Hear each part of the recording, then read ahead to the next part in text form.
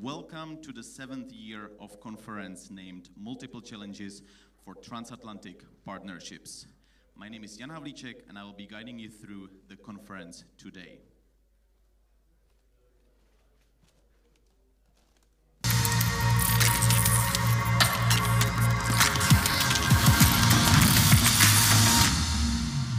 Without further delay, please allow me to introduce Šárka Šoup, board member of the European Liberal Forum, who will deliver a welcome speech.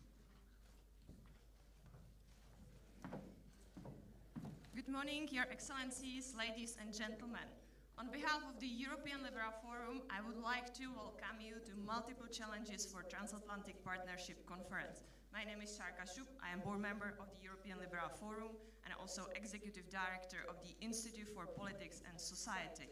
And it's my honor that I can welcome you here and I can open this conference in such a turbulent time.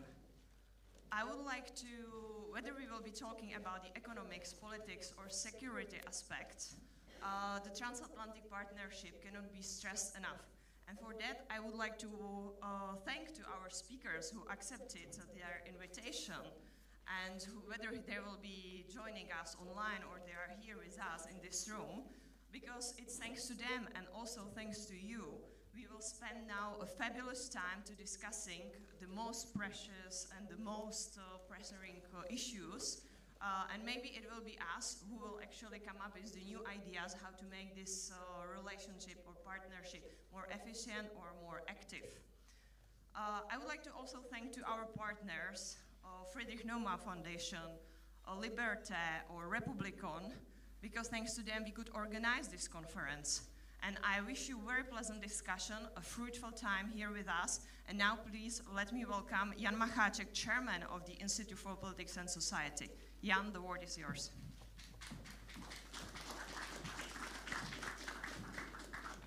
Ladies and gentlemen, distinguished guests, I would like to welcome all of you at this conference, Multiple Challenges for Transatlantic Partnership.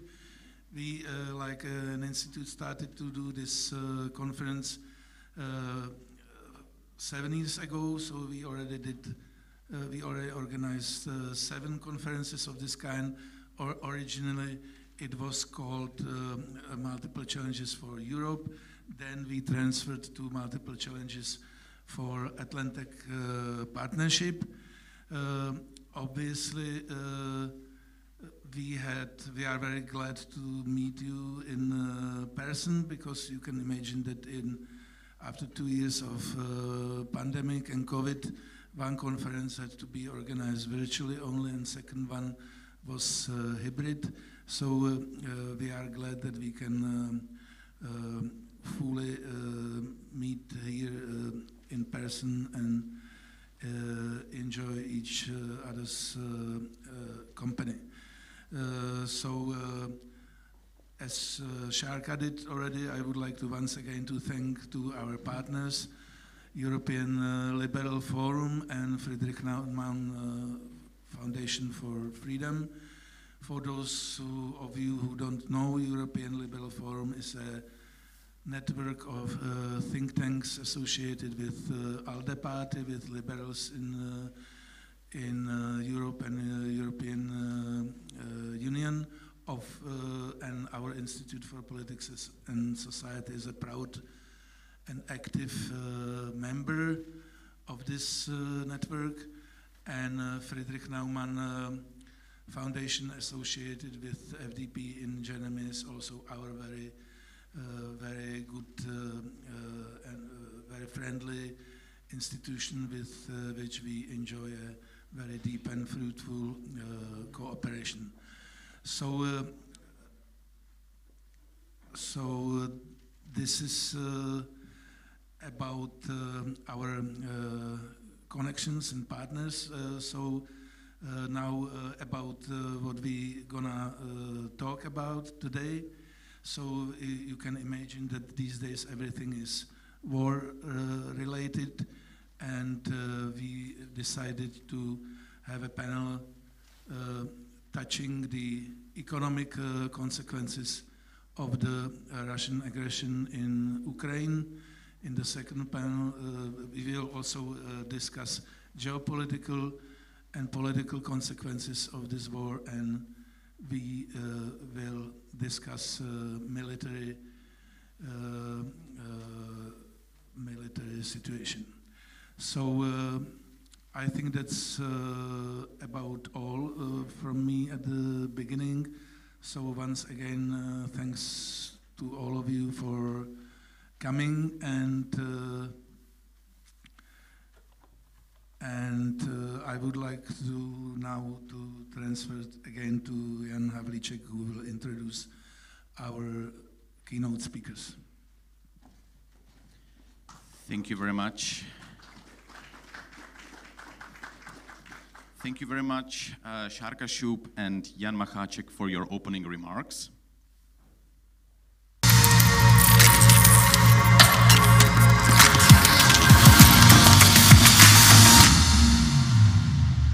And I would like to now invite the floor for our keynote speakers. Let me start with Dita Charanzová, who is the Vice President of the European Parliament and Vice President of the ALDE party.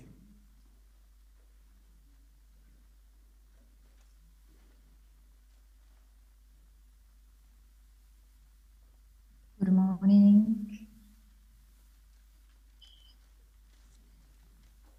Good morning. Hopefully the connection is working. So first of all, I would like to thank the Institute for Politics and Society for organizing this very interesting event that will dive into the most important dimensions of the transatlantic partnership today.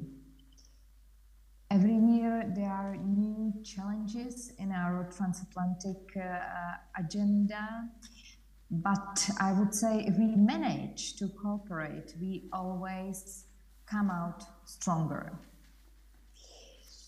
We are seeing this firsthand now with the current war in Ukraine. In the early days, the EU officials were sharing intelligence on Russia's military building up with Ukraine, and then also cooperating on harsh sanctions against Russia. EU and US have found even more unity and purpose, standing up Russia's aggression. Whether this strong unity will remain to be seen. I think it's crystal clear that we have to find a way how to keep this unity, how to make sure that this unity remains if we want to help Ukraine ultimately defeat Russia. It has been almost 2 years since President Joe Biden won the presidential elections.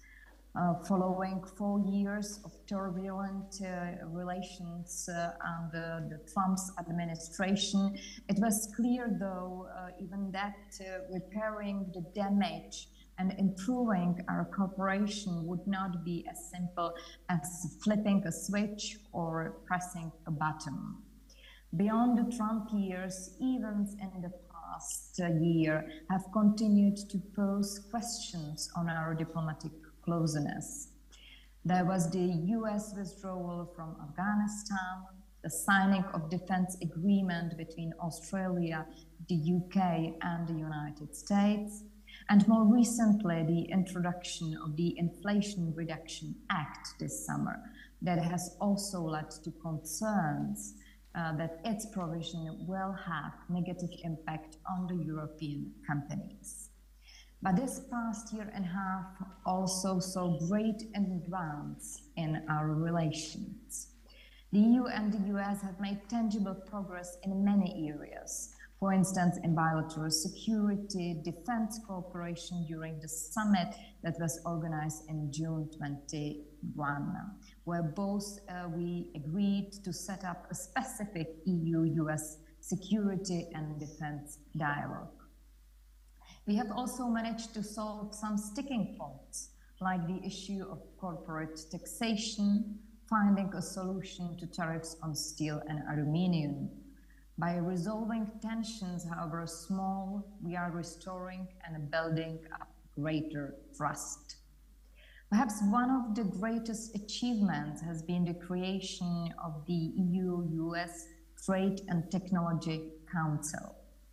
Despite our differences, we are working together to find shared understanding and trying to move forward also the trade and technological agenda. The more technical work on regulatory alignment, discussing semiconductor supply chains, is far perhaps less sexy than security and defense, but it is vital. It is vital for us to cooperate on these if we wish to maintain our influence on the world stage, and also if we want to stand up to China. The fact that we now have this structured forum to discuss these issues, to have this dialogue, is extremely important. But I would say that it's also time to have concrete results. The Trade and Technological Council must not become just a talk shop. Ladies and gentlemen, we are in a better place in our transatlantic ties than when I spoke last time at this conference. We have not fixed everything yet, but we are seeing progress in building trust, and importantly, that our transatlantic partnership is becoming more dynamic, moving beyond the traditional areas of trade and security cooperation. This is very positive, provided that we can back our dialogue with concrete action. We need our policymakers on both sides of Atlantics to recognize the urgency of this revived cooperation, to seize the opportunities and to reinvigorate our relationship moving forward in order to be able to tackle these many challenges we face. So I look forward to hearing the ideas you all have on how to do it. Thank you very much, and looking forward to further discussion. Many thanks to Dita Charanzová, who joined us online from Brussels. And now I would like to invite Jan-Erik Suročák, who is the Senior Director for Transatlantic Strategy at the International Republican Institute. Jan, the floor is yours. Dobré ráno. If I can first, before I get started, I just want to apologize for my very casual outfit today. The good people at Lufthansa German Airlines managed not to get my baggage to me, so I had to go shopping a little bit this morning. I will say that if this were a gathering of the European Conservatives and Reformist Group, or even the EPP, and I didn't have a suit and tie on, I would be very uncomfortable.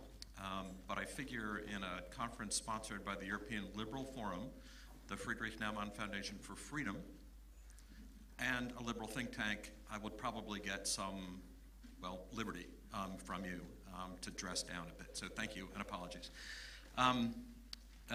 As Jan said, my name is Jan Suročák. I'm Senior Director for Transatlantic. There are a lot of Jans in this room. Senior Director for Transatlantic Strategy at the International Republican Institute in Washington, D.C. It's a very great honor and pleasure for me to be able to be here to help open this conference with you this morning, taking a look at the challenges confronting the transatlantic relationship. I'd also, I think, want to spend some time highlighting the many opportunities that I think, and we heard some of it from Dita a second ago, highlighting the many opportunities that we can pursue together in fortifying our shared democratic values and strengthening the future of democratic governance here in Europe and elsewhere in the world together. And with that, I'd like to start my remarks on a positive note about something that works and has been working before exploring some of the more urgent challenges that we face today. As several of the people in this room know, I have spent my entire career working in the transatlantic space. Personally, I rose up in the ranks in international relations back in the United States in the context of the Cold War. And just let me say, for me to see the level of cohesion in the response to Russia's invasion of Ukraine that we have seen, it's nothing short of what I used to dream about back in when my career first began. Of course, it's not perfect, but we all know that perfection really doesn't belong to the line of work that we're all in. What counts is that we have always believed in forging an alliance that has as one of its pillars the idea that democracy must be protected and shared, and that when we're faced with challenges, we, together, rise to the occasion. Europe and the United States today are facing a once-in-a-generation moment.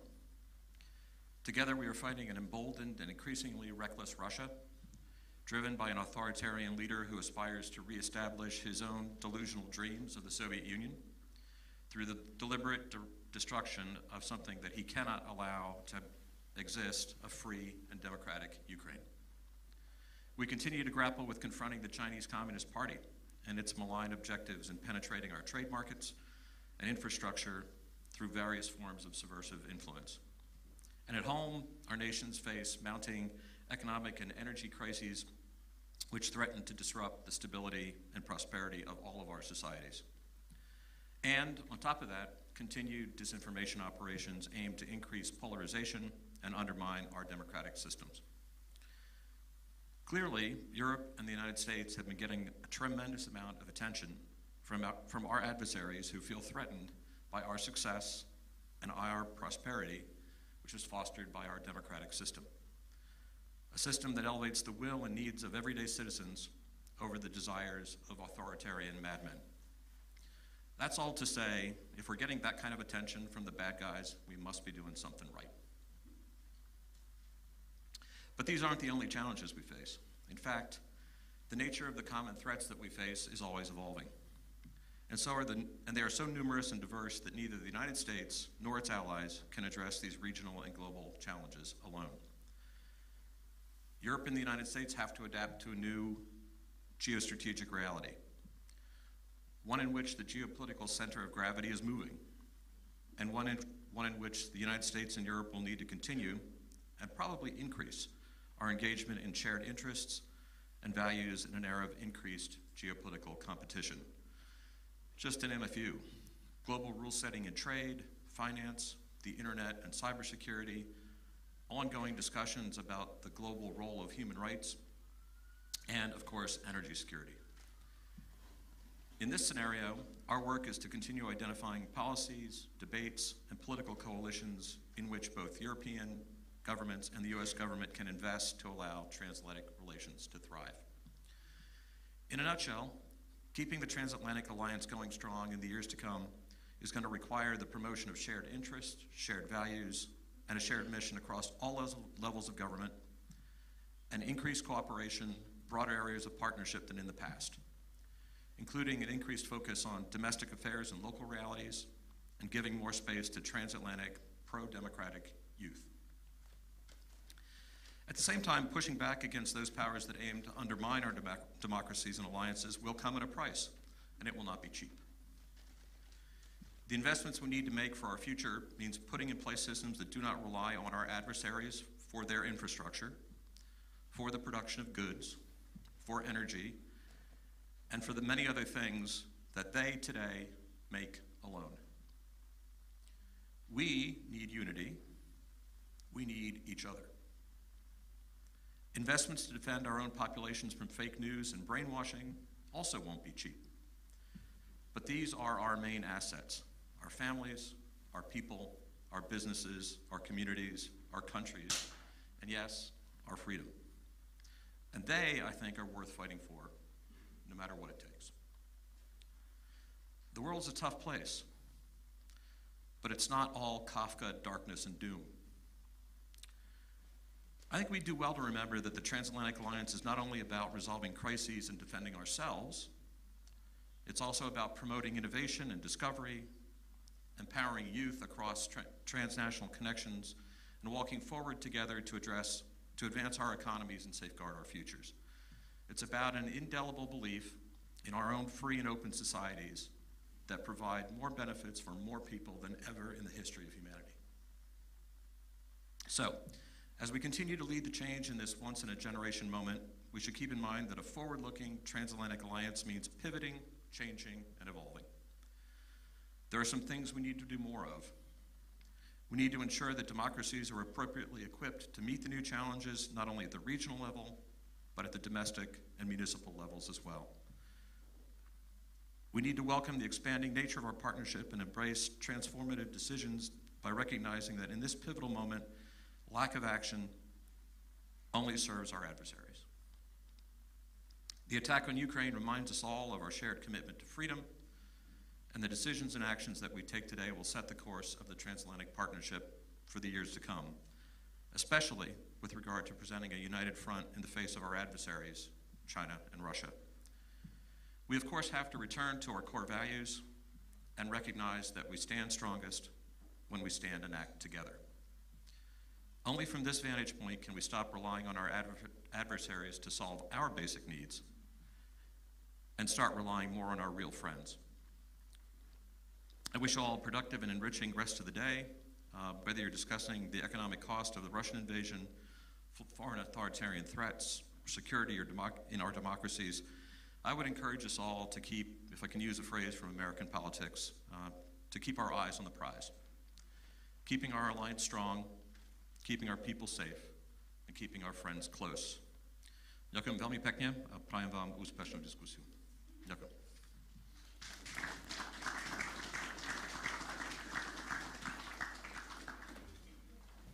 Many thanks to Jan Erik Suročák and also Dita Charanzová, who delivered our keynote speeches. Let's move to economic panel.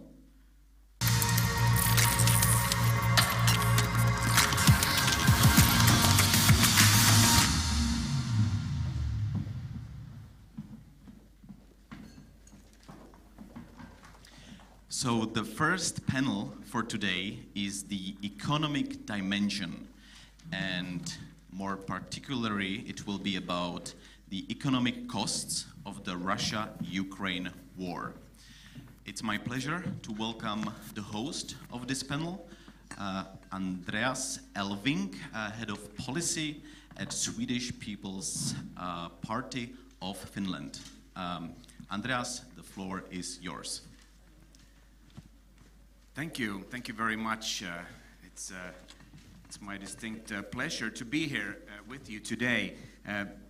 My name is Andreas Elfving, and I'm the head of policy of the Swedish People's Party of Finland, arguably one of the most successful parties in Europe, at least if you count holding power as a measure of success. We've been in most of the government coalitions in Finland. Currently, we have two ministers in government as well. As a party who has dared to speak of Finnish NATO membership for over 20 years, we are, of course, very happy that Finland, together with Sweden, is finally taking the natural step of joining NATO. So now we're just hoping for our friends in Budapest and Ankara to do their part. But that's a topic for another day. So in recent years, we've seen great challenges to the international order. We had the first invasion of Ukraine that led to the illegal and hopefully temporary annexation of Crimea, along with a very soft response from the rest of the world. One could, of course, look even further back to the Russo-Georgian War of 2008, when Putin did get away with murder, if you will. And then, of course, we had the Brexit vote, we had the process of the United Kingdom Brexiting, and we had, with that, perhaps a rising Euroscepticism in many countries, with populist parties gaining support. At the same time, we saw the rise of Trumpism in the United States, with fear of implications for the US involvement in NATO, for instance. In the midst of all this, one can argue that President Putin of Russia saw his chance to rewrite history and see how far he could go. So whereas a discussion in detail of this might fit better in the political panel following us, I just think it's important to set a baseline of what brought us here today. A growing weakness in the West, quite clearly manifested in the events of recent history. This year has, however, proven that the democratic world is anything but weak. The resolve of the European Union has surprised many, probably mostly Russia. Having said that, we still have a very long winter ahead of us. We have to remember that. The resolve of NATO has also been exemplary, and of course the NATO membership applications from my home country of Finland and our neighbor Sweden also came very, very fast. And the way how most countries have awakened up to reality and ramped up their defense spending has also been quite remarkable. But in all this, we have to realize that we are about to move into probably the most challenging times when it comes to our resolve. With rising inflation, interest rates going up, the cost of energy skyrocketing in some places, and with that higher prices for food and essential, this winter might be the real test of our time. So we will spend some moments together here trying to look at the economic costs of the Russia-Ukraine war and the consequences of this from different points of view. And I'm honored to be on the stage with such a distinguished panel. I will invite the speakers to give some remarks first, and then we will facilitate a discussion sorting that out. So with that, I'd like to invite our first speaker to give his remarks. Ondřej Kovařík is a member of the European Parliament from the Czech Republic on his home turf here, representing the Renew Europe group in the Parliament. So please, the floor is yours. Thank you very much for the introduction, and good morning all. Thank you for the invitation and possibility to take part in this panel. Many things as a scene setter were actually said both in the introductory remarks, the keynote speeches, and I think we will see to what extent the issue of economy, the costs, the way we will navigate through these very difficult times are interlinked with the political dimension and the political discussions. It is obviously clear that the situation we are currently in both sides of Atlantic is extremely challenging. It's extremely difficult. It can be even seen as a sort of on the verge of a possible crisis.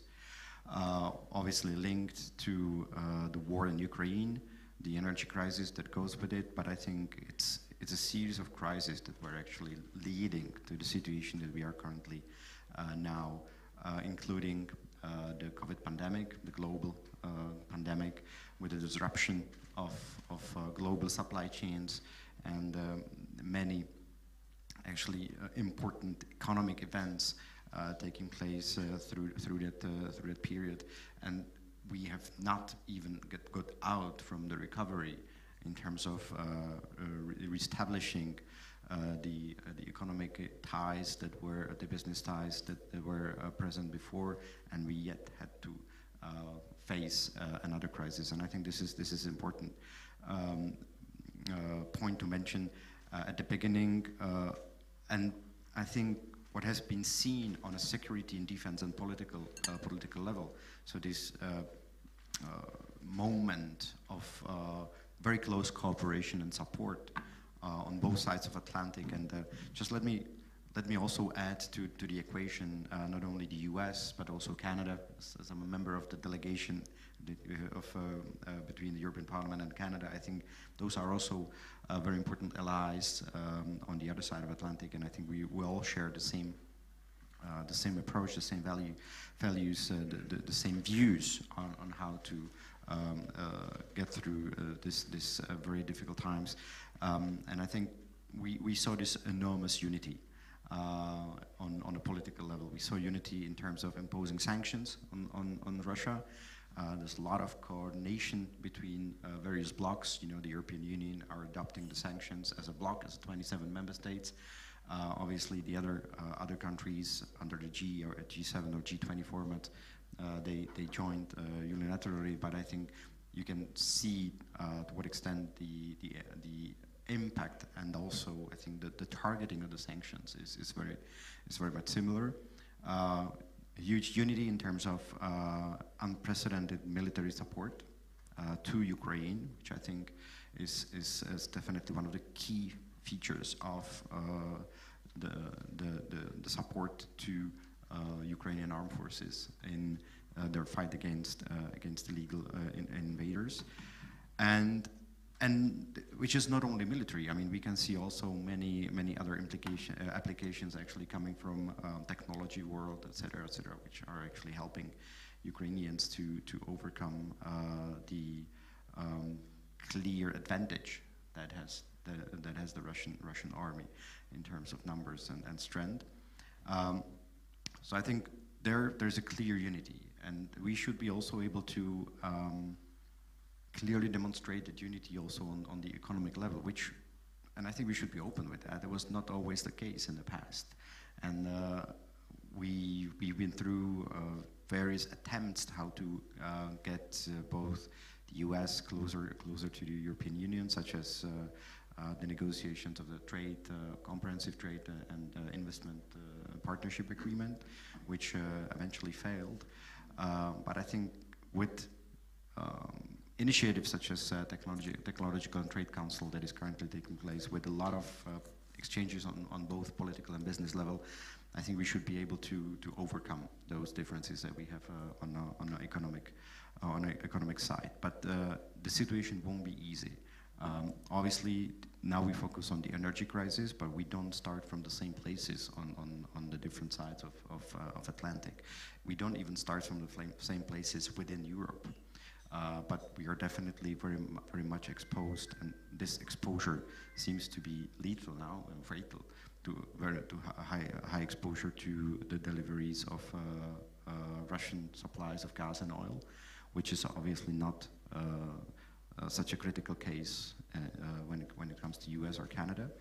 So we have to deal with these issues, but also I think on top of that, many other macroeconomic indicators that we actually see are impacting negatively the real economy, such as high inflation on both sides of Atlantic, meaning higher interest rates, meaning there are at this point transfers of capitals from one side of Atlantic to another, which may be quite difficult. But I think, and we will definitely discuss that a bit later, huge public spending. Because obviously the situation when it comes to security situation requires a lot of public spending in this regard, be it in the defense sector, but also be it in other areas. So I think that would be in a nutshell for me the introductory remarks. Obviously not only optimistic views, but I think these are challenges we should be able to overcome, but the cooperation and I think closer alignment and convergence of various economic steps, being in monetary or fiscal policy, should be also viewed by the European and North American leaders in order to make sure that the unity that is well demonstrated on political and defense or security level will be also seen on the economic side. Thank you. Thank you. Thank you very much. We'll come back to many of the issues you raised, but I would like to move forward. Ieva Ilves is an advisor to the President of Latvia for Information and Digital Policy, and of course, also the former First Lady of Estonia. Wonderful to have you here. The floor is yours. Good morning, and indeed, kind of partly covering two countries, and again, Baltic states are so small, probably very easy to speak on behalf of all three. Thanks for inviting. We've been always very close with Czech Republic in different relationships, not to mention also some historic experience. So it's a pleasure to be here. I think I will, since my kind of field of expertise for the last decade is more digital, which is actually very close connected to also how economy goes, but not really maybe the hottest topic today, though very much part of everything, starting from war, information space, and other elements. But I guess I will start with a very general statement saying that this panel could really be called what is the price of freedom, or what is the price defending democracy? Because when we speak about economy in current situation, it's basically figuring out how big of a price we are capable to tolerate to fight for those values. And I tend to think the closer you get to the source of the threat or adversary, the higher is the price, obviously. But yet, I think it's also illusional to think that if you are very far from Moscow, geographically, then you are not really at risk. And, we've seen, if you look at the number of decisive moments in European history, recent history, you know, be it Brexit, be it US elections, be it even elections in Paris. We see that force element meddling in those processes and eventually endangering the very core of democracy and the same values that Ukrainians are defending right now physically. So that said, I want to say that this price tag we are paying for fighting for democracy and freedom right now in economic numbers is not only sort of regional, it's not only because of Ukraine, and it's not only because we all are committed to the same values, it is actually really a price for all democratic society, and therefore we have to sort of build up our resilience to the difficult economic times. We, of course, in Latvia see it very dramatically. I just checked as I came to the conference where are the inflation rate, because that kind of keeps moving, not monthly, but weekly and daily. I mean, if Europe says situation is bad because inflation is reaching 10%, you know, some countries 6, some 10, then in Baltics it's 22, just sort of, you know, give a feeling, if it's hard, then it's hard, how hard it is in Baltic states. Regardless or in spite of that, actually Baltic states have been the lead countries contributing to support Ukraine. So we, competing between Latvia and Estonia, depends how you measure, but it's like 0.8% of GDP are, you know, of course we are small countries, but if you measure, then we have a highest support comparing to GDPs that we have provided to Ukraine in terms of military support, economic, and all other possible. And on top of that, you also add refugees that we share the biggest amount together, of course, with Poland and Lithuania. So quite a price, quite a pressure on society, and not an easy time. So just sort of outline where we are. Of course, we understand that the very much source of that price is dependency on Russia, economic, or most concretely, energy dependence. That part of the price we're paying right now is homework we haven't done earlier. We have not reduced that dependency. The cheap gas from Russia was convenient, and we were willing to sort of follow that trap. Now we are kind of paying the price. With that, again, I want to a little bit dilute a stereotype that Baltics are really in a horrible situation. I think as it comes to energy, for Europe, probably Germany is in the most difficult situation because that has the biggest dependency. Baltics actually have entirely cut off gas dependency from Russia. Latvia has a rather big storage, underground storage, to cover 3 Baltic states. Lithuania has invested already early enough in LNG port. We can ship in, and we have booked, for example, for Latvia, we have booked sufficiently gas resources shipped in through the Lithuanian energy port, LNG port. Of course, the question is the price. That's what makes difficult situation in Baltics is not that we are dependent from Russia.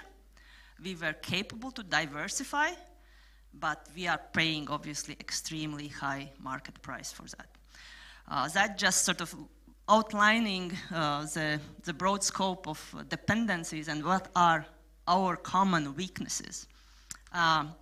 A lot, of course, we discuss the whole context, the war and security challenge, and that's, I entirely agree with the speakers before, that's where we have to stand united in order to win. I think in economy or domain, the word that would, I think, symbolize our action would be a solidarity. In economy, we really, as democracies, have to be in solidarity, how we support and help each other, how we redistribute finances, how we are looking through supporting packages. The European Commission is speaking now about setting energy price ceilings to sort of balance out the pressures, how we diversify and help each other to diversify and sort of reduce that dependency, still remaining united, because this solidarity is something that adversary, namely Russia and probably even others, they will use it to split us up. They will use economic means and tools to divide our political positions. So that would be sort of a key, maybe 3 key messages from my side to begin with. Thank you very much. We'll come back to those as well. But I would like to move on to the next speaker. Rebecca Christie is a non-resident fellow at the Brussels-based think tank Bruegel, and has a distinguished career in journalism for many years and for many of the best outlets in the world. So it's great to have you here. Rebecca, the floor is yours. Thank you very much. It's a delight to be here in person this year and not just through a screen. It's reassuring to see how the interconnections of the world are starting to reassemble after the pandemic. The world economy has been through one crisis after another recently. We had the global financial crisis, followed specifically in Europe by the euro area sovereign debt crisis. We had the political tribulations and transatlantic shocks of the Trump era in the US. Then we had, of course, the pandemic, which we all thought would be the major economic event of this decade. And it is now fading, followed by this energy crisis and supply chain chaos that is coming from all of the different spillover effects of this war. The war itself is very, very difficult from a humanitarian perspective, and we do need to remember just the personal cost of the invasion, of the soldiers and the civilians who are losing their lives. That all is happening in addition to the economic shocks that, while not as immediately life-threatening, are, I think, much more pervasively felt. And I just wanted to acknowledge the real danger of the violence and the conflict before going on to talk about the economy, which is the subject that I know best. In terms of the economy, we see short-term challenges. How are we going to get through this winter? How are we going to deal with this inflation? Medium-term challenges. How are we going to prepare for next winter? How are we going to keep our finances on a sustainable path heading into the medium term? And then long-term issues. How are we going to save the planet, keep our economies up and running, and just generally, hopefully, continue what we think of as forward progress in terms of quality of life for as many people as possible. In the short term, Europe has really worked hard, and I will speak now mostly of Europe because it is close to the war from an economic perspective. The EU's gas reserves are now almost completely full, to the point where there's so much gas in storage it's almost suppressing prices. So in a sense, the question will be what happens in the winter once these reserves have been drawn down a little bit. Do prices continue to stay stable, or do they go back up again? But then you have a question of what about next winter? Will we be able to refill the reserves? Will Europe be able to continue the energy security that it has so far put together? You have the question of inflation, which is just one temporary shock after another. It's very difficult for monetary policymakers to figure out how to respond to this cascade of temporary shocks, which to me anyway are different from systemic shocks. Our monetary policy model looks at what are supposed to be long-term trends. You know, prices go up, rates go up, prices come down, rates adjust. You're supposed to be able to do this over a period of time. And what happens now is every month we have a new one-off. So it doesn't feel appropriate to raise interest rates in the way that we did in earlier eras to try and suppress prices, and it also doesn't feel appropriate to do nothing. So monetary policymakers are really stuck. The lesson we see out of the UK is that you can't really address inflation until you've dealt with financial stability. Financial stability has to be your priority. You have to be able to sell your government bonds. You have to have a banking system that is functional and able to deliver to the real economy. And to do that, you have to have a central bank that is willing to do whatever it takes and operate on a global scale to maintain confidence. Confidence, at the end of the day, is what keeps the world's best and biggest economies running. The Federal Reserve, the ECB, the Bank of Japan, hopefully also the Bank of England. It's weird to talk about the Bank of England in terms of hopefully, but they've had a rough week and they haven't been getting the balance right of trying to manage policy and trying to communicate to the markets that they are a rock in the storm. So monetary policy is once again in uncharted waters. I mean, you'd think after all of the quantitative easing and after all of the unconventional measures and after all of the financial stability actions, they'd have a better toolkit. And yet, when it comes to managing with this just revolving door of temporary shocks, they're still having to make it up as they go along.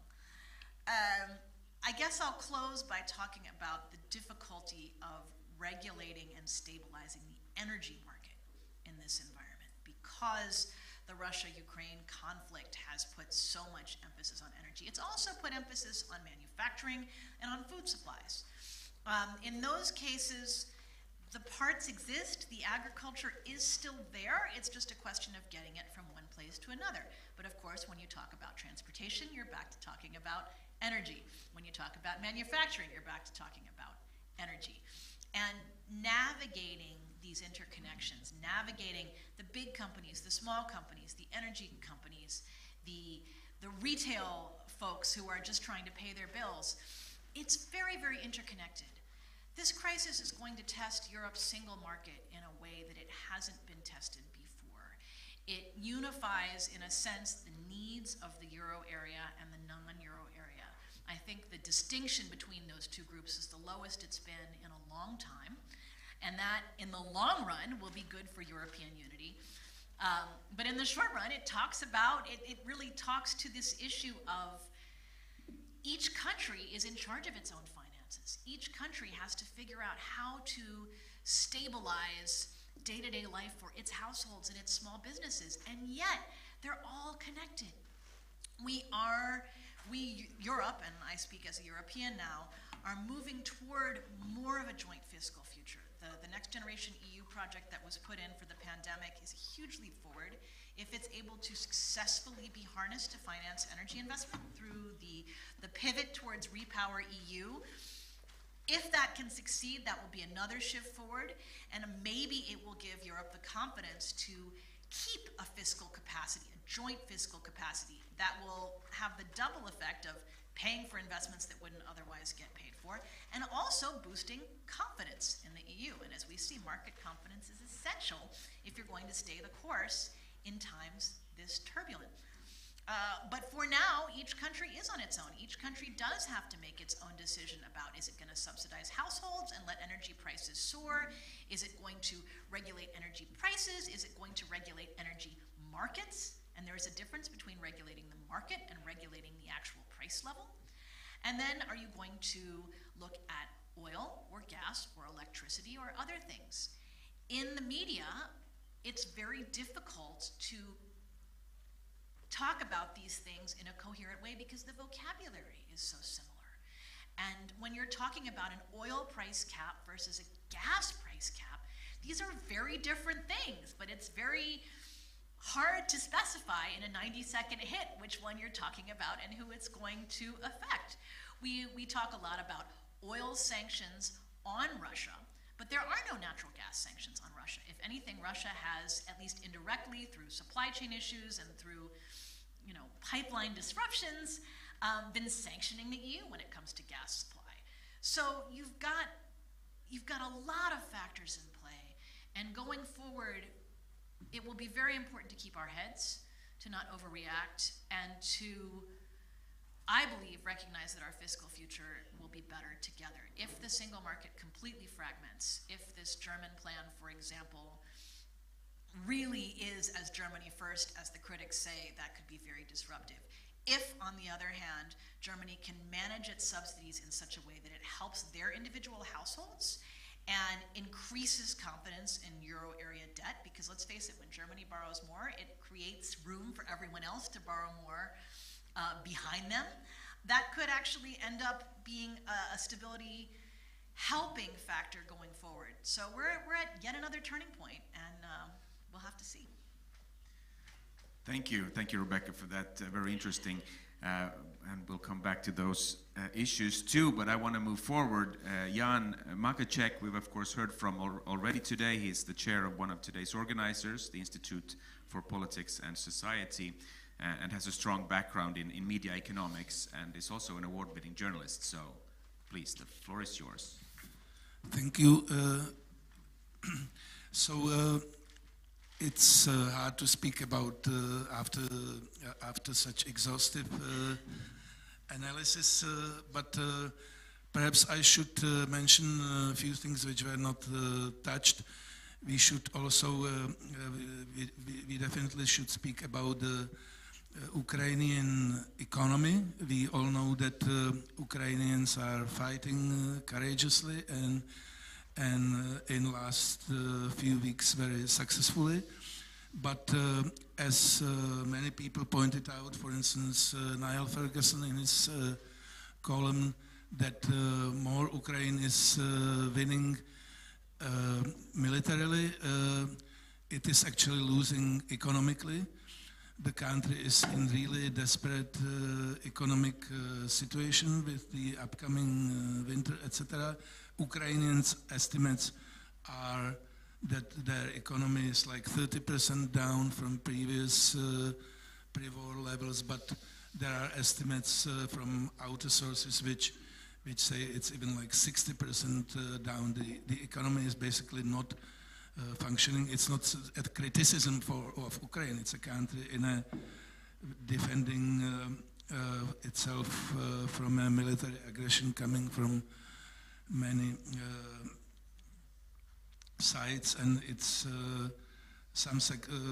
I was asking what branches of Ukrainian economy are actually functioning. So it's transportation, ports, it's certainly like food processing to an extent, and IT, which partially transferred to Poland, etc. So it's very desperate, and Ukraine is absolutely dependent on foreign aid. And here is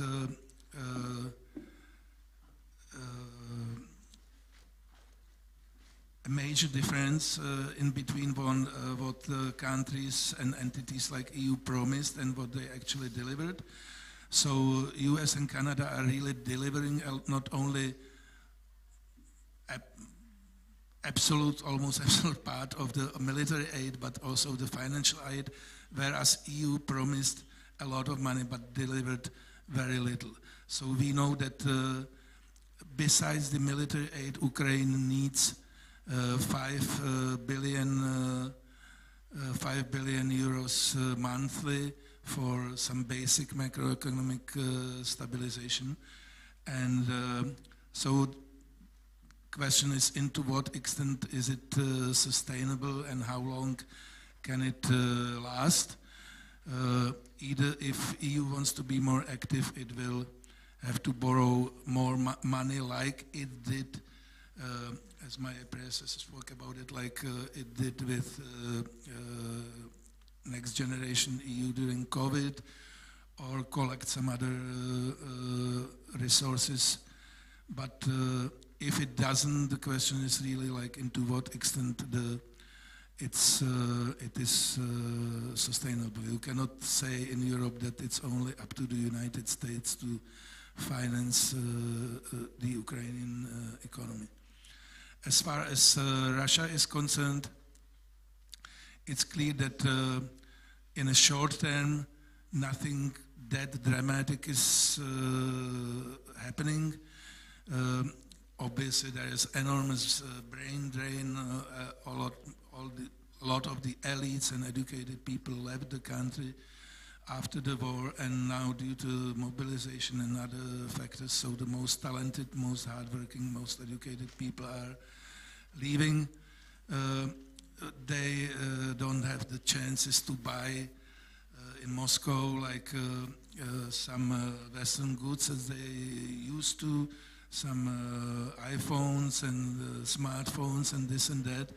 But short-term Russians are definitely used to suffer, and politically this is, if some people speculate about how it is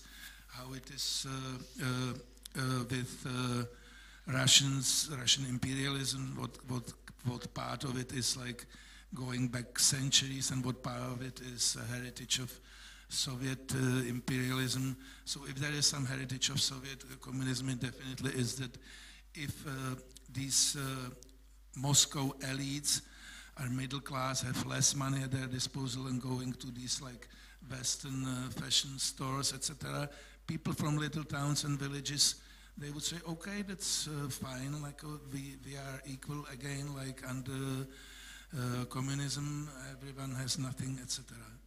So but in the short term, Russia still have, due to the sales of gas and oil, they still have resources to continue with the aggression, not indefinitely, but certainly for a longer period of time. But trouble with Russia is obviously mid-term and long-term. In the long term, it's currently already, I think, decided that Russia is turning itself into a basically vassal state of China.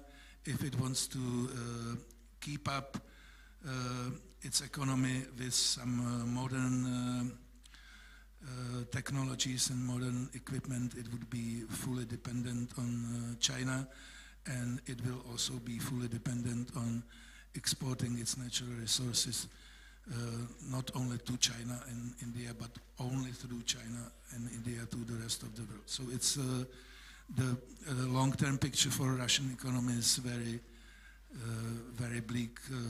In the short term, it's less so. So, and finally, with the impact of the war and on the European Union as such, some countries are obviously more exposed, some countries are less exposed, but I think it's up to the politicians to explain to the voters what part of rising energy costs, and to be honest about it, what part of rising energy costs is a result of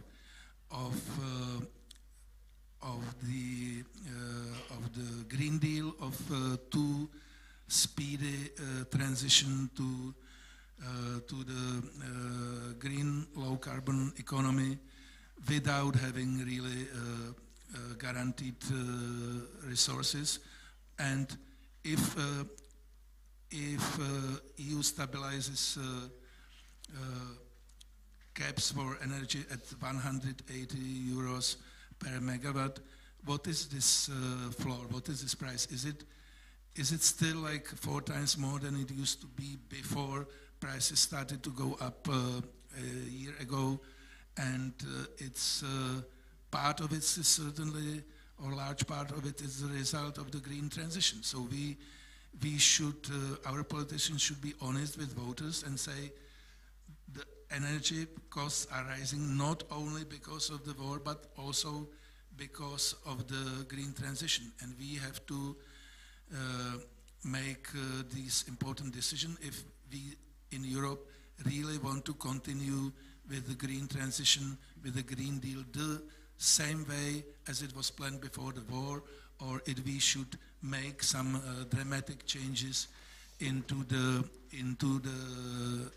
Green Deal. So that's, I think it's a very important challenge for the European Union, but and it will have to be seen how if it will be addressed or not. As my favorite, one of my favorite columnists in Tyler Cohen basically wrote, there is currently a situation that approximately the rising energy costs will, if it continues the same way, it will subtract like 6 to 8% of GDP in average for every European country. And the governments in EU basically decided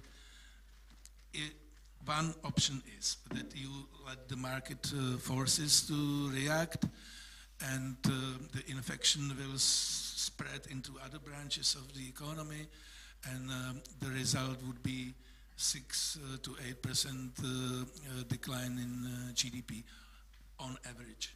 Or governments would so-called fiscalize the problem, so they will basically translate this energy rise into and cover it fiscally, either through subsidies or through the price cap or price floor. But the question is how you can do it 1 year, you can do it 2 years. You will stop. The advantage of it, as he says, that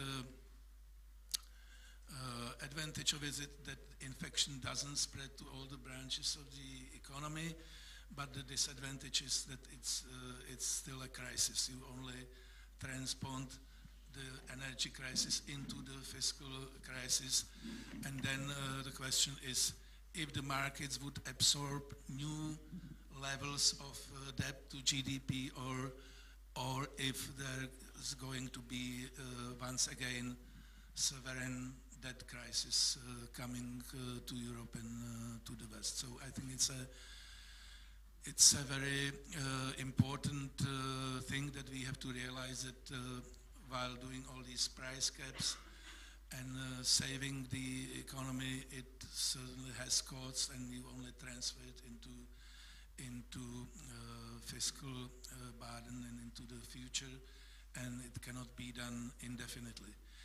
If there are no subsidies, there certainly will be a large deindustrialization happening in the European Union. For this country, definitely it's very dependent on German economic model. If parts of German chemical industry, for instance, disappears from Europe, the question is where it goes.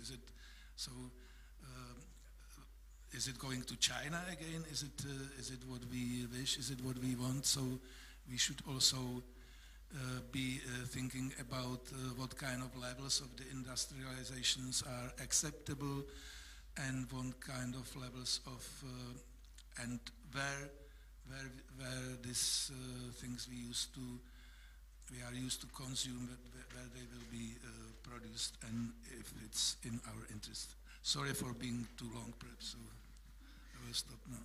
Thank you very much. A lot of interesting challenges coming from all of you. We'll see. We'll try to find some answers too.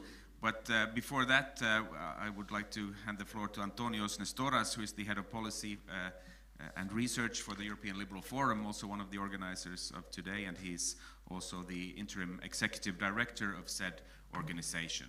Please, the floor is yours. Thank you very much, Andreas. I'm delighted to be here today in front of you in this beautiful city. Thanks for the invitation, and congratulations to the main organizing team here on the ground for what seems to be already a fantastic conference.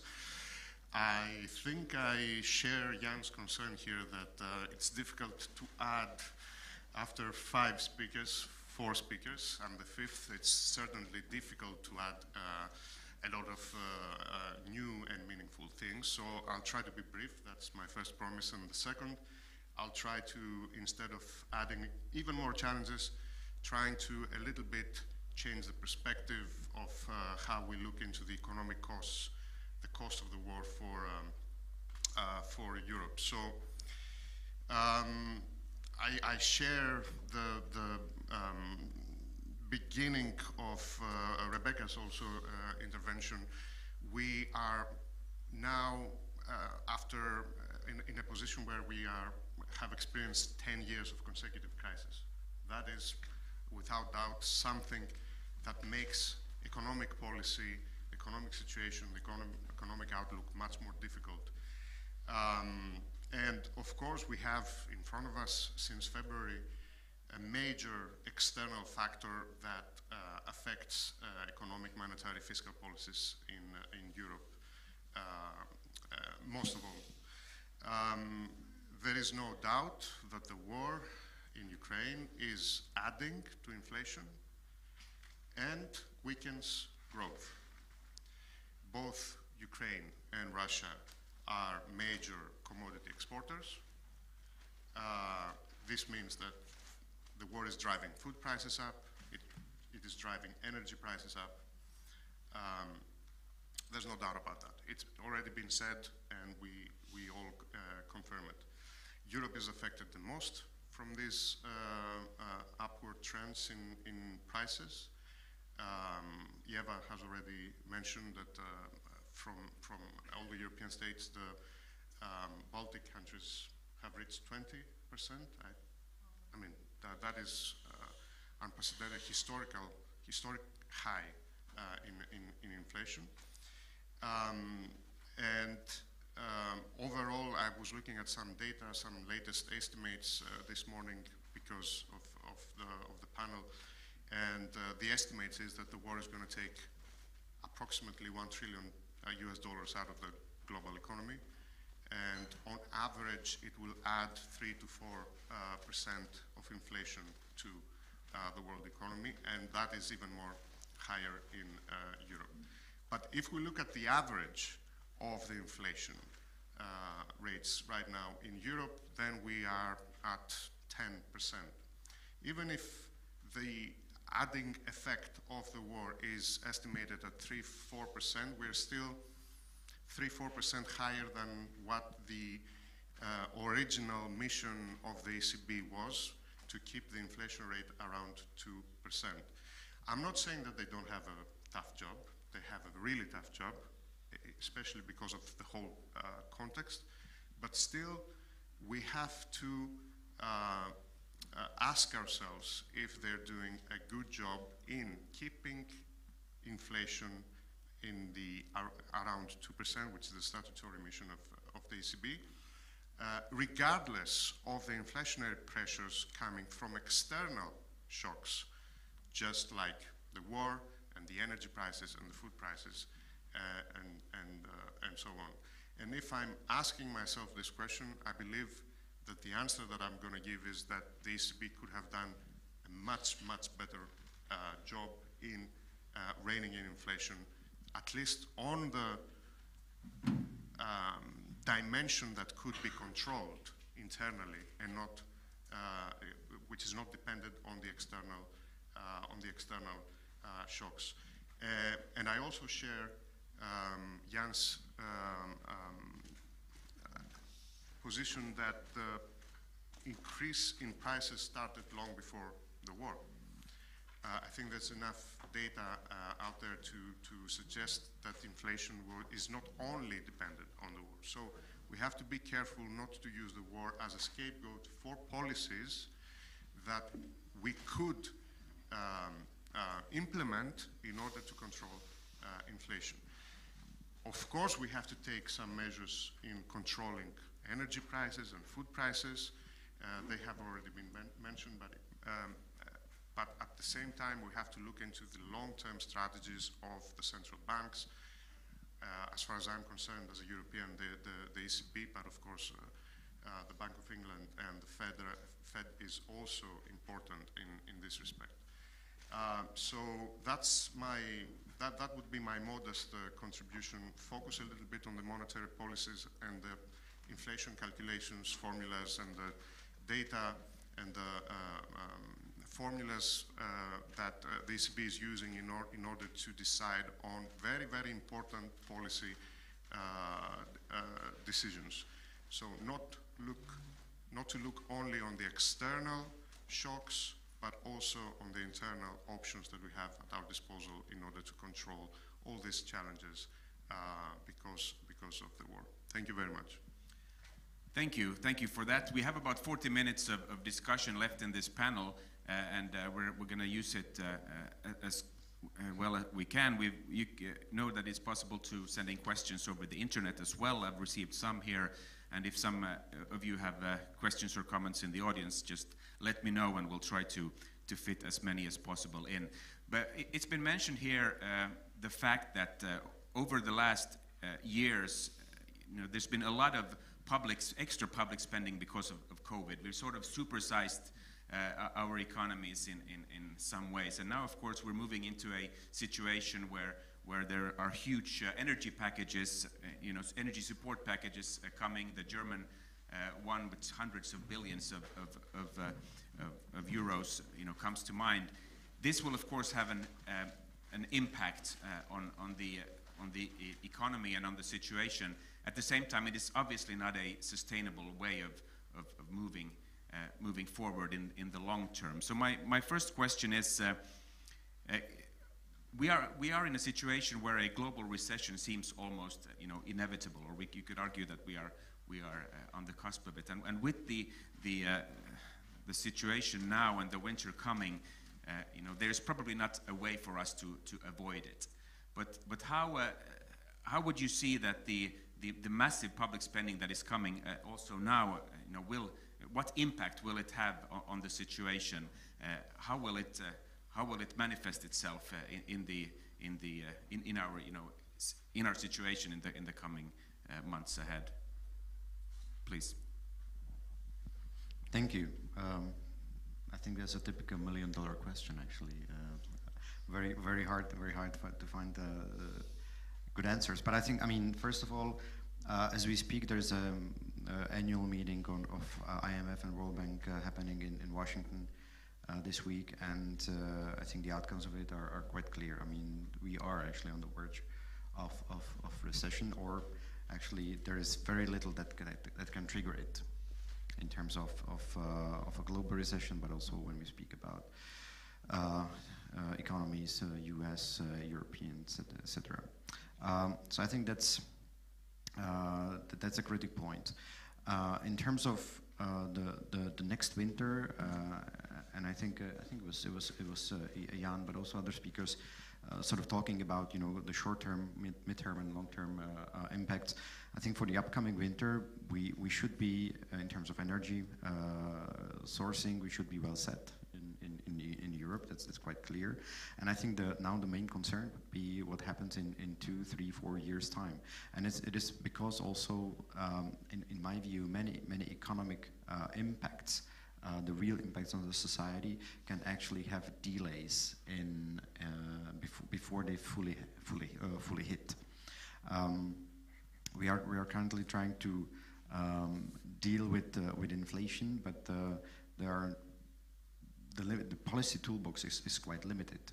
And as you mentioned rightly, we are also combining it with huge public spending.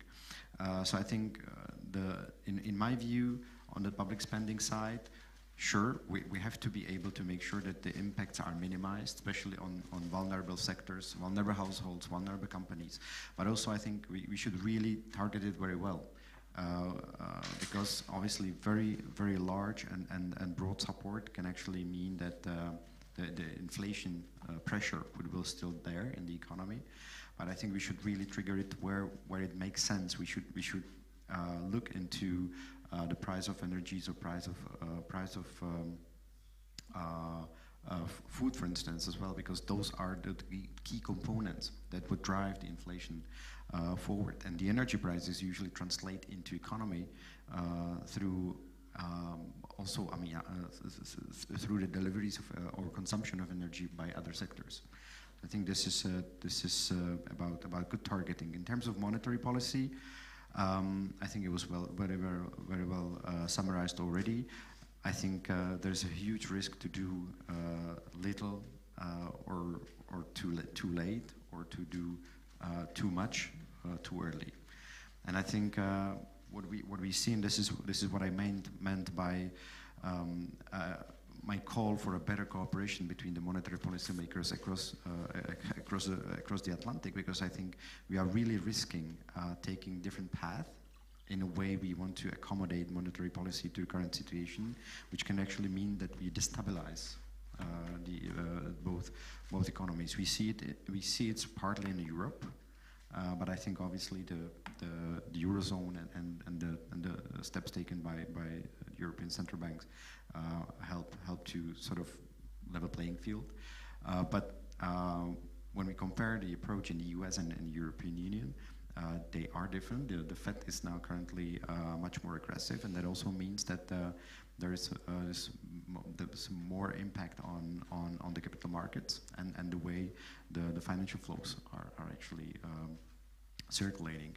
And I think there is a risk again that if, for instance, Fed, as the Fed chairperson recently expressed, will only focus on its domestic issues, then we can actually end up in a situation when we will deal in Europe also with the negative fallbacks of US monetary policy on our economy. I think this would be a situation we need to avoid. Too little, too late, or too much, too early? Are we doing it right? How do you look at the situation, Jeva?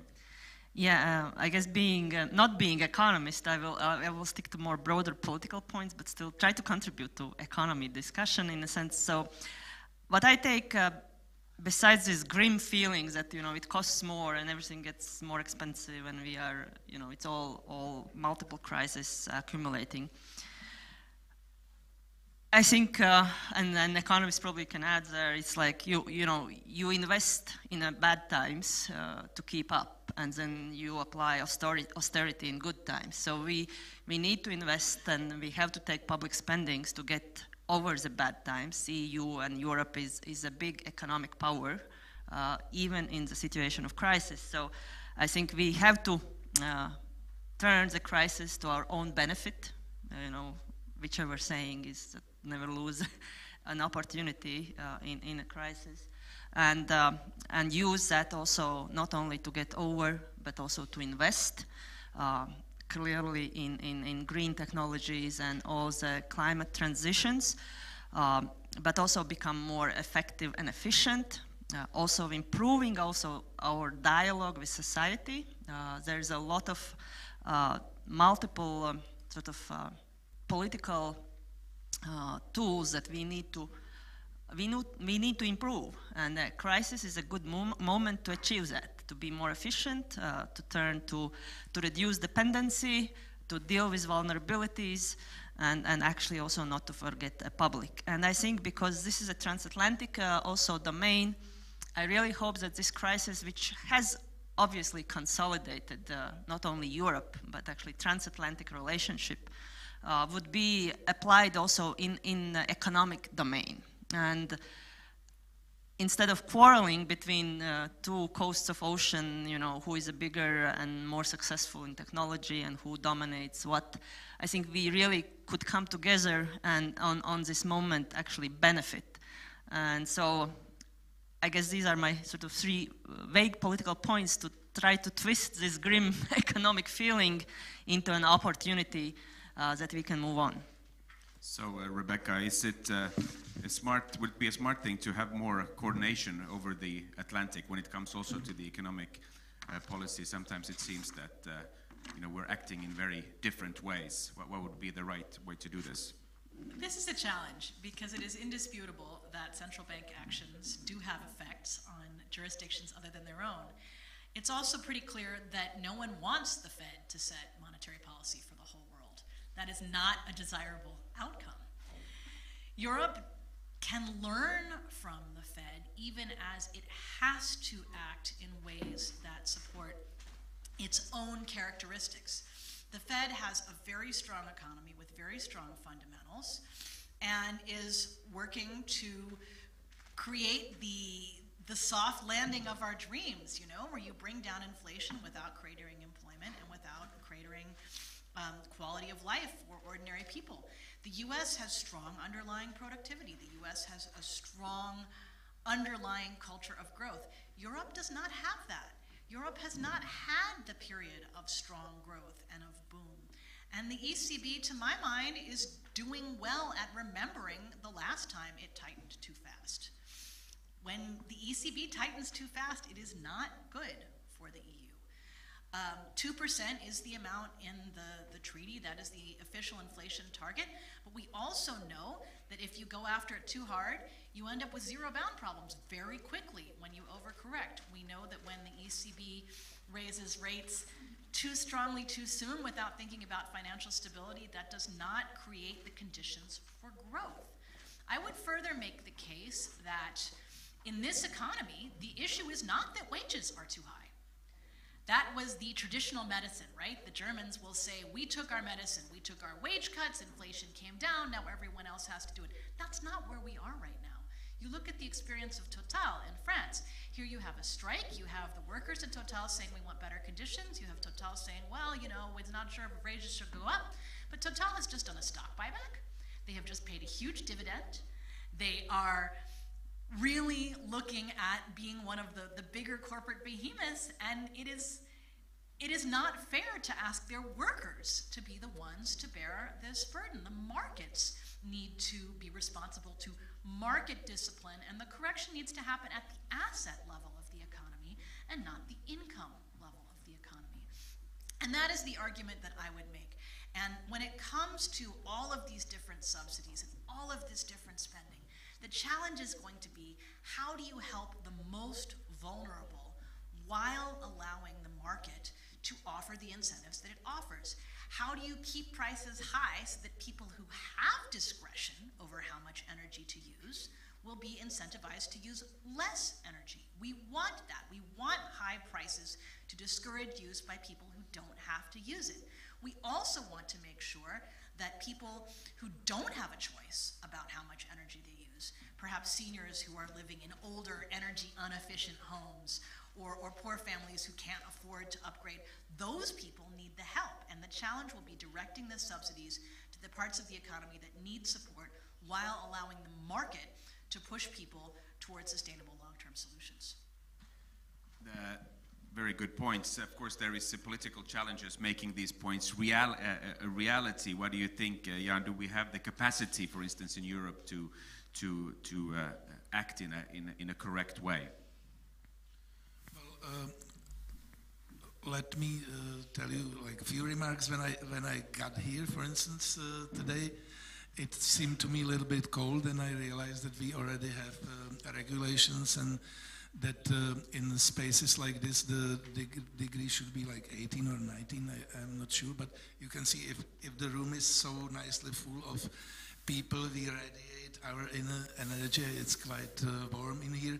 In normal years, before last year, etc., we would be already typically very overheated here, and we would open the windows during the break. So you see that we are accommodating somehow.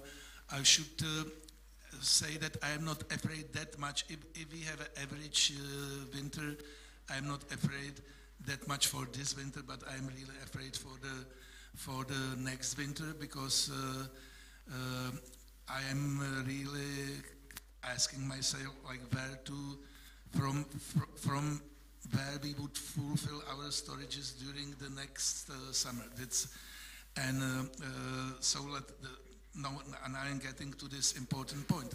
Once again, like with the Green Deal, with all these like newly built and created like floating LNG terminals and real energy terminals and everything, it's one thing. But other thing is to have like contracts which are sustainable and advantageous for Europe. And in this respect, I really think that Europe should reevaluate, I don't say give up Green Deal, but to transform it, to prioritize and reevaluate, because if you speak with countries like Qatar, Algeria, whatever, so first thing they would ask you is it still that in 2050 you want to have like fully decarbonized economy? And we say yes, okay, and they say like goodbye, or they don't give you such a good, because they are interested in contracts for 20s, 30s, and not in contracts which are for a few years only, and then we jump again on track to fully decarbonize the economy. So I think that's the major trouble for the whole West, that we are not able to prioritize. Like we are targeting too many goals at the same time, but it's for longer discussion. Obviously, we should also a little bit emphasize our interests, and not to say that every authoritarian or semi-authoritarian regime would sooner or later turn to another Putin or Russia or whatever. And based on our interest, we should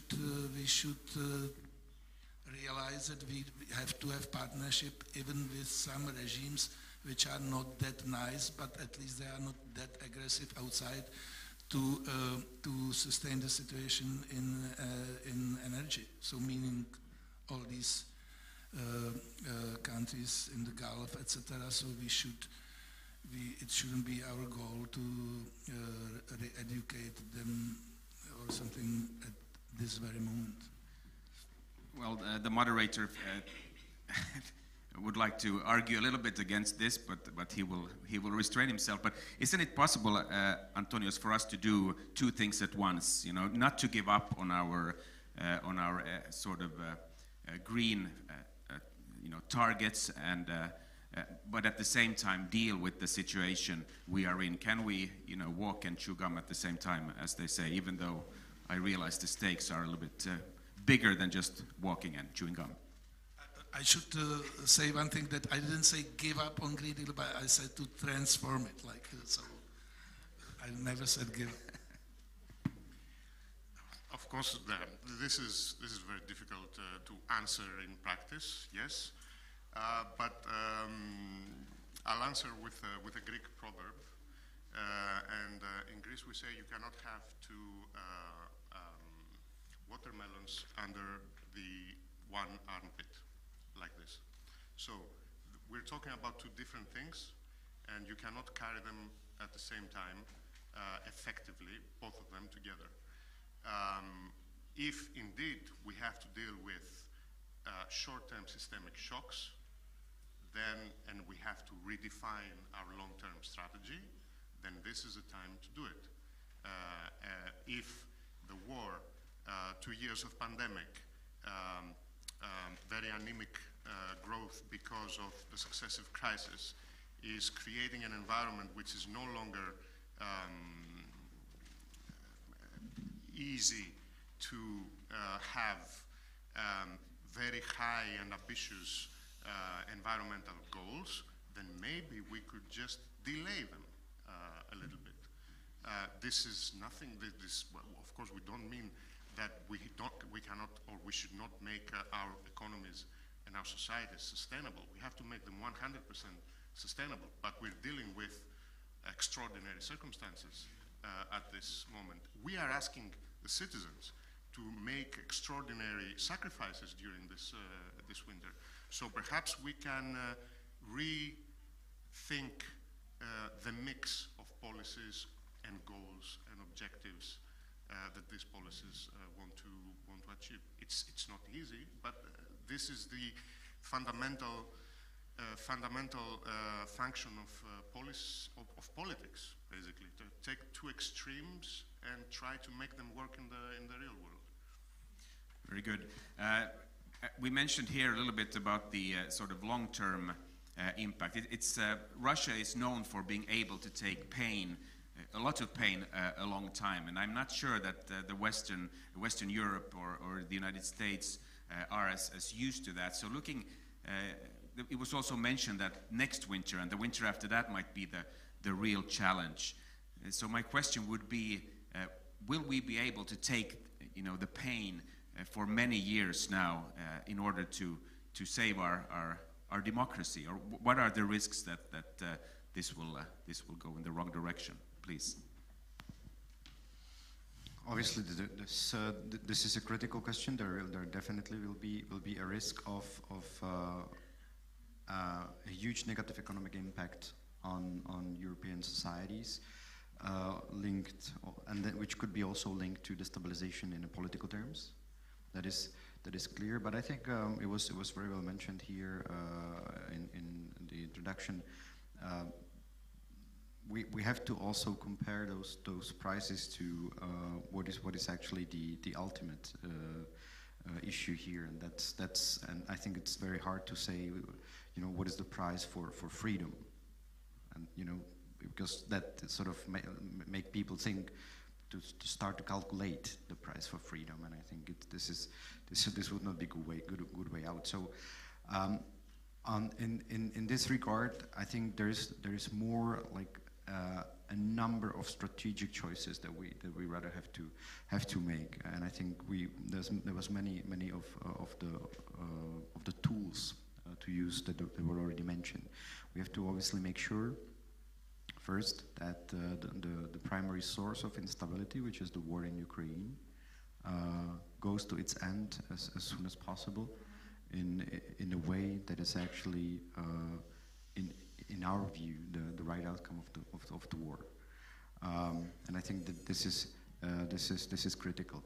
But even though, because this is not what is fully in our hands, even though the conflict takes more time than we wish, I think the key is actually to work better in this unstable or unpredictable terms, and trying to use whatever it takes in terms of delivering on this predictability from our side.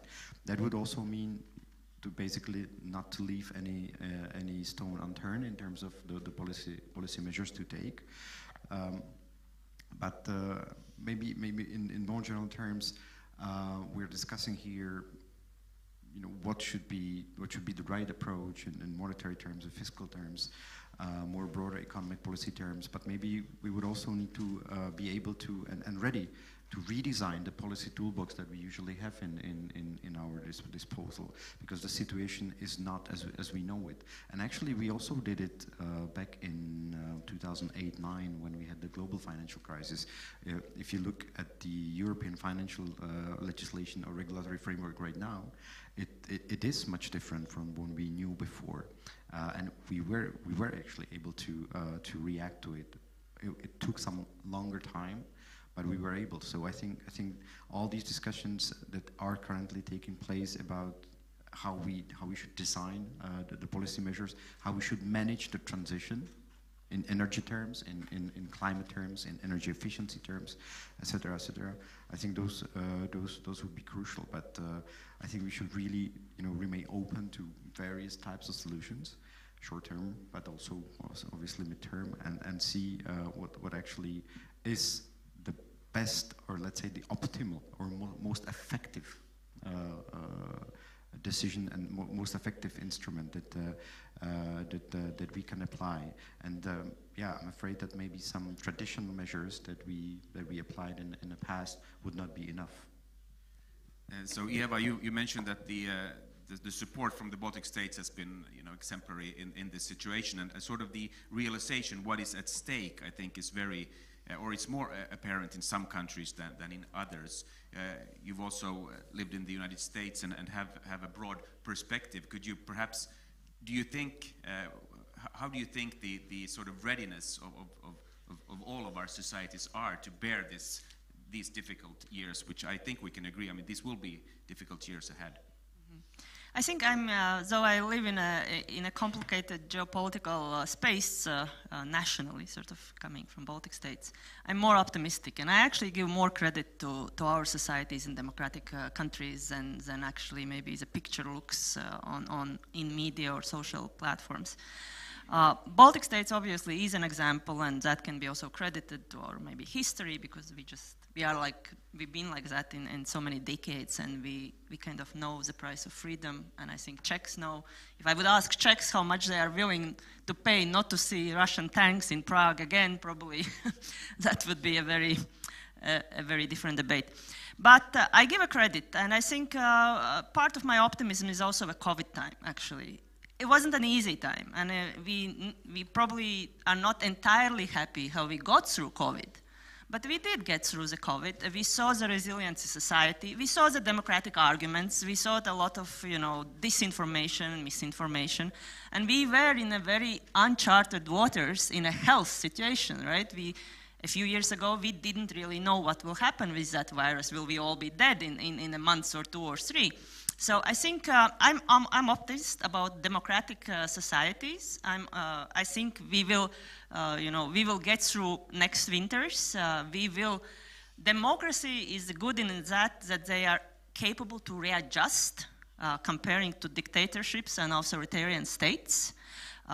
We will come out stronger if we will be together, and I'm quite confident that this sort of adversaries attack united us more to work together on different social, economic, energy domains. We also have to keep in mind that adversary is weak. The only strength it has is an energy, but it's not a competitor in any other domain, not economically, not technology-wise. So Russia is not a strong country per se in a global market. So I am optimistic. I think we will readjust. I look in Latvia, again, on an energy side, not a big step, but this crisis has pushed like going solar. For a little households, I know it doesn't solve industry's problems because industry still needs a gas and different amounts of energy consumption. But for little households, that creates a lot of independency. It sees changes in their bills. So, you know, step by step, we as societies adjust. And what I really hope is that we will keep up a good leadership in those democratic societies, that we will not lose that somewhere on the way, because of course there is a space for populism and different other risks to raise. That brings also a different type of leadership at the head of our countries. But other than that, I'm rather optimistic. Well, thank you.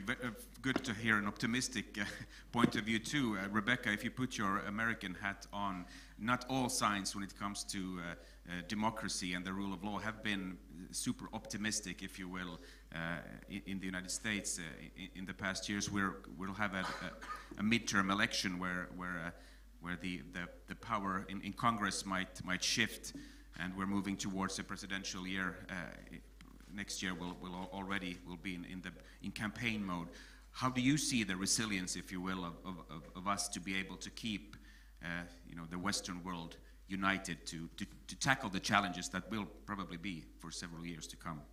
Well, the common theme between what's going on in the US and what's happening in Europe is that more solidarity leads to better economic outcomes.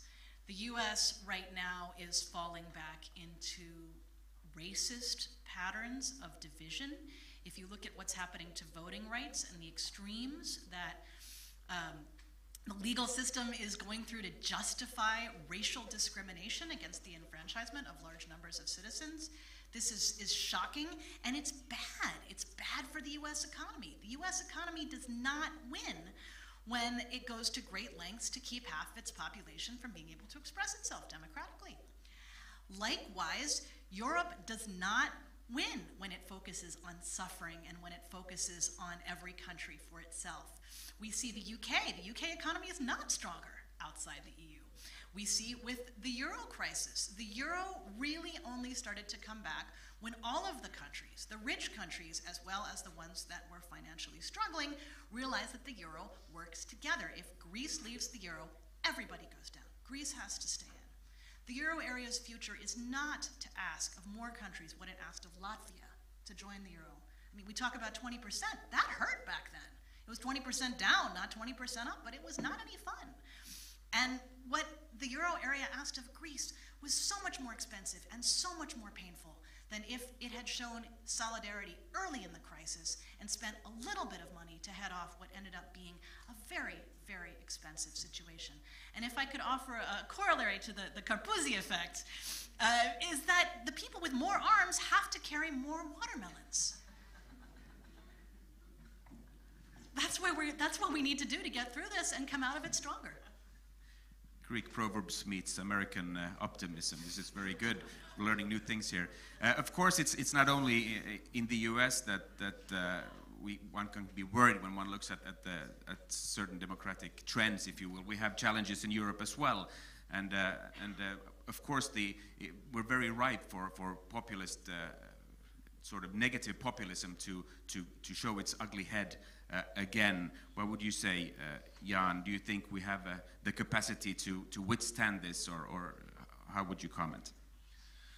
Thank you. So as I said before, I think it really depends on the honesty of politicians, because politicians and governments have to explain to the voters what part of this burden and price increase is due to Green Deal transformation, what part of it is approximately at least a result of these like inflated or overblown pandemic aid, which was bigger than it should have been, but we didn't know at the time, but it applies to all countries, and what part of it is a result of the war and Russian aggression.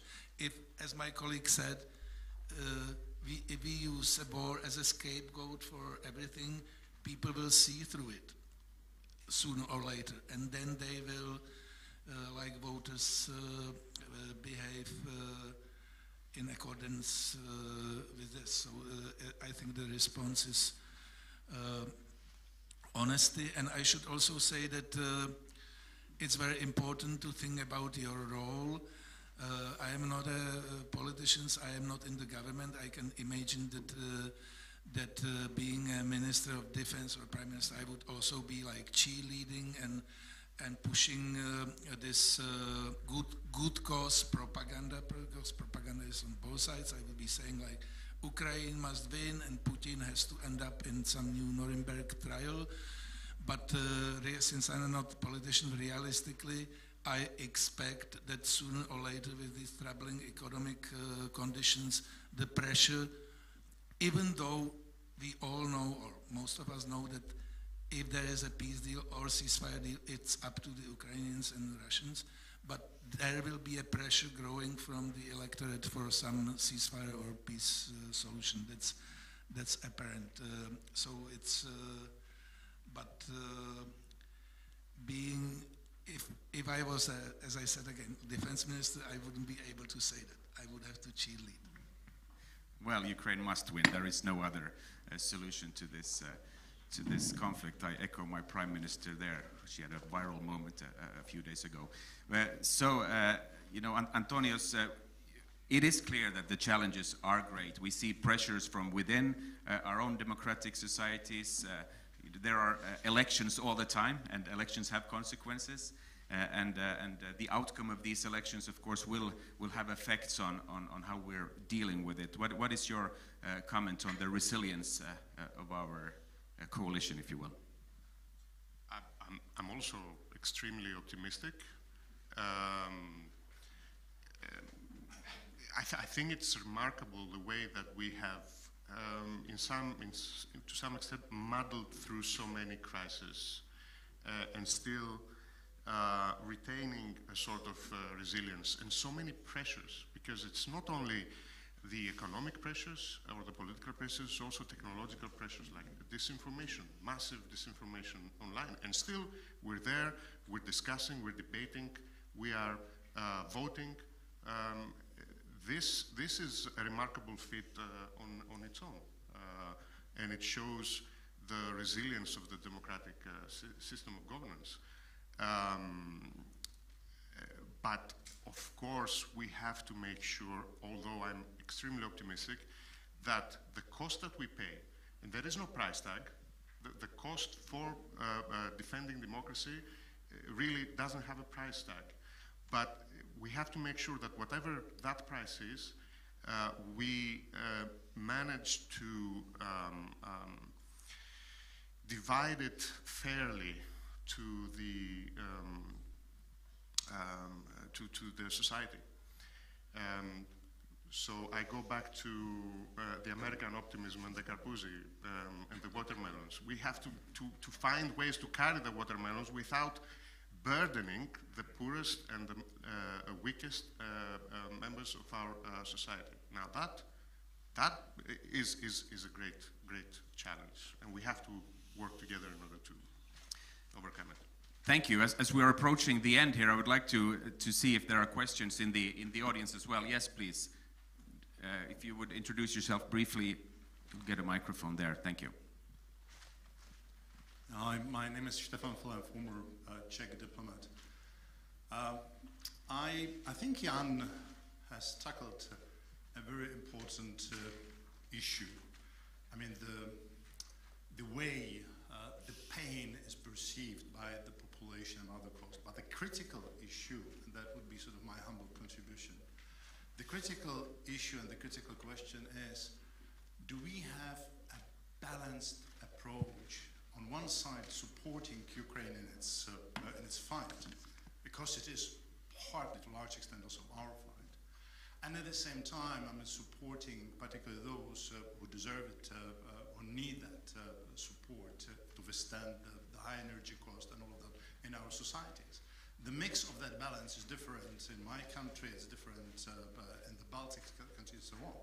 But I see it on my own country that there is still a lot we can do there. But can I challenge the panel on the following? There has been a critical changes to globalization because of the pandemic. And I guess it's going to be accelerated by the war and the impact of the war.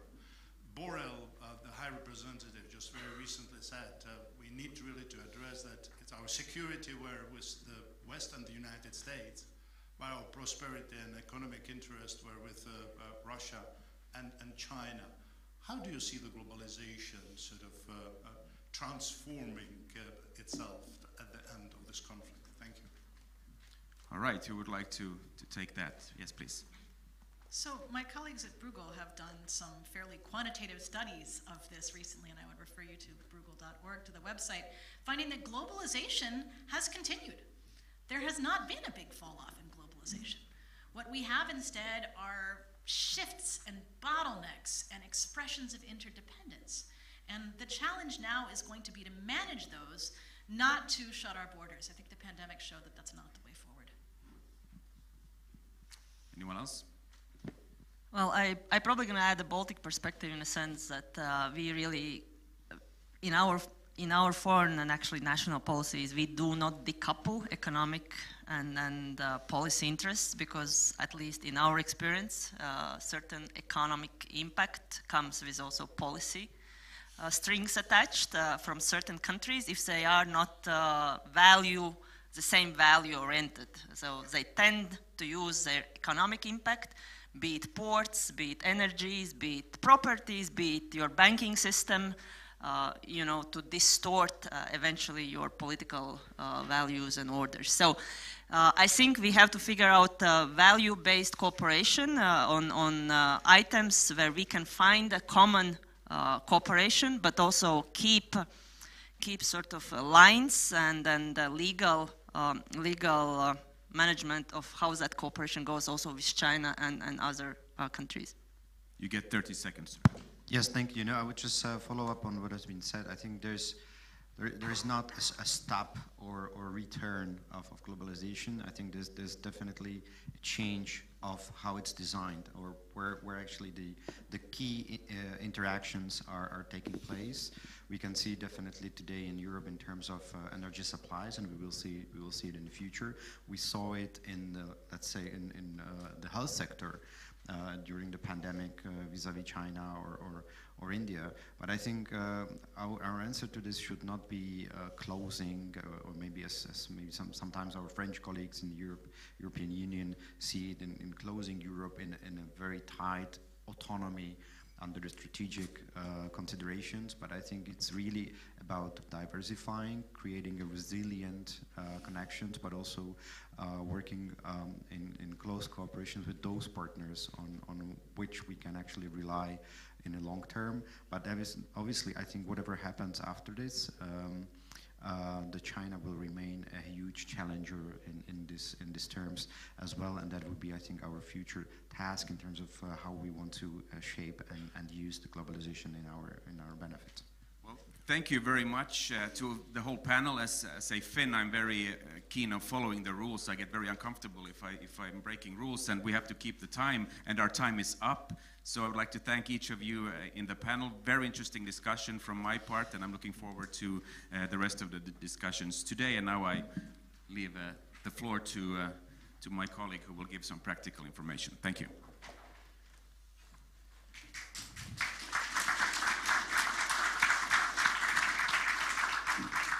Thank you very much, Andreas, for moderating this panel. I have a few housekeeping information for you. So the first one, you can ask questions either directly or you can use our app.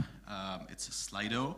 You can either scan the QR code here or here at your at your cards. From the other side of your card, there is a QR code, and you can ask your questions to the panelists anonymously as well. So that was the first one. The second one, welcome for the lunch. We have now 40 minutes for the lunch, and the lunch will be served in the first floor, okay? So thank you very much, and please, let's be back at 12:30 for the political panel. Thank you.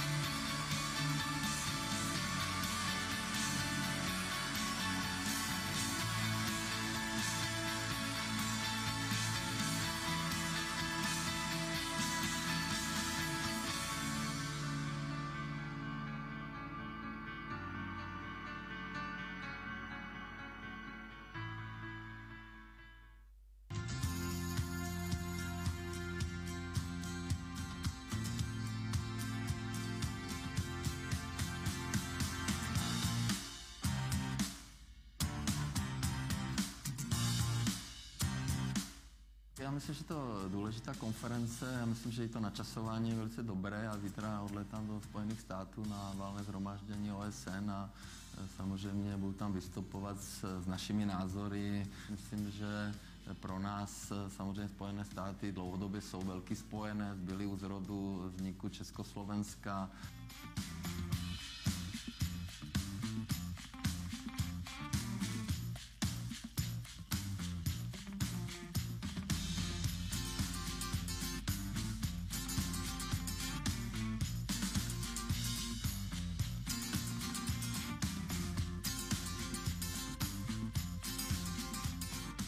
Pro nás Spojené státy jsou hrozně důležité.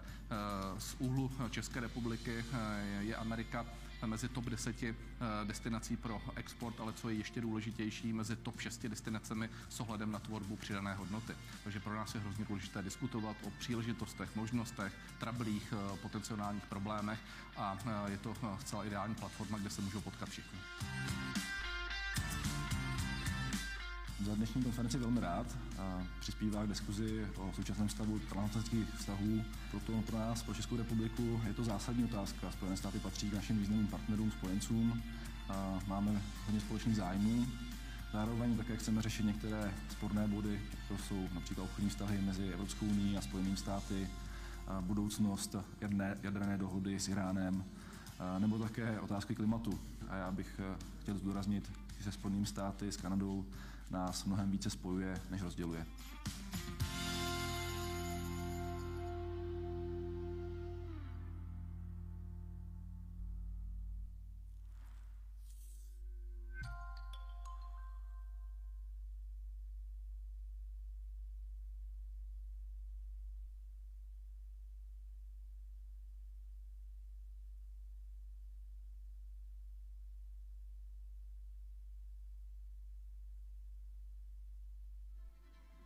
Welcome. This conference purpose is to provide an opportunity for academics, experts, and concerned members of society to delve into and discuss the many challenges that we face in collaboration with our partners and allies across the Atlantic. questions regarding NATO and effective security, transatlantic trade, and a globalized COVID-19 response are just a few of the highly important topics that will be explored in the context of transatlantic partnership in our digital forum today. Tato konference se koná již po páté, avšak poprvé v této digitální podobě. Letos má skvělé načasování, protože se pořádá právě týden po zvolení nového amerického prezidenta. A právě Joe Biden je příslib nové pozitivní spolupráce, a to nejenom z ekonomického hlediska, ale i z bezpečnostního a politického.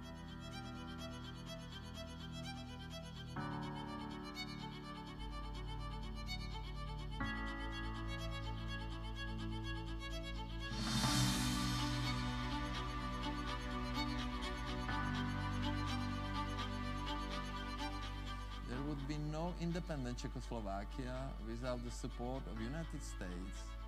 American President Woodrow Wilson and American citizens of Czech and Slovak origin were the active and influential supporters of the creation of independent and democratic Czechoslovakia.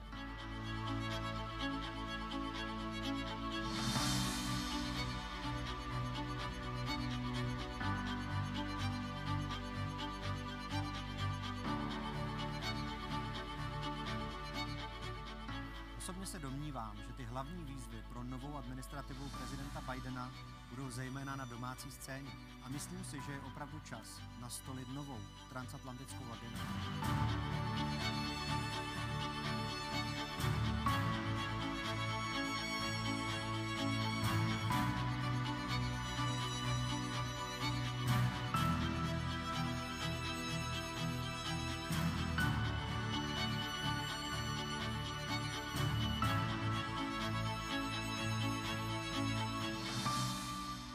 Já si myslím, že letošní konference se velmi povedla, protože vlastně i ten formát vzdálený, virtuální, umožní zapojení aktérů ze všech možných koutů světa, což zvlášť pro transatlantické vztahy je dost podstatné.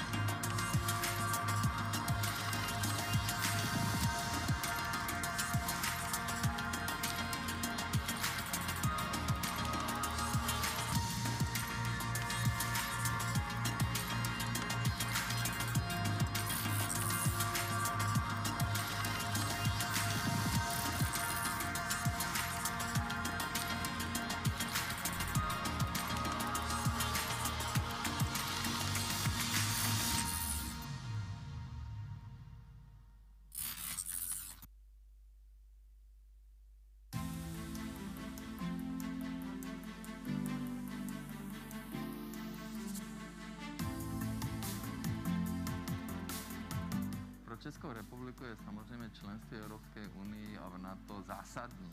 Není vůbec na místě debata, že bychom tyto aliance opouštěli a naopak musíme být v nich aktivnější a musíme přispět tomu, aby Evropa byla úspěšná.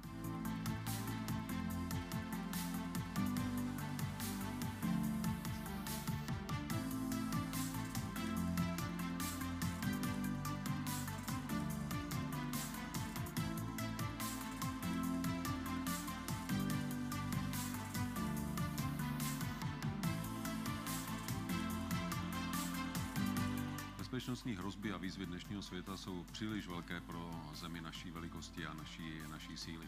Zajistit bezpečnost, prosperitu, stabilitu můžeme jedině tehdy, když budeme ve spojení se zeměmi, které sdílejí stejné hodnoty jako my, tedy se zeměmi demokratického světa.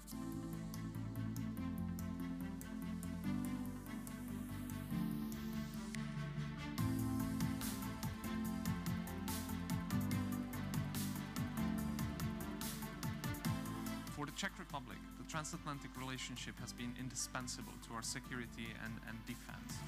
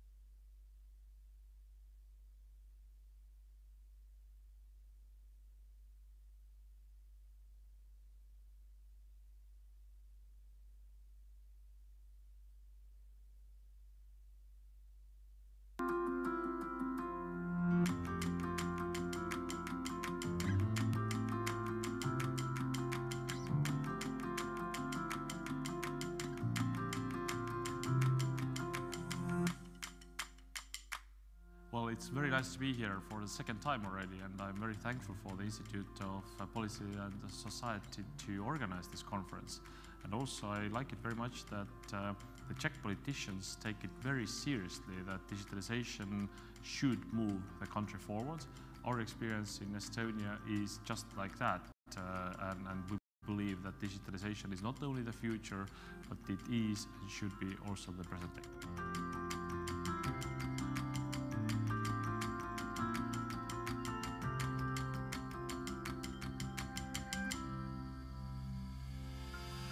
Je to hodně zajímavá konference Digitální Česko, 4. ročník, a vlastně, jak její název napovídá, tak vlastně my se snažíme úplně to samé, to znamená udělat z Česka Digitální Česko.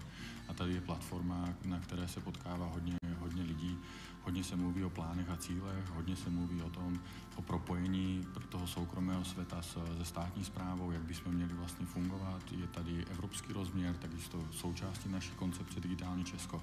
To znamená velice přínosné, hodně na jednom místě možnost potkat různé lidi, kteří mají na to různý názor.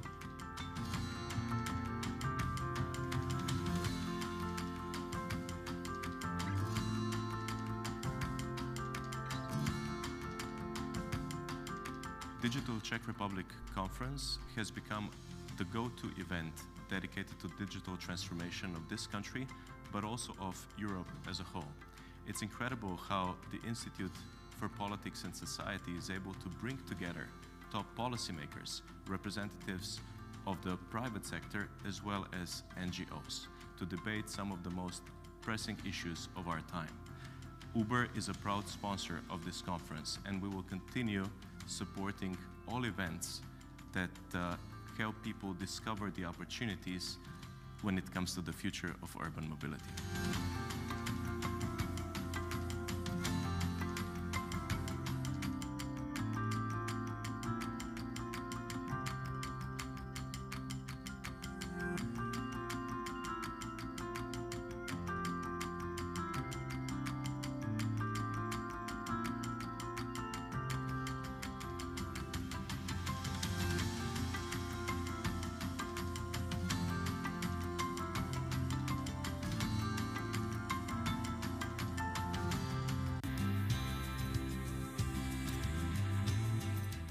Je dobré, že jsme tuhle konferenci, tuhle tradici před 5 lety založili, protože si myslím, že má před sebou velkou budoucnost a vidím každý rok posun krůček po krůčku právě v celkové digitalizaci i v těch konkrétních sektorech. Digitalizace je předpokladem vůbec vývoje české ekonomiky. Jestliže zaměstnanec má vzhlížet do budoucna, tak bez digitalizace to možné není. Český zaměstnanec si uvědomuje, že budoucnost je založena na digitalizaci, na technologiích, o kterých třeba ještě nevíme, ani je neumíme pojmenovat, a na zcela nových dovednostech, a my jsme proto připraveni. Samozřejmě tím, jak jako narůstá naše závislost na technologiích, tak také narůstá i naše zranitelnosti. A samozřejmě tomuhle musíme čelit, ale obecně za to systém založený na řízení rizik, který v České republice máme v kyberbezpečnosti, je dobrý, jako filozoficky, jde správným směrem a myslím si, že ty výzvy zvládneme. Dokázat řídit prostě dopravu tak, aby byla nadále bezpečná nebo daleko ještě bezpečnější. To znamená čas upozorňovat řidiče na dopravní problémy, případně samozřejmě do té dálnější budoucnosti i ty autonomní vozidla, ty by dokázaly řádně řídit ty dopravní proudy tak, aby nedocházelo k nějakým nehodám, který potom přináší ztráty na životech či nějaká těžká zranění. Takže pro mě to je samozřejmě důležitý nástroj ke zvýšení bezpečnosti na té dopravní infrastruktuře, ale samozřejmě i efektivně jednotlivých procesů v rámci přípravy dopravních staveb v České republice. Já jsem v první řadě hodně rád, že se tato konference povedla, že se uskutečnila, i když se mohla zrušit, ale i tohleto je digitalizace, i tohleto je vlastně o tom, že dokážeme díky technologiím a díky digitálním technologiím zpřístupnit obsah. Za mě je daleko lepší, protože ten obsah bude pravděpodobně šířitelný daleko dál, to znamená se dostane k daleko širšímu publiku.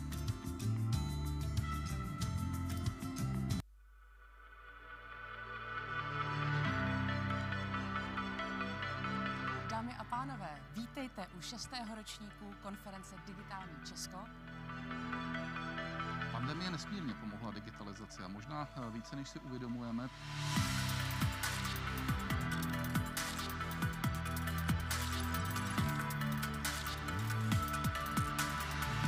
Koronavirové pandemie na vliv digitálních služeb, tak my jako Česká národní banka to v té oblasti, kterou my sledujeme, úplně nepozorujeme. My stále vidíme nárůst hotovosti pokud se bavíme o platebním styku.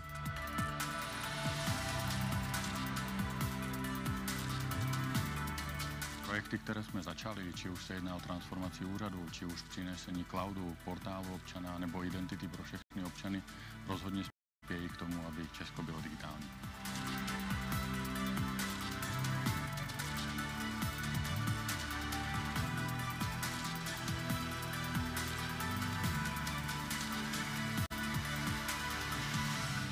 Z mého pohledu máme teď jedinečnou příležitost tu tragédii covidu využít k něčemu pozitivnímu a to by právě měl být přechod k elektronickému zdravotnictví. My jsme si tady říkali, že digitalizace už v dopravě je. Hodně dopředu je třeba železniční doprava a vlaky, postupuje i do té dopravy osobní, ale také do našeho způsobu využívání. Řada z nás už jsme si vyzkoušeli mobilem odemknout nějakou koloběžku a pak po ní chviličku jet, takže pomáhá jednoznačně a bude pomáhat dál a dál ohromným způsobem, jaký si asi nedokážeme představit.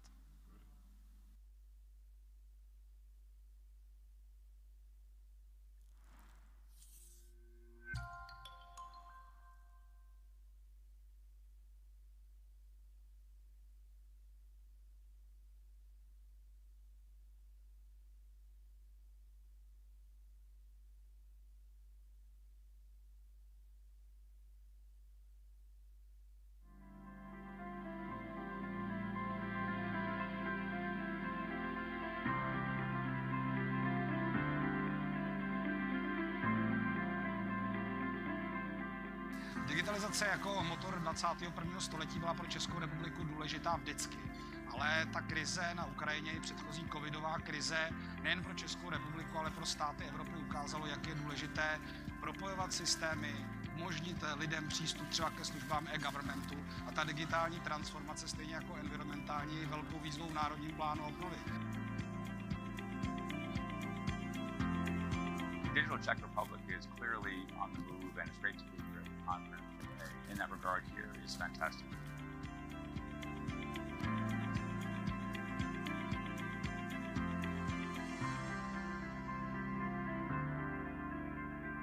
Dnešní konference Digitální Česko a ta diskuze, kterou jsme tady mohli mít odbornou, je důležitá, zejména v této době, kdy opravdu na bezpečnosti a obraně záleží.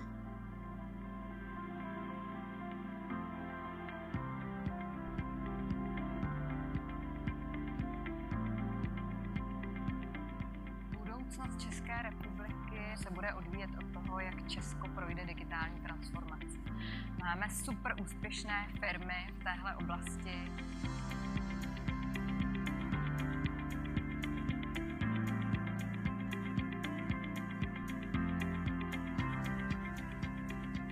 Pro Česko digitalizace je jediná budoucnost, jak se dostat k vyšší přidané hodnotě, k vyšší konkurenceschopnosti na světových trzích a na konci dne i k vyšším reálným mzdám a k vyšší životní úrovni a vyšším blahobytu v naší zemi.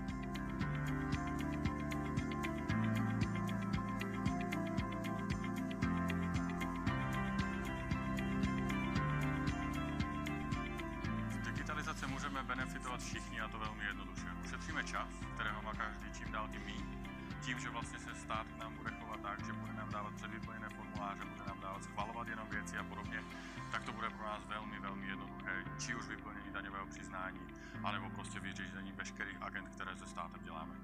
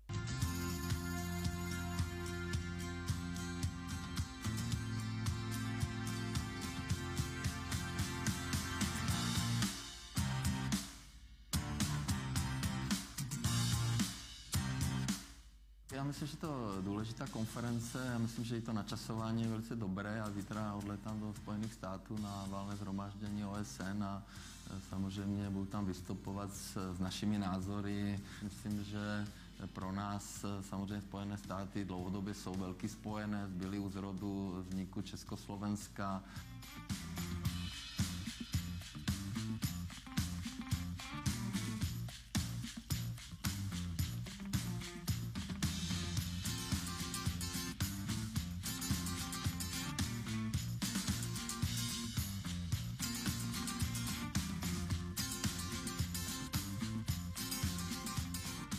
Pro nás Spojené státy jsou hrozně důležité.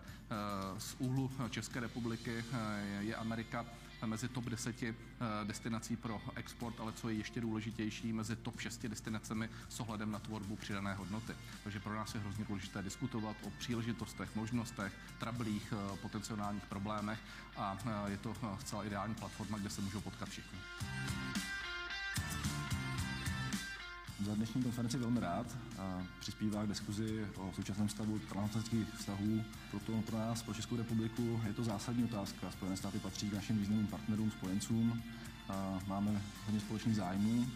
Zároveň také chceme řešit některé sporné body, jako jsou například obchodní vztahy mezi Evropskou unií a Spojenými státy, a budoucnost jaderné dohody s Iránem, nebo také otázky klimatu. A já bych chtěl zdůraznit, že se Spojenými státy, s Kanadou, nás mnohem více spojuje, než rozděluje.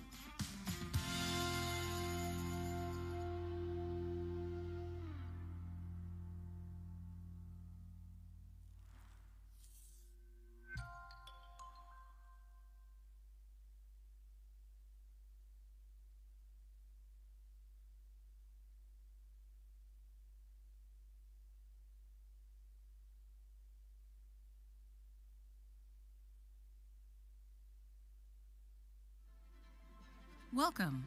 This conference purpose is to provide an opportunity for academics, experts, and concerned members of society to delve into and discuss the many challenges that we face in collaboration with our partners and allies across the Atlantic. Questions regarding NATO and effective security, transatlantic trade, and a globalized COVID-19 response are just a few of the highly important topics that will be explored in the context of transatlantic partnership in our digital forum today. Tato konference se koná již po páté, avšak poprvé v této digitální podobě. Letos má skvělé načasování, protože se pořádá právě týden po zvolení nového amerického prezidenta.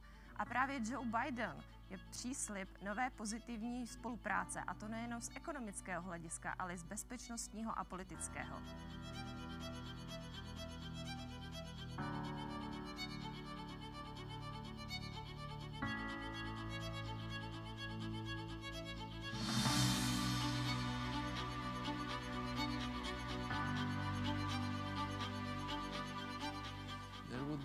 Independent Czechoslovakia without the support of United States.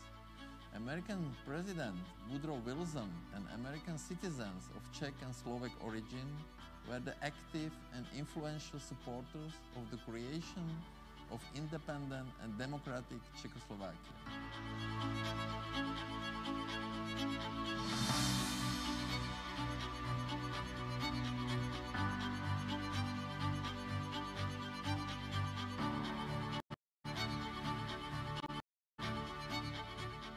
Osobně se domnívám, že ty hlavní výzvy pro novou administrativu prezidenta Bidena budou zejména na domácí scéně. A myslím si, že je opravdu čas nastolit novou transatlantickou agendu.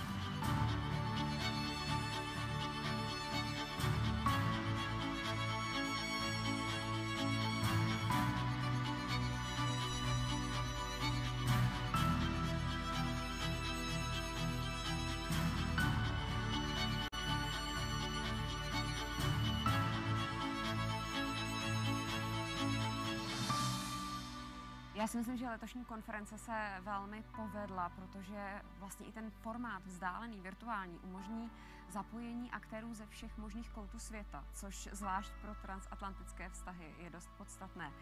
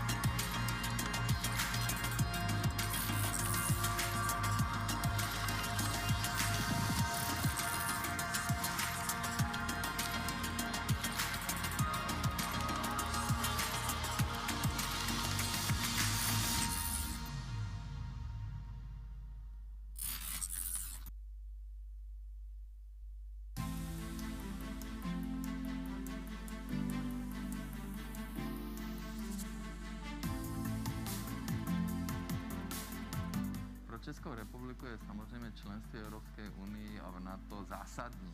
Není vůbec na místě debata, že bychom tyto aliance opouštěli a naopak musíme být aktivnější a musíme přispět tomu, aby Evropa byla úspěšná.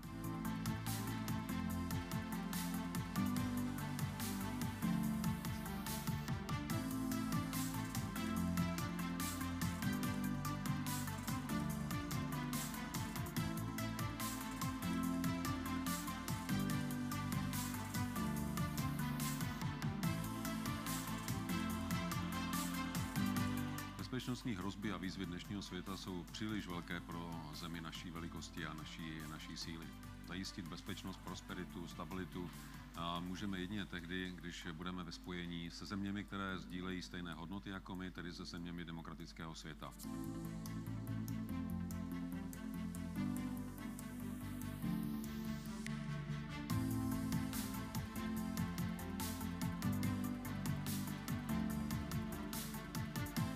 For the Czech Republic, the transatlantic relationship has been indispensable to our security and defense.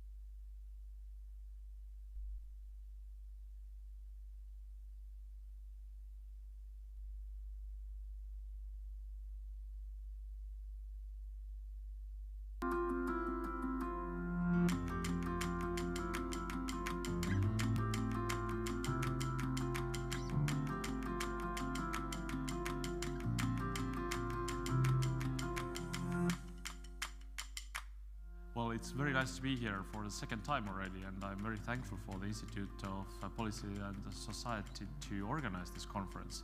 And also I like it very much that the Czech politicians take it very seriously, that digitalization should move the country forward. Our experience in Estonia is just like that, and we believe that digitalization is not only the future, but it is and should be also the present day.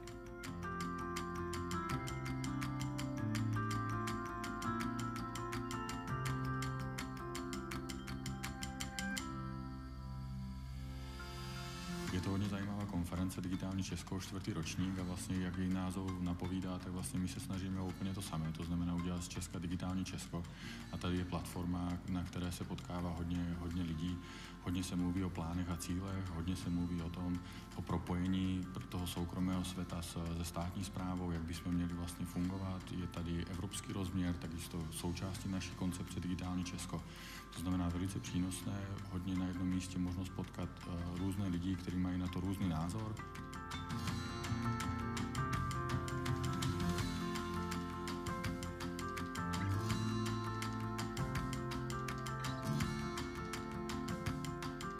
Digital Czech Republic Conference has become the go-to event dedicated to digital transformation of this country, but also of Europe as a whole. It's incredible how the Institute for Politics and Society is able to bring together top policymakers, representatives of the private sector, as well as NGOs, to debate some of the most pressing issues of our time. Uber is a proud sponsor of this conference, and we will continue supporting all events that help people discover the opportunities when it comes to the future of urban mobility.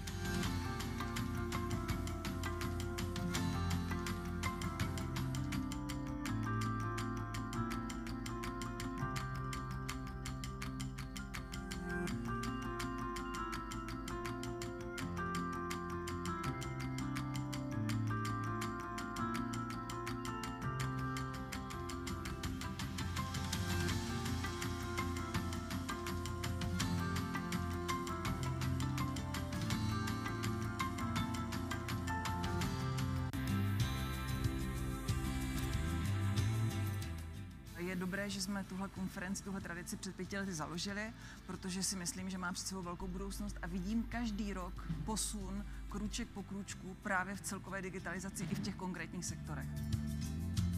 Digitalizace je předpokladem vůbec vývoje české ekonomiky. Jestliže zaměstnanec má vzhlížet do budoucna, tak bez digitalizace to možné není. Český zaměstnanec si uvědomuje, že budoucnost je založena na digitalizaci, na technologiích, o kterých třeba ještě nevíme, ani je neumíme pojmenovat, a na zcela nových dovednostech, a my jsme proto připraveni. Samozřejmě tím, jak jako narůstá naše závislost na technologiích, tak také narůstá i naše zranitelnosti. A samozřejmě tomuhle musíme čelit, ale obecně za to systém založený na řízení rizik, který v České republice máme v kyberbezpečnosti, je dobrý, jako filozoficky, jde správným směrem a myslím, že ty výzvy zvládneme. Dokázat řídit prostě dopravu tak, aby byla nadále bezpečná nebo daleko ještě bezpečnější. To znamená čas upozorňovat řidiče na dopravní problémy, případně samozřejmě do té dálnější budoucnosti i ty autonomní vozidla, ty by dokázaly řádně řídit ty dopravní proudy tak, aby nedocházelo k nějakým nehodám, které potom přináší ztráty na životech či nějaká těžká zranění. Takže pro mě to je samozřejmě důležitý nástroj ke zvýšení bezpečnosti na té dopravní infrastruktuře, ale samozřejmě i efektivně jednotlivých procesů v rámci přípravy dopravních staveb v České republice. Já jsem v první řadě hodně rád, že se tato konference povedla, že se uskutečnila, i když se mohla zrušit, ale i tohleto je digitalizace, i tohleto je vlastně o tom, že dokážeme díky technologiím a díky digitálním technologiím zpřístupnit obsah. Za mě je daleko lepší, protože ten obsah bude pravděpodobně šířitelný daleko dál, to znamená, se dostane k daleko širšímu publiku.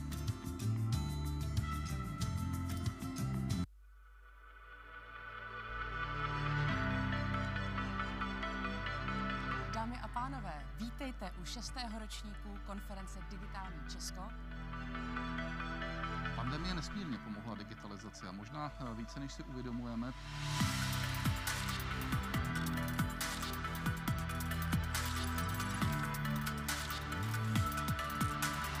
Vliv koronavirové pandemie na vliv digitálních služeb, tak my jako Česká národní banka to v té oblasti, kterou my sledujeme, úplně nepozorujeme. My stále vidíme nárůst hotovosti, pokud se bavíme o platebním styku.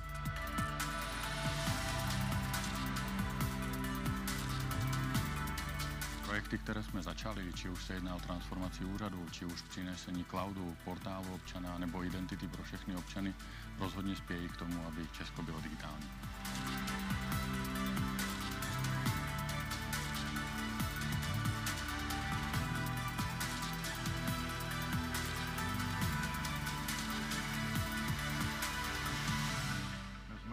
Máme teď jedinečnou příležitost tu tragédii covidu využít k něčemu pozitivnímu, a to by právě měl být přechod k elektronickému zdravotnictví. My jsme si tady říkali, že digitalizace už v dopravě je, hodně dopředu je třeba železniční doprava a vlaky, postupuje i do té dopravy osobní, ale také do našeho způsobu využívání. Řada z nás už jsme si vyzkoušeli mobilem odemknout nějakou koloběžku a pak po ní chviličku jet, takže pomáhá jednoznačně a bude pomáhat dál a dál ohromným způsobem, jaký si asi nedokážeme představit.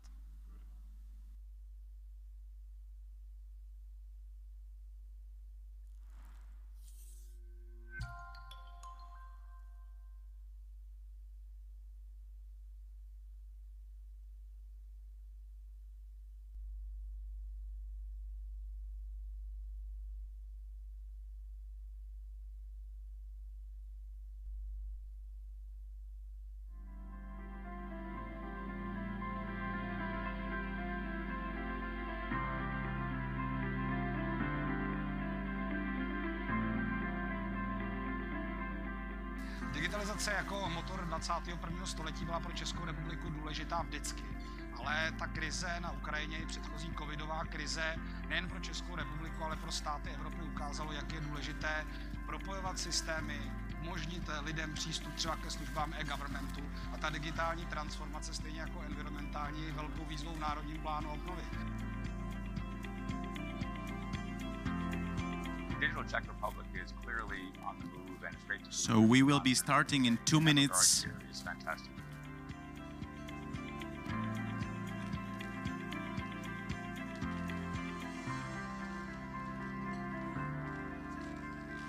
Dnešní konference Digitální Česko a ta diskuze, kterou jsme tady mohli mít odbornou, a je důležitá zejména v této době, kdy opravdu na bezpečnosti a obraně záleží.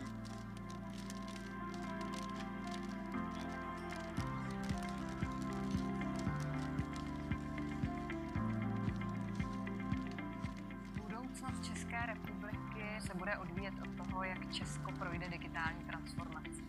Máme super úspěšné firmy v téhle oblasti.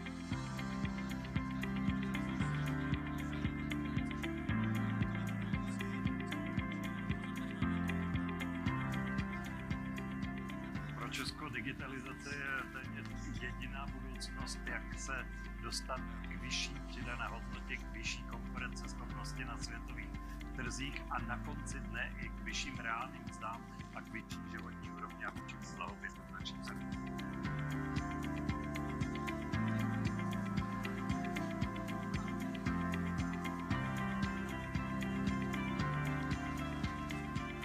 Z digitalizace můžeme benefitovat všichni a to velmi jednoduše. Ušetříme čas, kterého má každý čím dál tím míň. Tím, že vlastně se stát nám bude chovat tak, že bude nám dávat předvyplněné formuláře, bude nám dávat schvalovat jenom věci a podobně, tak to bude pro nás velmi, velmi jednoduché, či už vyplnění daňového přiznání, anebo prostě vyřízení veškerých agent, které se státem děláme.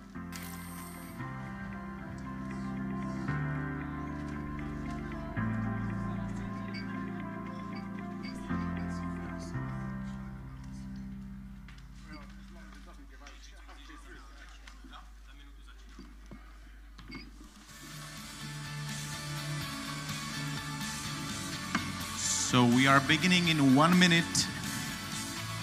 1 minute.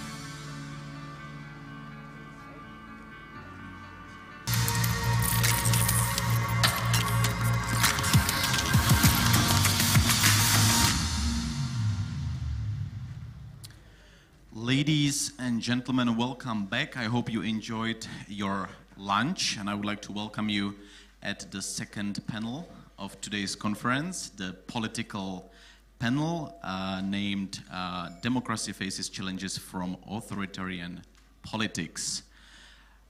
Before I introduce distinguished guests, speakers, I would like to remind you that you will have time to ask your questions, and you can do so either directly or you can do so via Slido app, where you can use the QR code, scan it, and then ask the question on the app. So it's my great pleasure to welcome our speakers. Dita Charanzová is joining us online. Dita is a Czech politician and diplomat who has served as Vice President of the European Parliament since 2019 and as a member of the European Parliament since 2014. She has also been a Vice President of the ALDE party since 2018. I hope Dita can hear us. Great. Good afternoon. I can hear you. Excellent. I also welcome Sasha Toperic, who is the current Vice President of the Transatlantic Leadership Network. He's also leading philanthropist, founding the America Bosnia Foundation and also the World Youth Leadership Network, which was launched at the UN headquarters in New York City. Welcome, Sasha. Also online is joining us Alexandra Matvichuk, who is a human rights lawyer and head of the Center for Civil Liberties in Ukraine, which won this year's Nobel Peace Prize. During her time at the Center for Civil Liberties, she has run several international mobilization campaigns for the release of prisoners of conscience. Thank you for joining us. I also welcome Andrea Kerbs, who is the resident program director at the International Republican Institute, where she oversees 2 regional projects. Previously, she has also served in the Peace Corps in Ukraine and has observed multiple elections around the world. Welcome, Andrea. Last but not least, John Lloyd is the contributing editor to the Financial Times, where he has worked for the past 20 years. He is also a member of the advisory board of the Moscow School of Political Studies, and he was a columnist for La Repubblica of Rome. On top of this, he has authored several books. Welcome. I have the same introduction question for all the speakers. And let me start with Ms. Matvichuk. What are the current main political challenges, in your opinion, for the transatlantic partnership? Dear colleagues, thank you for providing me a floor. I am in Kiev now, which was again shelled by the Russians this week.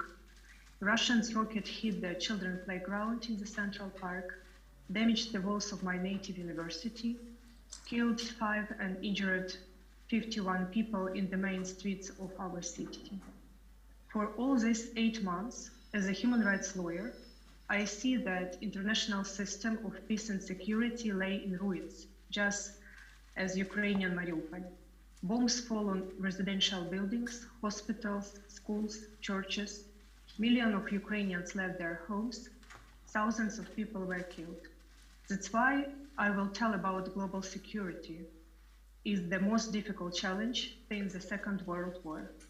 This is a threat not only to Ukrainian sovereignty, but also to the very foundation of international law, collective security and human rights. International system of peace and security has failed to prevent a large-scale war. And it's important to understand why. First, we can no longer afford to separate and marginalize the human dimension. The state that systematically disregards human rights obligations, persecute lawyers, journalists, human rights defenders, is a security threat for the entire region. Second, the connection between peace, progress, and human rights is inextricable. That was evident for the Soviet dissidents in the Helsinki movement. Human rights and the rule of law are a matter of common security, just as important as the military potential or economic stability. Third, only the strong civil society matters can resist launching an aggressive war. We cannot stop the aggressor with reports or litigation. Human rights are lost if left to diplomats, lawyers, or experts. Human rights education and awareness among the population should become a priority, just as building ties and investing into the international anti-war and international human rights movement. Militaries are speaking now because civil society voices have not been heard before. Maybe we were heard at the HDM OSCE or other such kind of platform, but not in the rooms where decisions are made by the people in power. If we don't want the power to stay only with those who have the stronger military, civil society voices need much more support.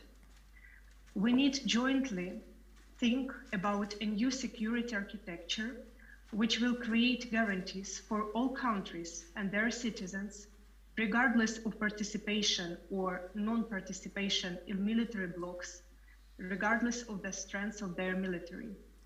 A reboot of the Helsinki process is needed, in which human rights must finally take central stage.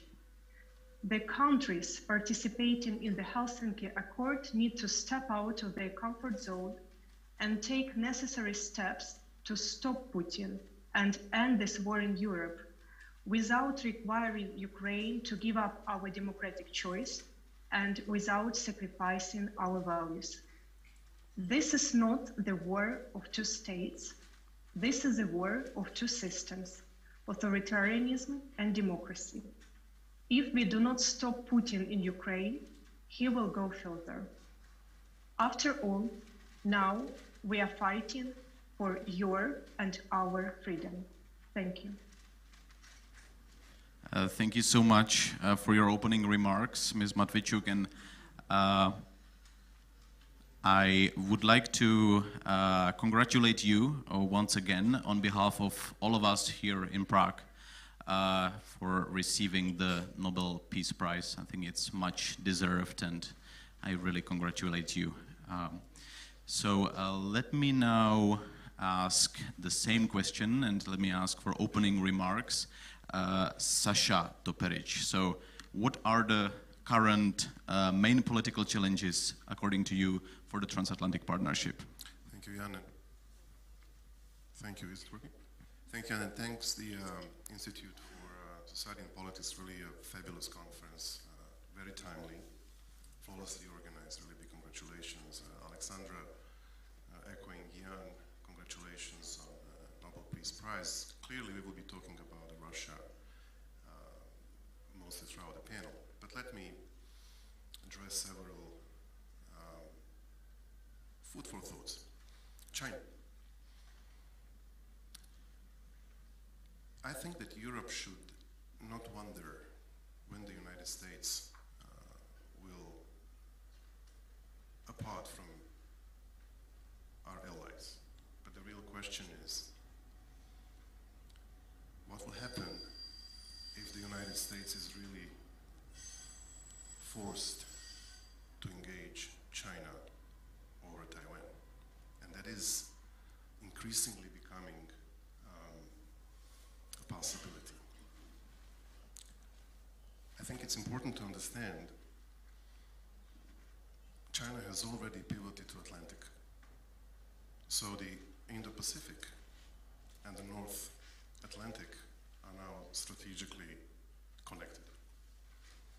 That would require a extremely robust military defense capabilities in Europe. Not 2% GDP budget. And there is an opportunity that our previous speakers spoke on what is called a new beginning or a new start after 4 turbulent years of Trump administration with Trade and Technological Council that is, and the Military Council that is addressing these issues so that the military capabilities of the US and the Europe matches. How much progress has been made so far? Maybe we can discuss later. But that is a pretty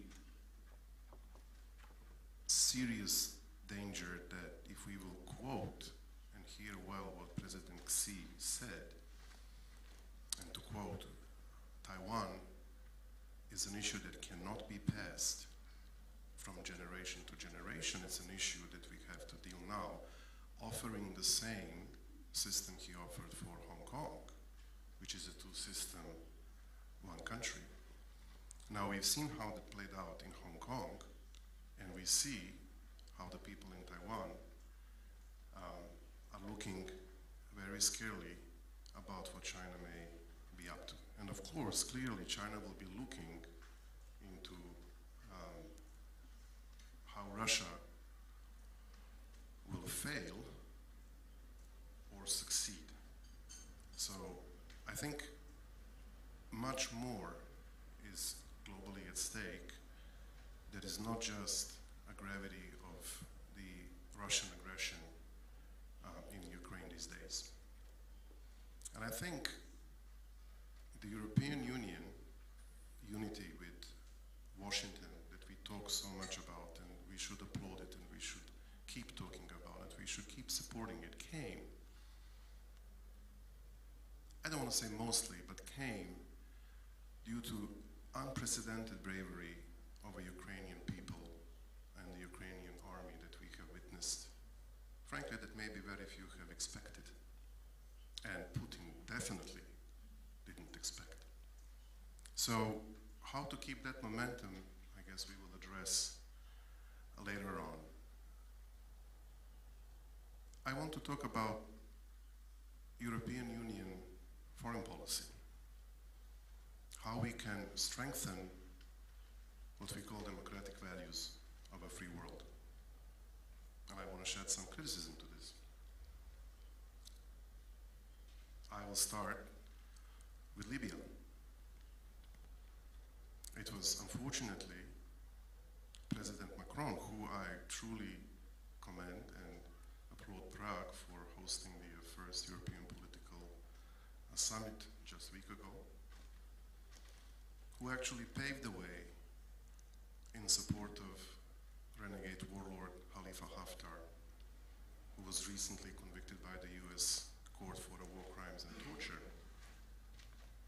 in Libya, who brought Russian military and Wagner group into the country. So what we have now in Libya, we have a 3 Russian military base present. And it was NORAD and the Pentagon that sounded red alert not too long ago in Washington that this is something that is endangering NATO's southern flank. So if we talk about the democracy and the values that we defend, then we have to also look inward. It's a special interest, it's an interests that are of commercial, economic nature that has prevailed from, I would say, 2 leading democracies within the European Union, France and Greece, who extended hand to a person that is nothing short of an autocrat, actually convicted war criminal. This is something to think seriously. I'm very happy that former EU Commissioner Mr. Füle is with us, and I want to thank him for his really strong commitment to the Western Balkans, but it's only what one man can do versus the whole European system. Does it take almost 30 years to make a progress in aspiring countries to join the EU? And we will talk about the civil society, we will talk about the rule of law, we will talk about the support for democratic choices. Excellent. The United States have sanctioned only this year over a dozen individuals from Albania, North Macedonia, Montenegro, and Bosnia and Herzegovina. Where is Europe?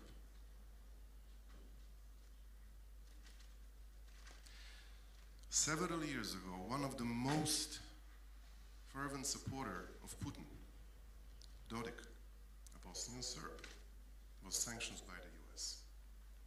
An action way overdue from our point of view in Washington, D.C. think tank community. And we argued with Brussels. Why don't you sanction Dodik as well? You have mechanisms. So, year pass, 2-year pass, 5-year pass. We hope for a democratic electoral change, but nothing happens. And the ties and the discrepancy between what we profess as a democratic values in fighting totalitarian regimes or individuals lost. So talk about enlargement in Moldova and Ukraine, would it take also 30 years? We need to think, I think, on the lessons learned and to stop the practices within the bloc that are not reflection of what we stand for so wonderfully when we come on a stage and speak. And I'm sorry, I have written articles, I have, with great respect to the President Macron, the actions that he has continuously pushed for Libya has undermined democratic standing of the European Union. Second, Libya is not going to the European Union, clearly, but it is an important country. It's an important country for the migration. It is an important country that believed they can become democracy. They need Europe. They need the United States. I'll give criticism to my country back in the US shortly. But at the end of the day, we failed, and we have to stop failing. If we want to win with China, if we want to win with Russia, we need to stop failing in the countries where we can achieve the difference. And we, for those who are aspiring to join the European family, we need to do way better, and I would urge the European leaders to consider really joining the US Treasury and put these people on a sanction list, on a no-fly zone. And that will hurt, trust me, that will be a decisive action, a proof that we do live values and we stand with the people who are choosing democracy against authoritarians. And last, before I'll maybe continue later, just to say on bipartisanships in the US, there is an unwavering support for Ukraine. I'm really sad to hear the narratives that would imply what would happen in the upcoming midterms if the Republicans win one or both of the houses of Congress. You can recall Ted Cruz, a conservative senator from Texas, who was blocking nominations of the US ambassadors, including to Czech Republic, indirectly, because he's now in the queue to be confirmed. But back at the beginning of this year, not agreeing on Biden's Nord Stream 2 policy and concessions to Germany in opening the pipeline. So I don't think we should be poisoning strong transatlantic relations that were strong, including last 4 turbulent years, as much as I know most of you will furiously disagree. Former President Trump, and it's said that one should say so, is a person of who would not, as an individual, be leader of a free world.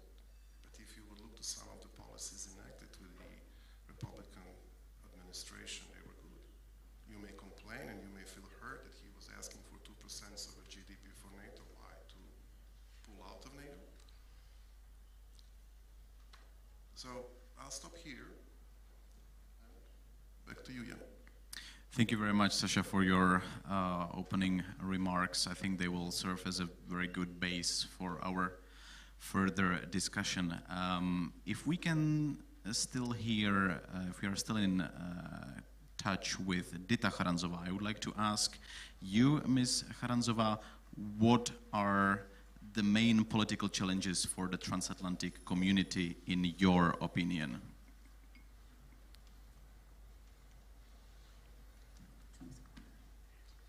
A lot has been mentioned already.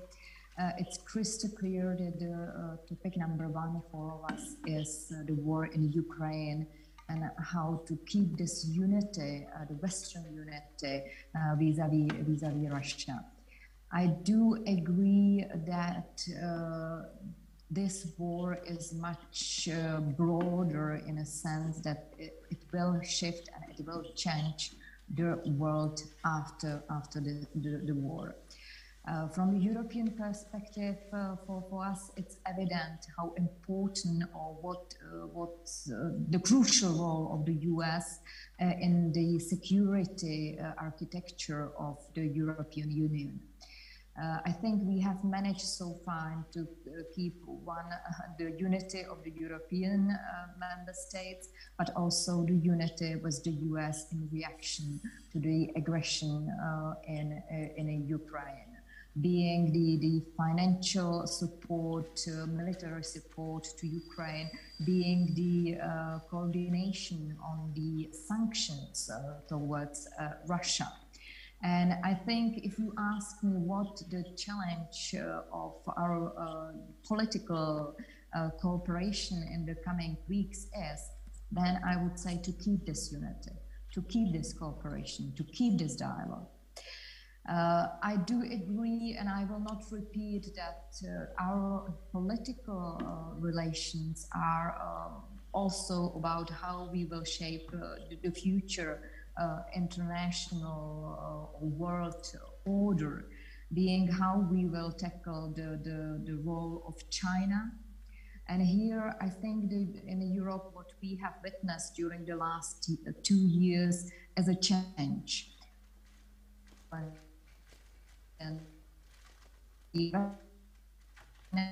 now we don't have this positive perspective.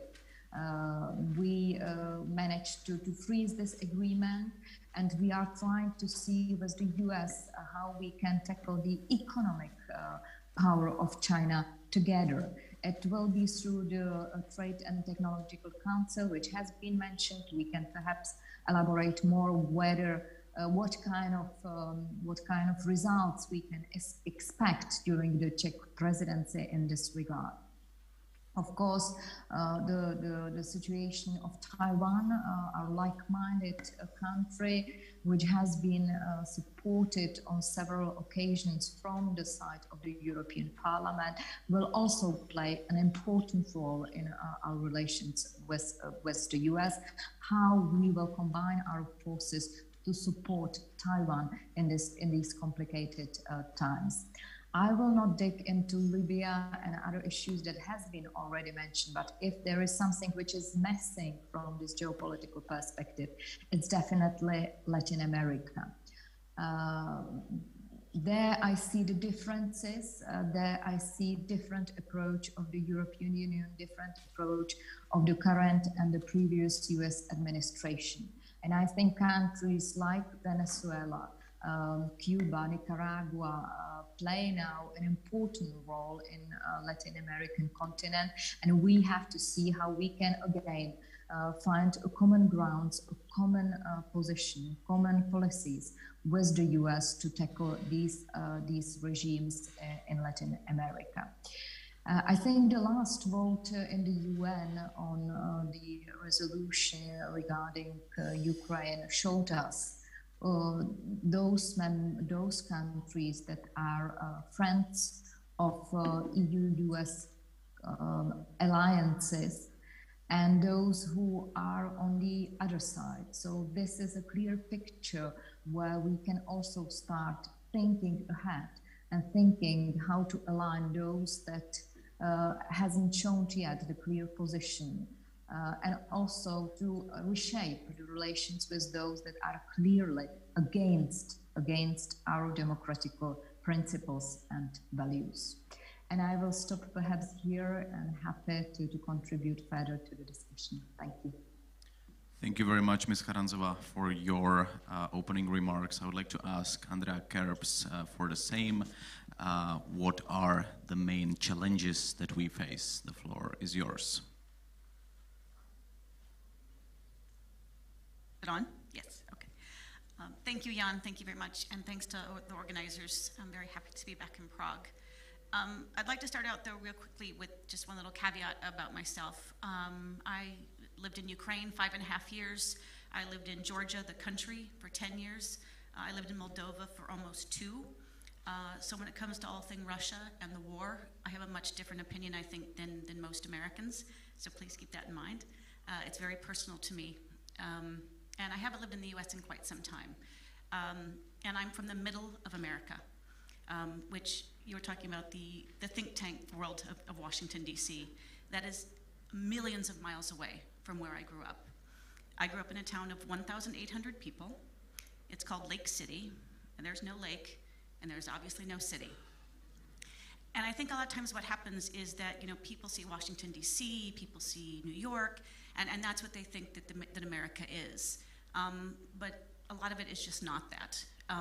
And so when looking at US politics, again, this is one of the things that I think is one of the biggest political challenges to transatlanticism, is the polarization. And it's the polarization that's happening inside the US. It is happening in Europe. One particular example, when Donald Trump was president, I worked for something called the International Republican Institute. We are not related to the party, nor are we financed by the party. But Donald Trump wanted to defund us. This is before defunding was cool. He wanted to defund us, the National Democratic Institute, USAID. But it was people on both sides of the aisle, in House and Congress, who had the same values of that we need to be involved. We need to help our friends and allies. And they actually managed to work together. And through the National Endowment for Democracy, IRI and NDI, we've had the most money we've ever had from them. And so that's what populism can do too, right? It can start out horribly and can end up bringing people together to a good conclusion. I hope that's what happens here and now in this world, but I don't know. My fear is that the economic months, years ahead that we have is going to keep leading to more populism, which will lead to, again, more polarization. And it's going to be tough to get out of this. We did some focus groups in Hungary, and one of the things that the Hungarians noticed was that Biden wanted to distance himself and have a totally different relationship with Europe, image, everything than Trump did, which I think is absolutely valid, and we see that at home too. But I think there was this expectation, or at least hopeful expectation amongst Europeans, that the minute that Biden became president, that things would get better overnight. And I think that's a really, really difficult expectation to meet. I think Biden has done well so far with regards to the war in Ukraine, but can he ever meet those expectations? And that's a question for you as to how Europe is actually viewing it, as opposed to what is really out there. I just want to hit on a point that Sasha also said about bipartisan support for Ukraine. One place the Republicans and Democrats are united is on China. They see China as the #1 threat. Regardless of what's happening in Ukraine right now, it still is China. And we're seeing that, okay, maybe it wasn't in the news as much the past few months with Ukraine, but, and Sasha, you can back me up here, I hope, but in Washington, it's still being talked about. It's still on everyone's priority lists, and that's not going away anytime soon. So I think I'll end with that. I don't want to end on a depressing note. I am hopeful that things will get better, but I think it's going to take a lot of work from all of us to do so. Thanks. Thank you very much, Andy, for your opening remarks, and I would like to give the floor to John Lloyd. Thank you. Is it working? Yeah. Just one word before I start. The chairman, when he was introducing me, said that I was on the board of the Moscow School of Political Studies, which I am, except it's been renamed as the School of Civic Education. I've been on it for 25 years since I lived in Moscow and met the extraordinary couple who created it. But to be identified as somebody who is on the board of a Moscow organization is not necessarily a recommendation, certainly not in Prague. So I wanted to stress this, that there are as you will know, there are in Russia a large number of people who not just are against the war, but who hate it, who hate what it's doing to Russia above all and to them. The school is of that order. Indeed, it has been persecuted for the last 5 or 6 years to the point where it's founders and his staff have moved mainly to Latvia, some to Lithuania, and some elsewhere. We keep going to a large extent because of funds from abroad, but it's increasingly difficult to do so. Increasingly difficult for the reasons that I give. The reason that I gave earlier, that is, people assume that a Russian organization is in some way damned. That can be helped at the moment, but it makes life more difficult. However, it will continue, and it will continue both to be against the regime in the Kremlin and also to be for Ukraine. I wanted to speak about, we're speaking today about authoritarian challenges, and I wanted to speak about particular authoritarian challenges. There is, of course, China, there's Russia, naturally, but I wanted to speak more of the authoritarians within, and that is within the European Union, within Europe. It's important, I think, to recognize that the parties now referred to as authoritarians or populists or far right, but which might actually more naturally be called the new right, are no longer protest movements. People like Le Pen, Giorgia Meloni, Vox in Spain, Swedish Democrats, they're no longer protest movements, but they are now part of the political furniture of Europe. And that has to be recognized. They are now parties with programs and probably with quite a long term in front of them. They grew rapidly in part because of immigration and the pressures of immigration and the new pressures that it will continue to bring, possibly more so, indeed almost certainly more so in the next few years. And that does mean, I think, that the new right will not go away anytime soon and will quite possibly flourish. They grew because of the perception, which was often largely true, that existing immigration in the European countries, especially where it was very large, was becoming, in some respects, dangerous, and that in many countries, France, Sweden, Italy, and Spain, groups of immigrants, not immigrants as a whole, a small subset of immigrants, were creating gangs, usually working for drugs, and were being extremely violent. In Sweden, always held up as a nation of peace and balance, the murder rate, at least the murder rate by shooting, is now second only in Europe to Croatia.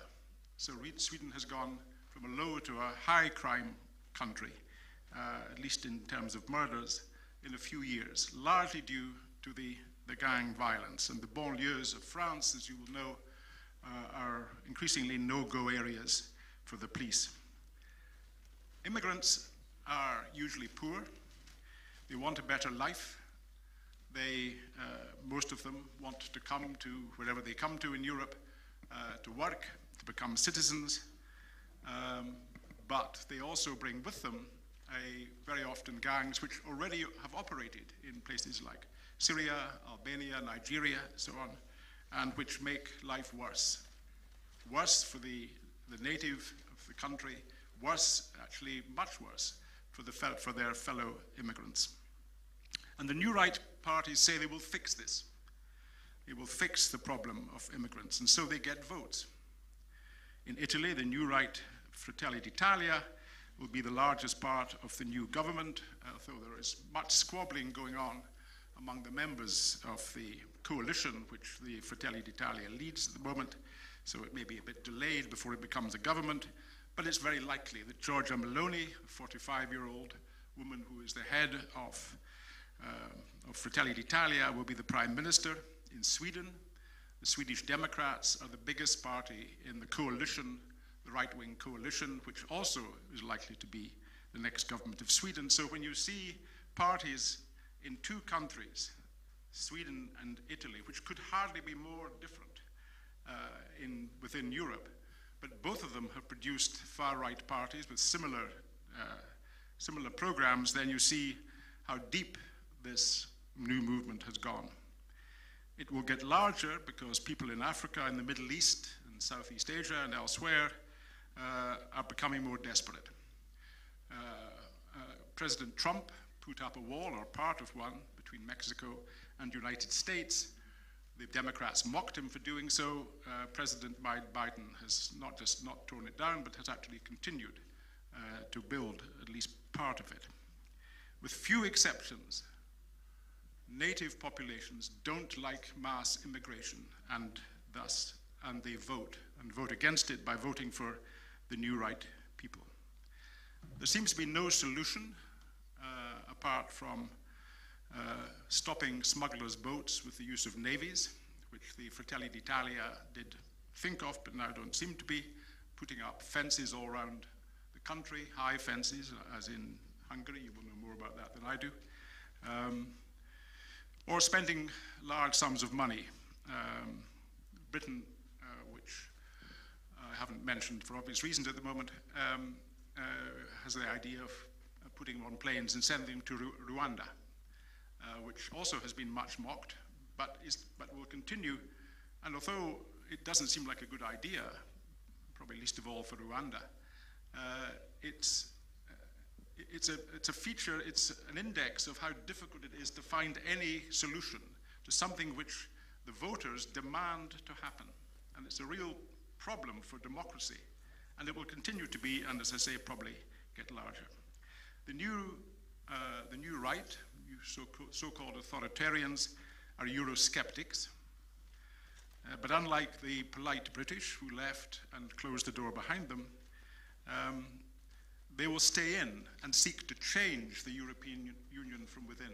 Indeed, many voices within Europe are beginning to say, I wish they had taken the British line and left, because they'll be more difficult within than without. There is a party in Italy, I've spoken to the leader of it, called Ital Exit, and he got 2% in the last election, so he's not coming into power anytime soon, but it does give some evidence that there is a strain within Italy, quite a strong strain actually, of Euroscepticism in a country which was once thought to be the most loyal European Union member among all of them.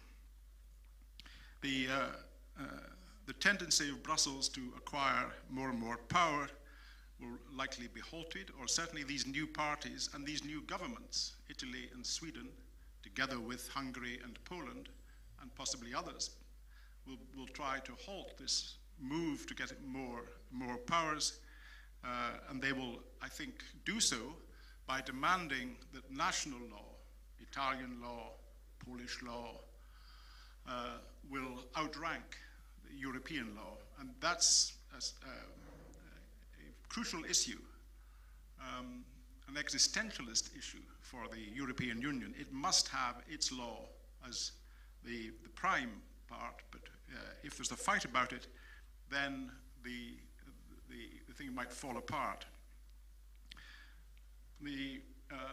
These parties which have come to power, like Fratelli d'Italia and the new Swedish Democrats, have all been determined to leave the EU, but they realize now that that would be difficult, indeed even suicidal for their government, and that the return to a previous national currency, in the case of Italy, to the lira, Sweden hasn't taken the euro yet, would be intensely damaging to their economic policy, and so they say they will stay in the euro, they will stay in the European Union, at least in the short term. But it's a quite loveless union. This union, the European Union, which was supposed to be the manifestation of a great ideal, no more wars in Europe after the Second World War, now many of the countries which remain in are there in large part for the money, in large part now for the new right, because they daren't leave because it will create such a mess, and that isn't a recipe for a strong union any longer. These parties are more than anti-immigrant and more than anti-European Union. They are what might be called traditionalists. They have a moral agenda which is different from liberals, most of you here, and some of it is not particularly popular or populist, and that's why I'd query the indiscriminate use of populists to them. They have an agenda which very often doesn't appeal at least not immediately, to their populations. They are, for example, very much against the so-called sexual revolution of the last 50 years, which came out of the 1960s, particularly in America. They're against abortion. They would agree very much with the decision of the American Supreme Court recently. They dislike the LGBT plus agenda, so they're vague about what they will do about it. They want a return to a strong Christian faith in their countries, though most of the countries of Europe are increasingly secular. They strongly believe in the family as the place where children learn how to be good and well-rounded people with a sense of responsibility. They look on what has happened for much of the past half century, and especially in the 21st century, in our own century, as evidence of decay. They see the decline of the European birth rate, especially strong in Italy, which used to have a very high birth rate. It's now got one of the lowest in the world, I think equal to Japan, or even lower. They see that decline as a tragedy and say they will reverse it with state aid to families who have more children, and by ending or at least reducing abortions. They're very opposed to globalization and tend to see societies as composed of a majority who struggle to live well and an even larger number, even a much smaller number who earn large incomes and enjoy a high social status. There's a British writer called Paul Embury, who also works as a fireman, but writes very good books. He's described the majority, the people at the lower end of the society, as that stratum of society whose members often do the toughest and most grinding jobs, for example, of physical labor, or work in blue-collar industries, factories, call centers, retail or frontline services, those whose wages and social status are generally at the lower end of the scale, who own little or no property or wealth. In most of our countries, that is the majority. These people kept our countries and our societies civilized through COVID, and in many cases, indeed I think in all cases, they still do. But there is some evidence that they will do so no longer, at least not quietly. All over Europe, we heard this morning about the strikes in Total, but there's strikes in the UK still in the railways. The barristers, the lawyers, the young lawyers came out for more pay, and in many companies, strikes are general. There's a general sense of dissatisfaction among people who have felt that they were the heroes of COVID, where of course everybody praised them, but where's the meat? Where's the reward? These are people the New Right claims to represent. They propose a society in which justice is done to the poor, the workers, the neglected. Their rhetoric is very often very akin to the left, even the Marxist left. All want a radically changed politics, even in times of revolution. And that's why there's the threat now to the European Union, which is based very largely on liberal precepts, not just among liberals like yourselves, but the whole notion of beginning the European Union was based on a liberal ideal, a great ideal. There should be no more war. But that has meant that Brussels now has accruing more and more power, with the end being presumably a United States of Europe. And it's that fear, I think, which is beginning to mobilize people, not just in Italy and Sweden, but in Spain, in France, indeed in all the countries to a degree, and of course in my own, which came out some time ago with what you might call mixed results. It's not been good economically, but it has been, if not good politically, it has at least recognized a feeling among people, disproportionately people at the bottom of the heap, the kind of people I've been describing, who saw in Europe a threat not to their livelihoods so much, indeed their livelihoods has been threatened more by coming out, but to their political attachment. That is, they no longer understood where power lay. They thought it was no longer in the parliament. They could see that some of it came from Europe, and they saw Europe as wholly undemocratic, which indeed it is.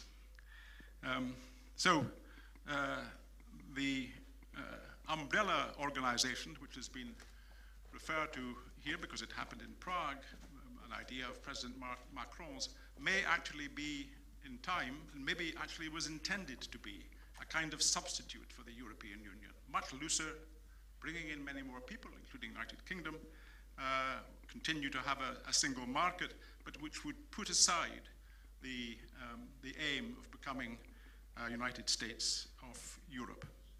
That would be, for many people, possibly many of you, a real setback. It may, however, continue the fact of a union where at the moment that aim is itself a threat. So the real threat of the new right, if it is a threat, is likely to be not so much the threat of the parties, but the threat of majorities in different European countries who demand that Europe either changes or that their country leaves.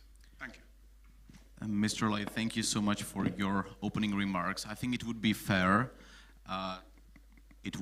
to give the floor to you, our audience, so that you have a chance to ask questions to any of our speakers. So if there are any questions in the audience or comments, please raise your hand and we will bring you the mic.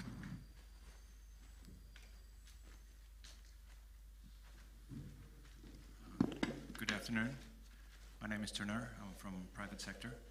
And I would ask, you mentioned at the very beginning the situation with Taiwan, China against Taiwan. And I would love to know whether you know that we, some time ago, signed a treaty with China. And part of the treaty was that we understand that China has the China United policy, which to me means that we signed some kind of a Munich treaty.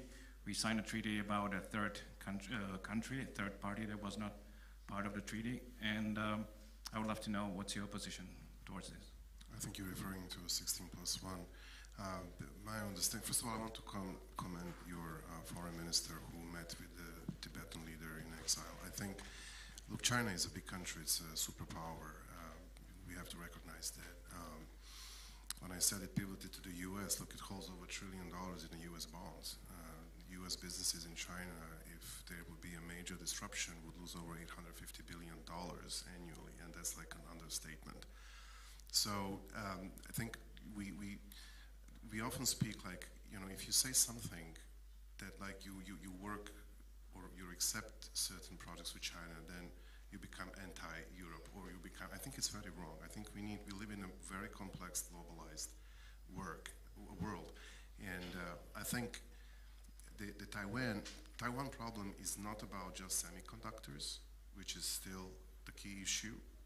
As I'm sure you heard now, the New York State is opening a big factory on the semiconductors. The Europeans and the US are indeed talking on the Trade and Technological Council which parts and subparts that can be produced jointly, and so that it's the efficiency of this important material is. But let's also not forget, China owns 98% of Earth materials.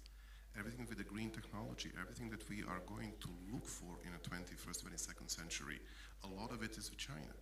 So I think the key issue is that the war between China and the US, possibly the conflict between US and China, can come over China aspiration to bring in Taiwan into the One China policy. This is something that if you read yesterday, just published White House National Security Strategy, first one with the Biden administration, it talks about a free and democratic Indo-Pacific, and this is going to remain the US strategy, and I think should also be a transatlantic strategy. And I would say what Alexandra appealed, and I think we should keep the ball, all these bigger, and what Vice President Dita suggested, we indeed need to keep the ball on supporting Ukraine fully, because it does play into the bigger global challenges that we are facing. We should be critical, as I think I was. We should be critical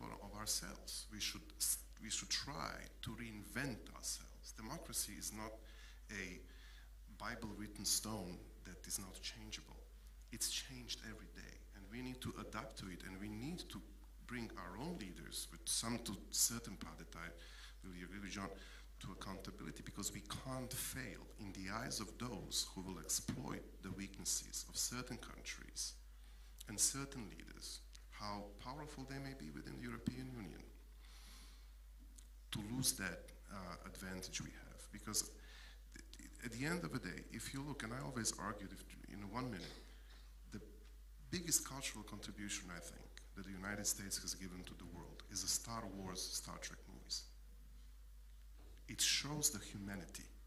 It shows the Asians, black, Hispanics, white, as a humanity exploring the vast universe. It's a goal to which we, as a humanity, all living on this planet Earth, should be striving for.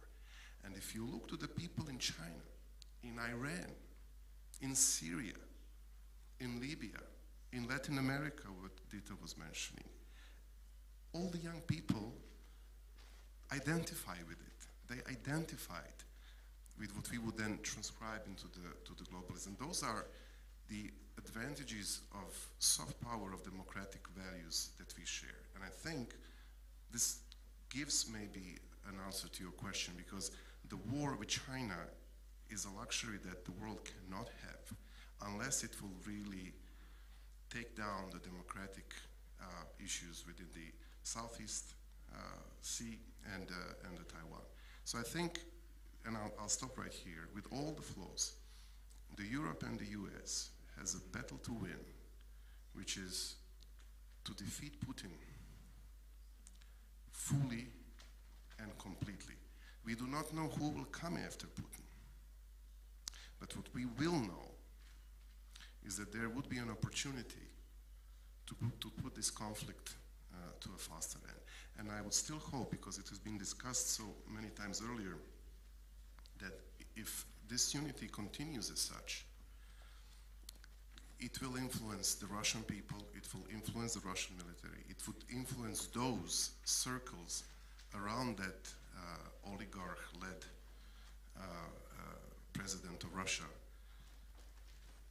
to change and to back down. And I'll just stop here, and I think our friend in Ukraine may have maybe more insights on Ms. Matvichuk, would you like to react on the question? I will agree with this thesis that we have to join our efforts in order to overcome Putin. Because this war have different dimensions, and Putin also play in dimension on values.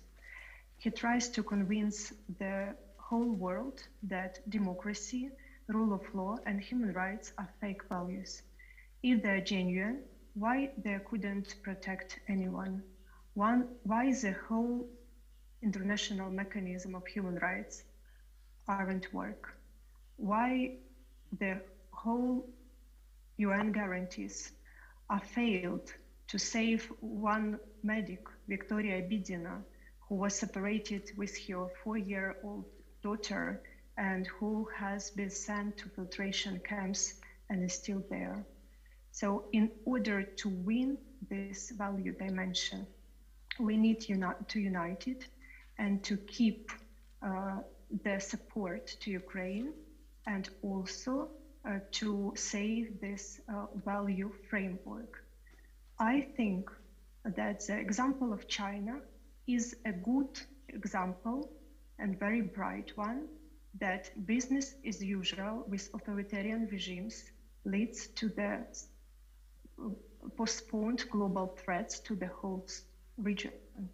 Because China was developed by cooperation with Western business And now we discussed how we have to build a new international systems with such kind of threats as China and Russia itself. And I will end with a point. I am a human rights lawyer. I'm not diplomats. I'm not politicians. I'm not military experts. So for sure, I don't know the complex answers for the whole problematic questions. But what I know for this moment, that the serious challenges has to be taken seriously, and the right temptations among political leaderships of the world, that this problem will vanish. But the truth is that problem will not vanish. It's our historical responsibility. We have to seek to this difficult answers, complex answers to the difficult questions. And we have to redesign the new world system. Thank you. Thank you. I have a very important question I really wanted to ask Andrea Kerbs, and then I will again give the floor to you.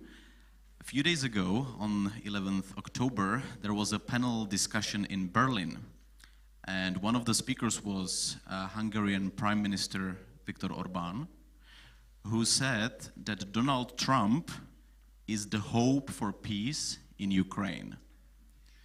He then accused the United States of perpetuating the war in Ukraine by providing it with weapons, and said that there should be US-Russian negotiations to bring about a ceasefire. And what are your thoughts on that?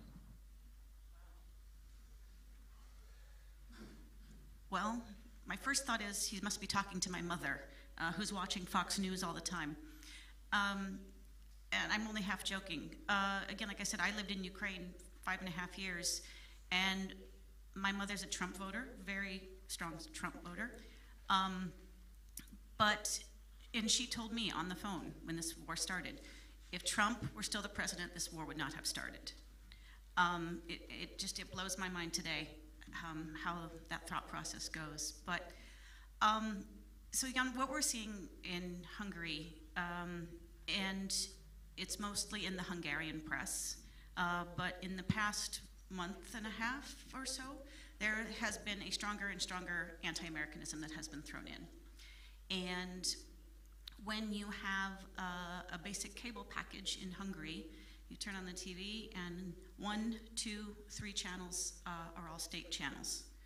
And when that is said over and over and over again, it starts to get legs. And unfortunately, I think that what he is saying is actually starting to be talked about amongst average Hungarians. Personally, I do not think that there's any way, shape, or form that Trump could do anything about this. I don't think he's smart enough. I don't think that he has enough experience. And as much as people say that the Russians wanted him to win the election, I don't think that's true. And so I don't think Putin would deal with him even if that was an option. But at the end of the day,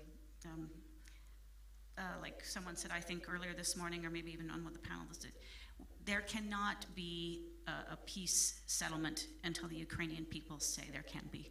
It's their country, they're fighting for it. And we saw what happened in Georgia in 2008. Yes, the war stopped, it stopped briefly, but the ABLs, the administrative boundary lines, are still there. Russia has continued to move those. Russia has continued to fortify those with barbed wire. Families are cut off. People are kidnapped when they wander into South Ossetia. And so, again, until we have a mechanism, when the Ukrainian people are ready to have a peace agreement, we also have to have a second agreement. We have to be ready to make sure that Russia will stand by that peace agreement. We can't have another Georgia situation, because that has led to what is going on today in Ukraine. We, the bigger we, the US, the West, we did not stand up to Russia then, and they continued and continued and continued. Okay, next question. Okay, I think you were first, sir. My name is Phil Peterson. I'm with the Center for the Study of New Generation Warfare. I'd like to make 3 points. First, the only peace that Donald Trump can bring to Ukraine is the peace of the graveyard. Second point, the intelligence is undeniable and overwhelming. The Russians did put Donald Trump in the White House in 2016, and they tried really hard in 2020. And the third point is, I think that the impression I get here is that people think that if China and Taiwan go to war, that China's going to win. And I think that might well be a mistake. If one takes a look at the Chinese weapon systems, the Chinese may go to use them and find out all of a sudden they end up targeting other cities because they're Taiwanese chips. I would also suggest that the biggest threat that we have with such a war is the fact that all the things we buy from China will probably not be able to get because every Chinese seaport will be destroyed. So that are some of the different views you get when you take a look at the actual military technical facts with regard to the China-Taiwan situation. Thank you. Thank you. Anyone else? Otherwise, I will ask my questions. Yes.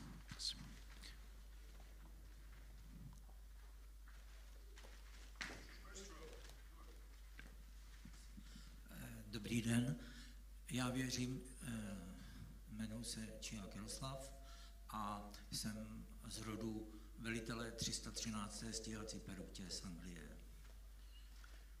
Chtěl bych říct tolik, že Evropa není Amerika. Je nutné zavést především odbornost. Jsme lidi, sounáležitost. A rozhodující je umět geopolitiku a geoekonomiku. Podíval bych se dozadu na velikány, kteří to uměli v roce 19. Ano, amerického prezidenta Roosevelta, našeho pana Masaryka, pana Beneše a další z Evropy, kteří založili mír v Evropě a uměli osvobodit Evropu z jha monarchistického. Ta věc, znalost historie je základ. České království bylo zrušeno za nakradené indiánské zlato. Španěli přes Habsburky, ano, s Vatikánem. Tam byl počátek problému i dneška. Zrovna tak, jako je počátek problému před 30 lety, kdy ta geopolitika nebyla dodělaná a dneska z toho sklízíme. Já se moc omlouvám, já vám do toho musím vstoupit, protože většina publika tady nemluví česky, takže i když má naprostou relevanci, tak bohužel nemůžeme to překládat.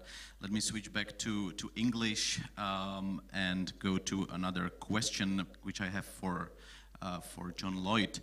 Could internal conflicts in the US and EU states weaken the response to Russian aggression, according to you?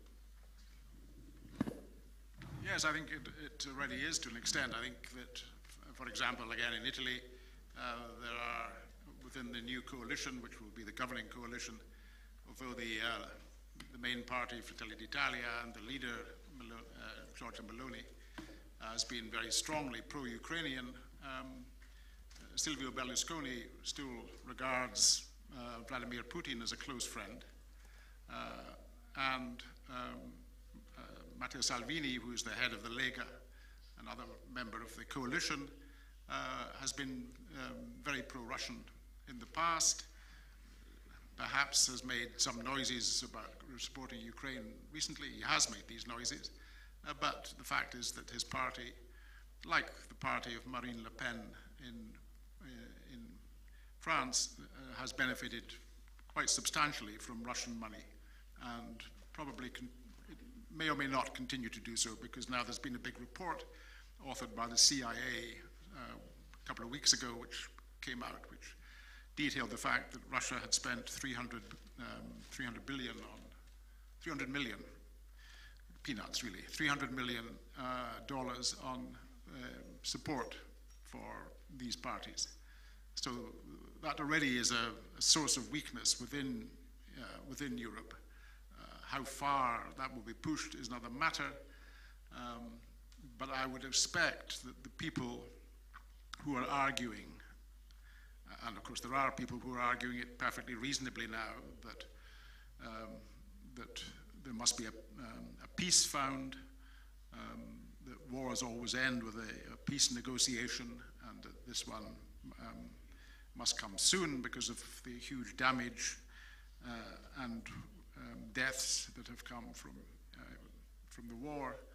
These voices will get louder, and especially as the winter gets colder, and perhaps especially if there's something of a stalemate in the war in Ukraine, then they'll get louder still. And I'll expect that in a number of countries, perhaps especially Italy, possibly now Sweden, perhaps also Germany, very much dependent on Russian oil and gas, France, that these countries will have at the very least a very strong minority perhaps at first, who are arguing for a quick end to the war and begging, it would have to be United States, to force the Ukrainians to stop, forced by saying, stop now, there will be no more weapons, and in that sense forcing them to stop. I think that would be a grave mistake. I believe that we have to wait until Ukraine itself and Zelensky himself, as long as he's got the support he has, decides on that. If he wants, I think we cannot trust Putin, even if he signed a piece of paper. But I would expect, yes, that there were. As far as the United States goes, others will know better than I. Perhaps Philip would know, but it's there certainly will be voices there, and if former President Trump becomes future President Trump, then the thing will become very much different. Whether or not he can stop the war is another matter. Whether or not Putin actually will listen to him if he doesn't wish to is another matter. But he certainly, I think, would try to would not supply Ukraine with the kind of advanced weaponry that Biden has. Thank you. I saw a raised hand of the ambassador. Please, the floor is yours. Thank you very much. And my apology, because in a way I'm going a little bit challenging the panel. At these times, I think it's of particular importance that we try to address the questions what needs to be done, what we should do actually to face those challenges from the authoritarian politics in a way that we succeed, rather than analyzing where we do have already internal problems or potential internal problems and so on. I don't really want to leave, from this conference being even more pessimistic than I am when it comes to the current situation.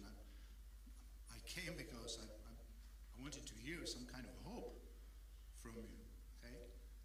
And John, I'll give you one different picture of the European political community. It's not an alternative to the European Union, or even in the future. Forget it. Absolutely no. This is actually one of the ways how the leaders, particularly from the EU and NATO, sort of try to put together the fellowship, the alliance of the countries who are ready to withstand this brutal aggression of Russia. That's it. Okay? And it would be a really rather unfortunate if we sort of try now to color it in the way you did it. I actually see one more advantage in this, and I think that the fact that the Prague summit was sort of very much on the loose format was not to kill it during the first meeting, but to have second and third meeting, hopefully. Sasha, you have mentioned enlargement. I think this is a part also of our response. It should be. Particularly because we, the Europeans, already we are mostly responsible for the engine of enlargement being stopped. But I see in this community, this political community, a chance for those who are in and those out, whether they are aspirant and candidate countries, to talk to each other, to meet each other at an equal footing. This is the only platform where they are not being treated, where the professors, those who are in, will not treat those sort of students in a way of, oh, by the way, you still have not done this, and you failed on this enlargement agenda and all of that. This is the strength of this European political community. So, and I'm sorry, sort of not to put the questions at the beginning. Please, what would you think is one or two things we can do to actually address these challenges? Thank you. I'll give my 10 closing remarks, and I appreciate Commissioner Fuller for this. I think I already said we really have to be fully behind Ukraine. There is no, I think even public debates, we all bear responsibility, each and every one of us. We can't doubt, we can't question. We need to stay strong, we need to stay united, period. Discussions on diversity political scene in Europe or in the US, not helpful this time. And I would also ask you, please don't make a difference between the American political scene. It's a whole different topic altogether. America stands and will stand firmly. I know a number of congressmen in the Republican Party personally. There's no, the whole issue of a Trump administration is a whole conference perhaps on its own. It's not black and white, and there are lots of colors of gray and other colors. Concrete, as Commissioner Fuller suggested, concrete advice. Guys, on an enlargement, follow the United States for the love of God. Sanction those who we have sanctioned. The US has put up resources, put up efforts. We have a legal process in our Department of Treasury. This is not a political assessment. There is a lawyers engaged. Commissioner knows this very well. If we have sanctioned people who are obstructing democratic processes and rule of law, please do so. They're not going to join the United States of America. They are about to join the European Union. So guys, wake up. I will also tell, I'm sorry, but with all great respect of the democratic values and unity and all what I'm hearing here from almost every speaker, you have to be critical over your leaders who are undermining outside and bringing Russians, facilitating directly, endangering the southern flank of NATO. Sorry, that's the reality. And I will finish, said that it's not just Macron and the courting of a foreign minister of Greece for Haftar. The European Commission has enacted Irini operation to block the sea, but they failed to enact the blockage over 1,000 miles border between Egypt and Libya, only to help Emirati-based Bin Zayed, who is a good friend and a business associate with Macron in the military and the bases, and all that what we could discuss why this came about. But if we stand as European Union and the US, we should not support people who are autocrats. We should not send the messages anywhere that we will stand, and let alone to those who have unfortunately not just been working secretly with Russia and Putin, but facilitated that they have military bases there. So there's the answer to your question. Thank you so much. I saw a raised hand of Alexandra Matvichuk. We have remaining 3 minutes, but I really want to give you space. So please go ahead. Thank you very much. I would like to make 2 comments. There is a political consensus in Ukraine that victory for us is the complete occupation for all Ukrainian territories, including Crimea.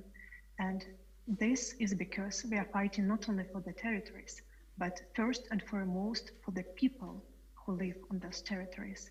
I have been documenting war crimes for 8 years already, and I personally interviewed hundreds of people who survived Russian captivity. I spoke with people who were beaten, raped, whose fingers were cut, whose nails were torn away, who were tortured with electricity through their genitalia, whose nails were drilled. So we will never leave our people alone on these territories. So it's a political consensus in Ukraine. And second, my remark that this war started not in February 2022, but in February 2014, after the collapse of authoritarian regime in Ukraine, when we obtained a chance for a quick democratic transformation, a chance to build a country where the rights of everybody are protected, government is accountable, judiciary is independent, and police do not beat peaceful student demonstrations. And that time Putin started this war. It means that democratic transition of Ukraine will have a huge impact to the entire region and to democratic future for Russia itself. And that is why when I spoke all these years with my Russian human rights colleagues, or human rights defenders, and asked them how we can help you, because they were under constant persecutions by Putin's regime, they always answered, be successful. Ukraine is a key to Russia, so I recall to assist Ukraine in this war, in each dimension of this war, which has also a very huge impact for the whole international system of peace and security. Thank you very much. Oh, excuse me. Unfortunately, our time is up. I would like to thank Dita Charanzová, Sasha Toperič, Alexandra Matvichuk, Andrea Kerbs, and John Lloyd for joining us today. Ladies and gentlemen, let's take 10 minutes coffee break, and please come back for the security panel. Thank you.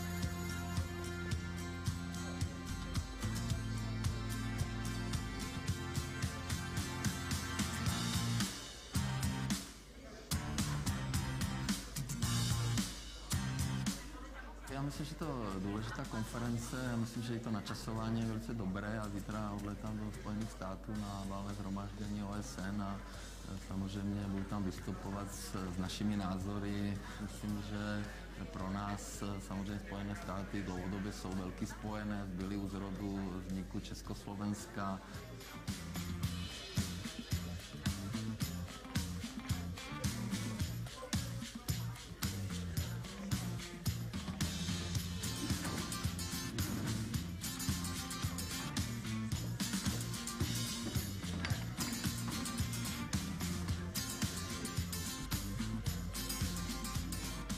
Pro nás Spojené státy jsou hrozně důležité. Z úhlu České republiky je Amerika mezi top 10 destinací pro export, ale co je ještě důležitější, mezi top 6 destinacemi s ohledem na tvorbu přidané hodnoty. Takže pro nás je hrozně důležité diskutovat o příležitostech, možnostech, trablích, potenciálních problémech a je to zcela ideální platforma, kde se můžou potkat všichni. Za dnešní konferenci velmi rád a přispívá k diskuzi o současném stavu transatlantických vztahů. Pro nás, pro Českou republiku, je to zásadní otázka. Spojené státy patří k našim významným partnerům, spojencům a máme hodně společných zájmů. Zároveň také chceme řešit některé sporné body, to jsou například obchodní vztahy mezi Evropskou unií a Spojenými státy, a budoucnost jaderné dohody s Iránem, nebo také otázky klimatu. A já bych chtěl zdůraznit, že se Spojenými státy, s Kanadou nás mnohem více spojuje, než rozděluje.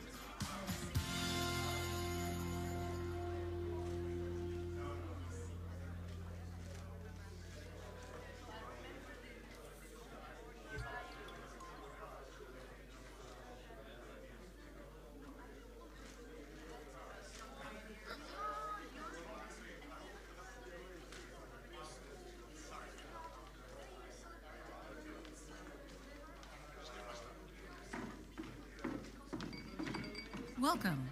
This conference purpose is to provide an opportunity for academics, experts, and concerned members of society to delve into and discuss the many challenges that we face in collaboration with our partners and allies across the Atlantic.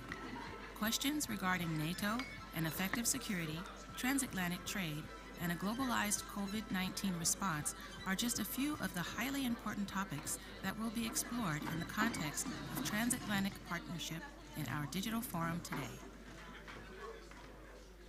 Tato konference se koná již po5., avšak poprvé v této digitální podobě. Letos má skvělé načasování, protože se pořádá právě týden po zvolení nového amerického prezidenta. A právě Joe Biden je příslib nové pozitivní spolupráce, a to nejenom z ekonomického hlediska, ale i z bezpečnostního a politického.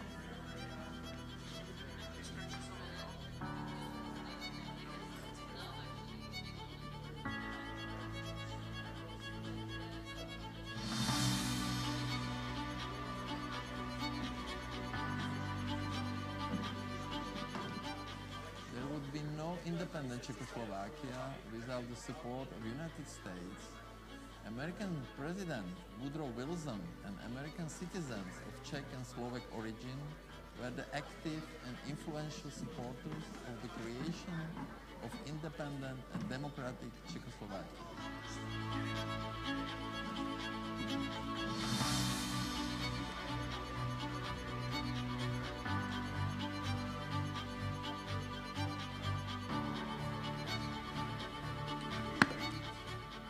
Osobně se domnívám, že ty hlavní výzvy pro novou administrativu prezidenta Bidena budou zejména na domácí scéně. A myslím si, že je opravdu čas nastolit novou transatlantickou agendu.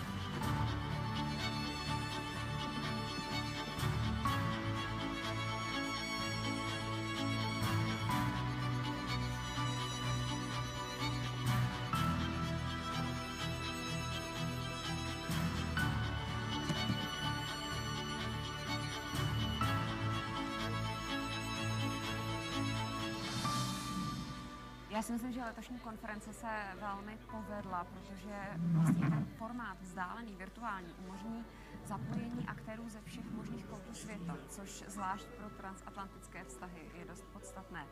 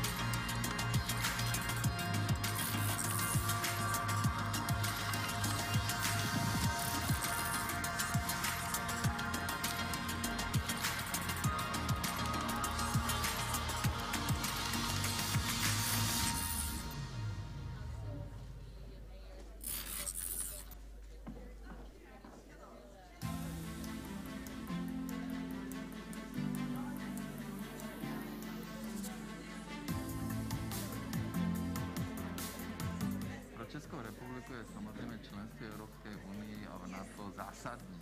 Není vůbec na místě debata, že bychom tyto aliance opouštěli a naopak musíme být aktivnější a musíme přispět tomu, aby Evropa byla úspěšná.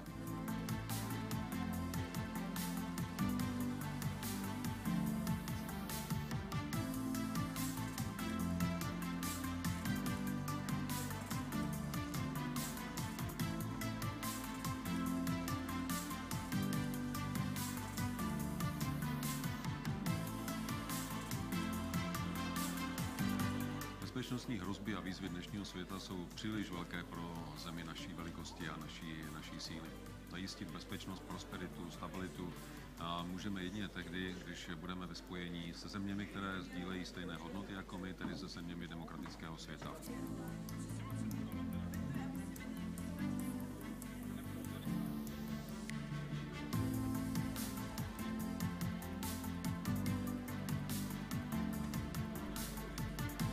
For the Czech Republic, the transatlantic relationship has been indispensable to our security and defense.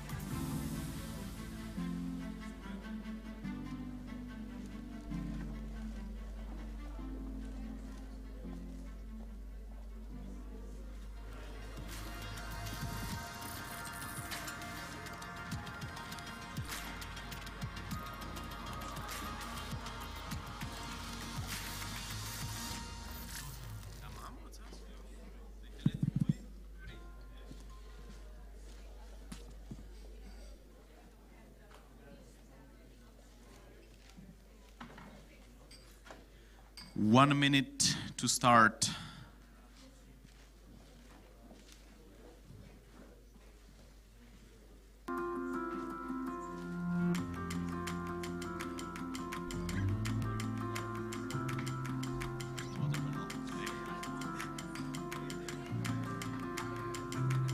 Ladies and gentlemen, one more minute and we start. Well, it's very nice to be here for the second time already, and I'm very thankful for the Institute of Policy and Society to organize this conference. And also, I like it very much that the Czech politicians take it very seriously, that digitalization should move the country forward.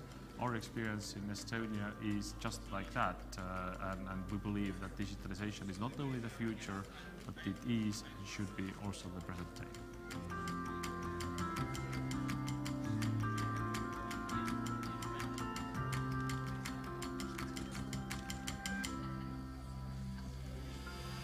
Je to hodně zajímavá konference Digitální Česko, 4. ročník a vlastně, jak její název napovídá, tak vlastně my se snažíme úplně to samé, to znamená udělat z Česka Digitální Česko a tady je platforma, na které se potkává hodně lidí, hodně se mluví o plánech a cílech, hodně se mluví o tom, o propojení toho soukromého světa se státní správou, jak bychom měli vlastně fungovat. Je tady evropský rozměr, tak je to součástí naší koncepce Digitální Česko. To znamená velice přínosné, hodně na jednom místě možnost potkat různé lidi, kteří mají na to různý názor.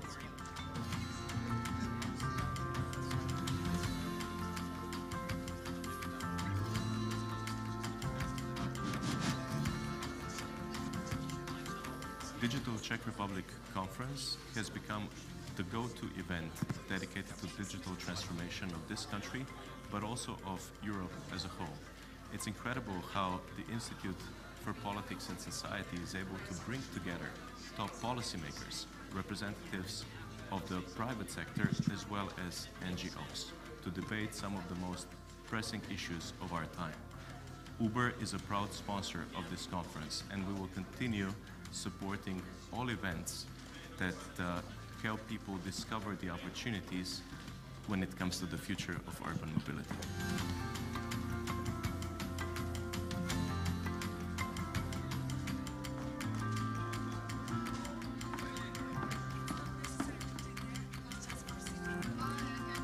We are waiting for one more speaker to join us, so please bear with me for one more minute.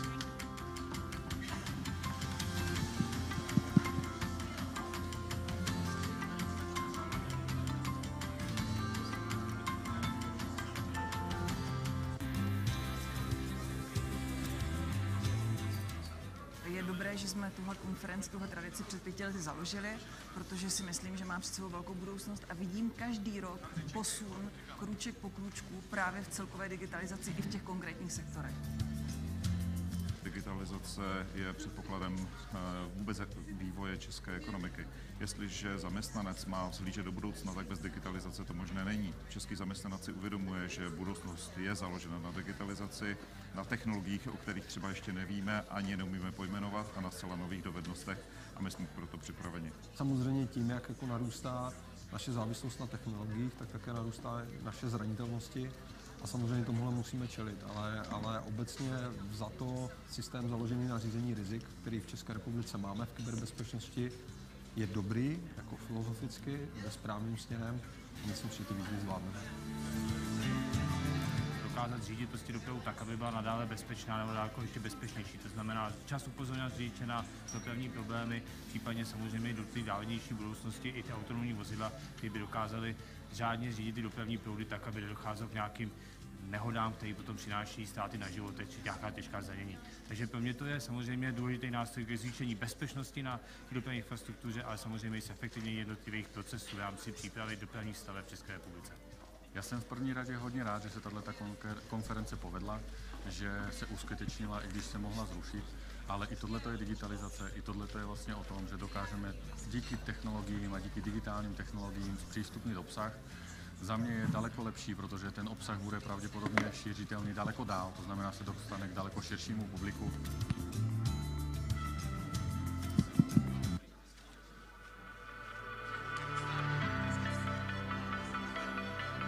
Dámy a pánové, vítejte u 6. ročníku konference Digitální Česko.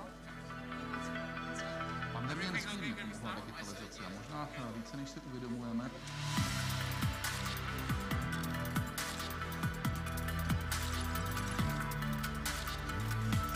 Ladies and gentlemen, welcome back for the last panel of today's conference, the security dimension, which is named Securing the World Against Russian Aggression and Blackmailing. It's my pleasure to welcome my colleague who will be hosting this panel, Roman Mácha, who is the analyst at the Institute for Politics and Society.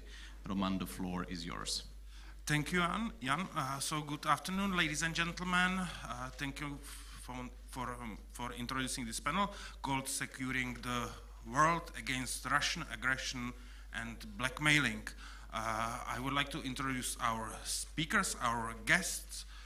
Firstly, I will introduce Kira Alexandrivna Rudik from Ukraine, member of the Verkhovna Rada of Ukraine, Ukrainian Parliament, also leader of Holos Party, in English translation is Voice, and also vice president of ALDE Party in European Parliament. Online we have Benedetta Berti, head of policy planning at the Office of the Secretary General of NATO, so welcome Benedetta. And also Joanna van der Merwe, non-resident fellow at the Center for European Policy Analysis, also well known for this abbreviation SIPA, so welcome. Mark Feifel, President and CEO of the Record Strategies and former White House Deputy National Security Advisor for Strategic Communications and Global Outreach. I hope it was correct. Longest title. Yeah. In the world. And last but not least, Robert Pščel, Senior Fellow at Casimir Pulaski Foundation, and also former diplomat of NATO, and especially in Moscow. And I heard from Jakub Kalensky that you have many interesting stories with Russian state media. So welcome. And before we start, one important announcement. Today is a very important day for Ukraine. Today is a Defenders of Ukraine Day. So I would like to wish to defenders of Ukraine to send as many as they can Russian warships to the place where they belong, and not only warships. And there is today is also a very important day for Ukraine, because you have a birthday. So happy birthday! And we have a small gift for you. But you would get this gift anyway, yeah? And you will get the same gift too, so don't be happy so much. And we will start with the first question, and the first question is the same for every panelist, or for all panelists. As this panel has a name, Securing the World Against Russian Aggression and Blackmailing, I am curious about your assessment, how we are successful or not, because we imposed huge sanctions. There is a military support of Ukraine, financial support of Ukraine, but also there can be some weaknesses. For example, as Mr. Macháček mentioned, that European Union promised big financial support, but what they delivered was a little. So I'm curious about your assessment, and definitely because you have a birthday, so we will start with Kira. Hello, everyone. Thank you so much for having me, and thank you for congratulations. It's really delightful. However, it's still the most important day. Today is the Day of Ukrainian Defenders, because this is the only reason why I'm able to celebrate the birthday today, that they are fighting. So, thank you. So, let's talk about the latest events in Ukraine and how we assess them. 3 days ago, there was a massive attack of Russian missiles. Over 80 missiles were hit on the territory of Ukraine, destroying or damaging 30% of our critical infrastructure, energy infrastructure. The losses are counted in billions. And if beforehand we had like a very small hope, but still a hope that we will survive a winter like in a plus-minus comfortable shape, right now we do not have this hope. We understand that it will be incredibly complicated. As of right now, as of today, over 1,000 of Ukrainian cities and villages are without the electricity or have the electrical outages. And we are fixing the infrastructure. However, the missile attacks on Ukraine do not stop. So basically they're hitting and going according to their plan, destroying their critical infrastructure. What was good that happened after these attacks? That we received promises and actually started receiving the Air Force protection systems from our allies. President Biden promised us the sophisticated Air Force protection systems. Germany finally pushed for them. We had confirmations from different European countries. What is bad is that it was a little bit too late. Because when on the 8th month of war, we are asking pretty much for the same thing that we were asking on the day one, and we were asking for one particular thing, Air Force protection systems, so we can protect not only our homes, but military bases, but energy infrastructure, but Zaporizhzhia nuclear station, the largest nuclear station in Europe, which Russians continue shelling, creating issues. And as I say, we are one idiot away from like a huge tragedy. So the difference between 4 days ago and right now is that if we had received all that was promised to us 4 days ago, we wouldn't have 30% of energy infrastructure destroyed. Because of 80 missiles that were hit, that were sent to Ukraine, 40 were intercepted by our existing Air Force protection systems, which is not sophisticated, which is, how should I say it, very much a legacy from Soviet Union, but we still were able to decrease the damage twice. So imagine what we could have done if we had everything that we received and were promised over the last couple of days. So when we are talking about blackmail, when we are talking about how to contradict Russia, there is one very simple answer. we should not wait until something bad happens and then we have to fix it. Our allies should act proactively and give us what we are asking and support us with the things that we are having on our list, which is a very simple list, in advance. Then we will be able to be more effective in pushing Russia back. Because Ukrainian economy is destroyed. So all the 30% of destructions and everything that is coming will end up being an aid from your guys' side. We will not be able to fix it ourselves. And so my question would be like, what else needs to happen so the decisions would be done in time? So that we wouldn't wait for people to die or for destructions to happen to take actions. Another good example is the nuclear threat. Putin is making this threat for a long time, actually, since day one. Every single day, I think this threat is closer to becoming real, especially with this unconfirmed situation on the nuclear plant, because they are making everything so that there would be an incident and then Putin will be able to blame anybody else on this incident.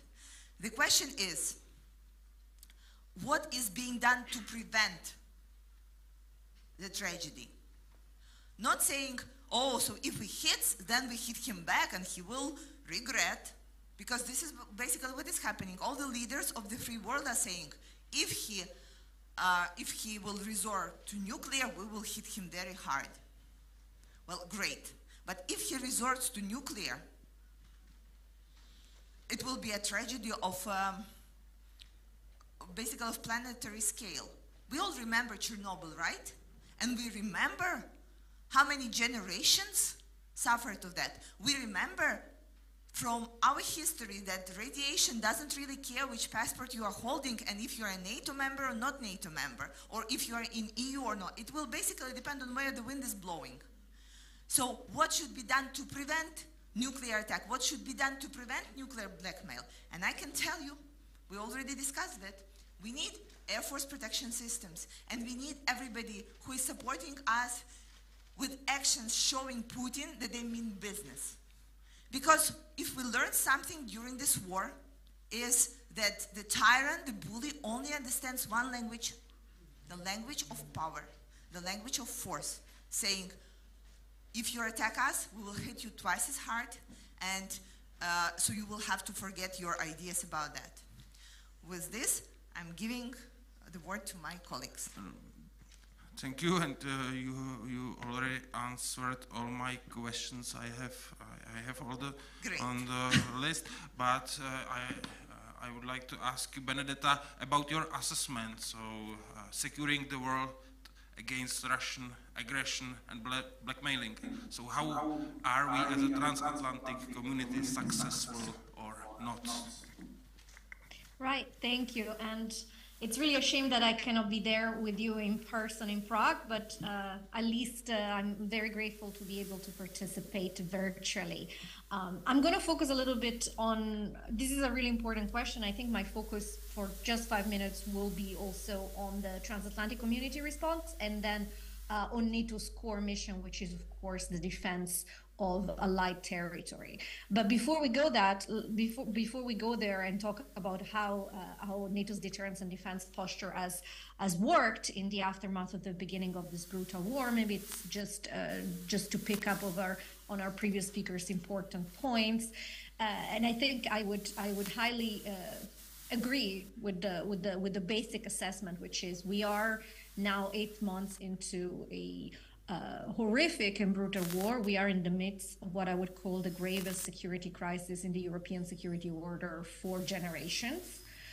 We are in the middle of a war with a potential impact, first and foremost, of course, on Ukraine. That's absolutely obvious. But I think we shouldn't forget that it is also very much impactful on the European security order as a whole, on the rules-based international order, and ultimately on what kind of world we want to live in. So the stakes are incredibly high, I think, first and foremost, of course, for Ukrainians fighting for their own self-defense and survival. But I think we should see this war as having incredibly high stakes also for us as Europeans and for our own security, democracy, and future.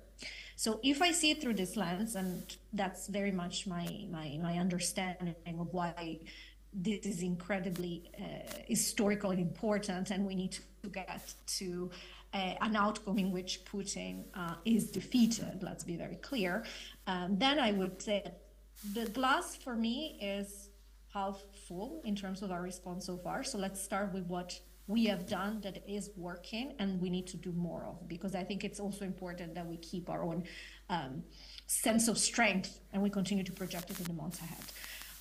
So first of all, we are in a decisive stage of the war. We are also in a fog of war. So I don't know what the future will bring, but we've seen an heroic counteroffensive. We've seen Ukraine regain ground. That doesn't mean, of course, that all is done. I actually would say that this is a reason why over the next few months we need to support Ukraine with everything it needs in order that it can consolidate and build on those military gains that have been, in my opinion, incredible. So first of all, we are in the stage of the war. I think for us, the priority, and for us, I see as a transatlantic community, I'm giving my 2 cents, is that we remain steadfast. So that it means continuing to support is political. And of course, I think the clear communication about not recognizing the sham referendum, not recognizing this farce about trying to undermine international law by claiming Ukrainian territory to be part of Russia. I think all these statements, and of course the UN General Assembly statement, all of this is a good sign that we're continuing to convey the right messages. That's also not enough. We need to continue to remain steadfast in our approach to sanctions, and that's something that I think remains absolutely clear. It's not a NATO role, but if we're talking about how do we respond to this war, it has been a really good, I think, example of transatlantic coordination and cooperation. And then we have to continue the military support, and that goes very much to the heart of what was being said before. I think if you do track what we have been doing since February, you do see there has been a steady increase. We just concluded the NATO defense ministerial meeting that I think led to very good decisions in terms from a NATO perspective to continue support and increase our support to Ukraine. The NATO piece of the puzzle is non-lethal assistance, so food, fuel, drones jamming equipment, CBRN defense, and a number of other important enablers, but on the non-lethal side. Whereas allies are, of course, stepping up quite significantly, and we heard about air defense, which is absolutely crucial. Precision weapons, artillery, air defense rocket, advanced weapon system. We have seen those making a difference on the ground, and so it's important to continue to support. The Secretary General of NATO says this very often, and I think it's a very good way to look at this. We need to support Ukraine for as long as it takes, and we need to remain steadfast. So this is a little bit what we have been doing. We've also looking more at the longer term, and that means in the longer term transitioning out of Soviet legacy equipment into Western equipment for the Ukrainian army. This will be very important, and NATO is already involved in this important efforts. We're also working more with our industries because, of course, there is an issue of supply. There is an issue stockpiling ammunition, backfilling, and one of the decisions taken this past ministerial is really that we are stepping up the work, working together as allies to provide the right signals to the industry in terms of demands, re-looking at our own guidelines. The point is we need to increase production because that's what we need in order to preserve the strength of our deterrence and defense posture, but it's also what we need to continue to support Ukraine. So I think these are all good elements that we need to continue and ramp up in the next few months. Last point, because I know we want to have short opening statement, I would say what I think it's also really important for us as a transatlantic community is that we really learn the lessons of the past months and of the war. And there's many lessons, and many are tactical, military, strategic, and we are learning it. But I would say, just to put one element on the table, from a mindset, strategic point of view, I think this war that a shattered peace in Europe should serve as a stark reminder that our security environment is no longer the one that has been for decades. What I mean is, for many years, especially in Western Europe, we had a view of a post-Cold War Europe that was stable, that was at peace, where conventional threats were very unlikely. And I think from 2014, of course, that was our main wake-up call for NATO, but since 2014, we've really seen that our security environment has deteriorated beyond recognition. And so that means that we need to reckon with this new reality, not take our own peace and security for granted, invest more and invest together in defense, continue to ramp up our deterrence and defense posture, and maybe we'll go more into that in the next session in terms of what NATO has been doing to do exactly that since February, but really since 2014, and deal with the fact that we live in a world marked by strategic competition, where we see our adversary more and more using all tools in their toolbox to seek to weaken and undermine us. And I think the recent months have shown this very eloquently with the manipulation of energy, with the energy crisis, with disinformation, hybrid, cyber attacks. We need to be much more prepared for a world, as you say, in which economic coercion and blackmail will continue to be utilized against them. And so that's why it's so important that over the next months, we continue to transition and wean ourselves off one-sided dependencies like the one on Russia or Russian gas and oil. And I'll stop here for now. Thank you. And the same question for Mark. Thank you. Thank you for this great panel and great day. I appreciate it very much, the Institute for Politics and Policy. It's good to be here in person and not have to wear pants when I came this year. Last year I wore gray sweatpants and was on Zoom, so much different this year. Successful or not is the question. I think overall quite successful. 8 months ago, I don't think that a lot of people would be thinking we'd have the same discussion right now, that Russia would be and Putin would be in a very, very difficult situation. That's mostly because of the will of the Ukrainian population, political leaders, and the people of that country, and the way that the international community has surrounded and helped them.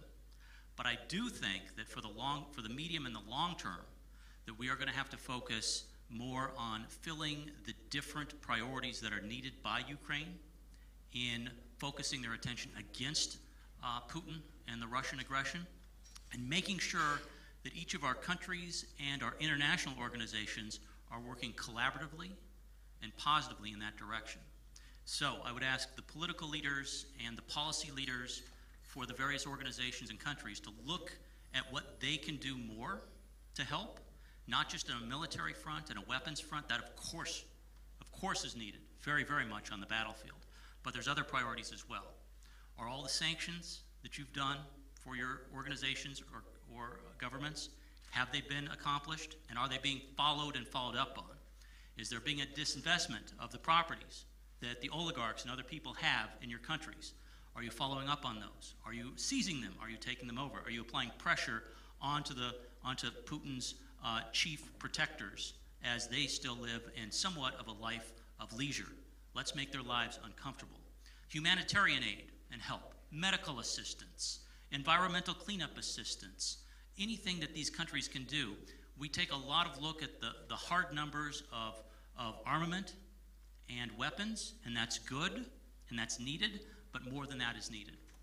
And let's take the added pressure and let's take away from, so it's not just propaganda, but it's adding pressure.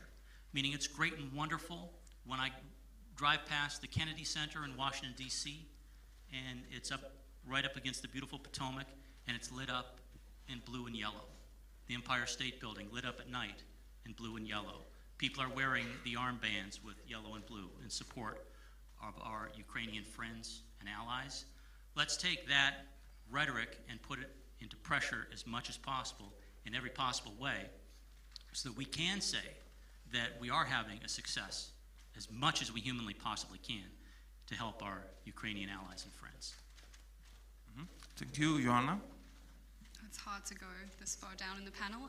I think, well, firstly, I'd like to thank the organizers for inviting me here and take this opportunity on the Ukrainian Day of the Defender to thank the Ukrainians.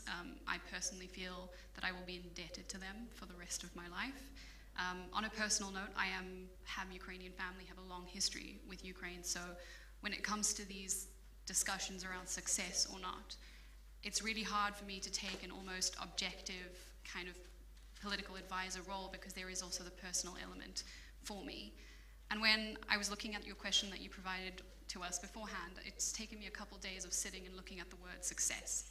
What is a success? You know, and arguably, as now watching the fourth generation of my family get directly affected by Russian aggression, blackmailing, you know, my 4-year-old cousin now experiencing what so many members of my family experienced, my quick answer would be no, we have not been successful, but we do have an opportunity to be successful now, that we have finally come to the recognition of what Russian aggression looks like and what it looks like to humans on the ground. And, you know, as Kira said, I struggle with this idea that it's a little too late. The reactions are still a little too late, when we should be trusting what the Ukrainians are saying they need, because we can see for ourselves that the Ukrainians know what that threat looks like, and they are the ones who know how to deter it. They are the ones putting their lives on the line for the rest of us. So for me, that is the fact that we're still a little too late with support. For me, says that we aren't learning fast enough to truly counter that aggression. And then, you know, I wanted to build on a little bit about what Benedetta said about, you know, support for as long as it takes. To me, that is a very daunting statement. For as long as it takes, what are we defining success as? Are we saying that we're gonna not do something definitive to try and help Ukraine end this as quickly as possible, to end the suffering as quickly as possible?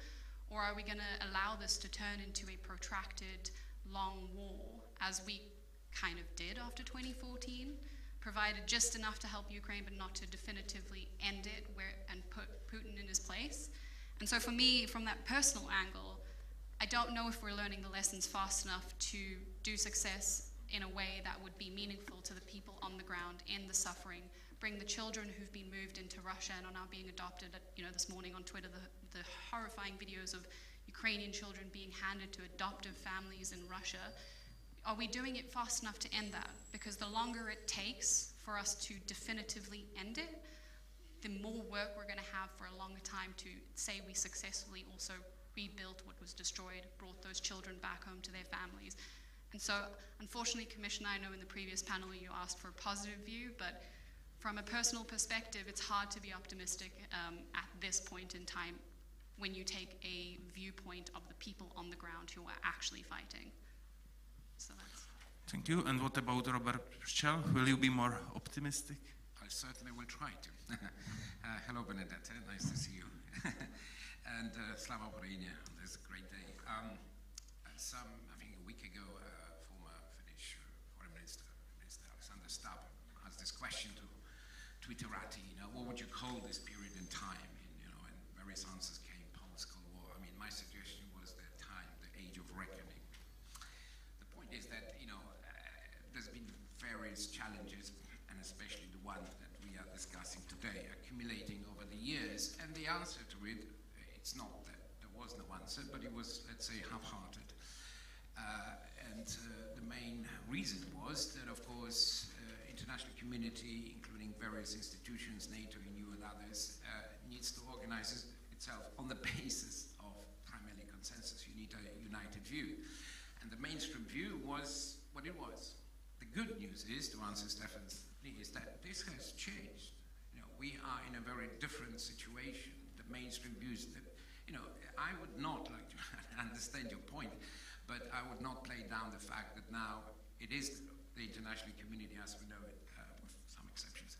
And we could see it, by the way, in the vote which took place in the UN General Assembly. This is meaningful. Russia was only supported by 4 other equally disgusting dictatorships. The will to support Ukraine is there. The movement towards doing everything possible is there as well. And I'm not going to repeat what Benedetta Robert said about NATO's contribution, which I think is substantial, but also I think some other institutions, and EU among them. I mean, you can pose a question that people expect. Sure, it's true. A lot of people did not expect Ukraine would be so successful, so effective. Partially also because the signals coming from Kiev just prior to the war, were mixed. Let's be honest about it. But the heroism, the fantastic organization, the ability of the military is not just heroism and the courage. It's actually, Ukrainian armed forces are now one of the best armed forces in the world. They have jumped over, in terms of quality, frankly, the majority of NATO countries. Let's be honest. With the help of NATO countries and NATO itself. That's true as well, but that's reality. And in terms of communication strategy, boy oh boy, I worked public diplomacy division. I think we have some things to learn from Ukrainian friends as well. But a lot of it is that glass, which is, I agree, is probably half full, maybe even more. But the distribution of what's been put into the glass, it's a bit uneven.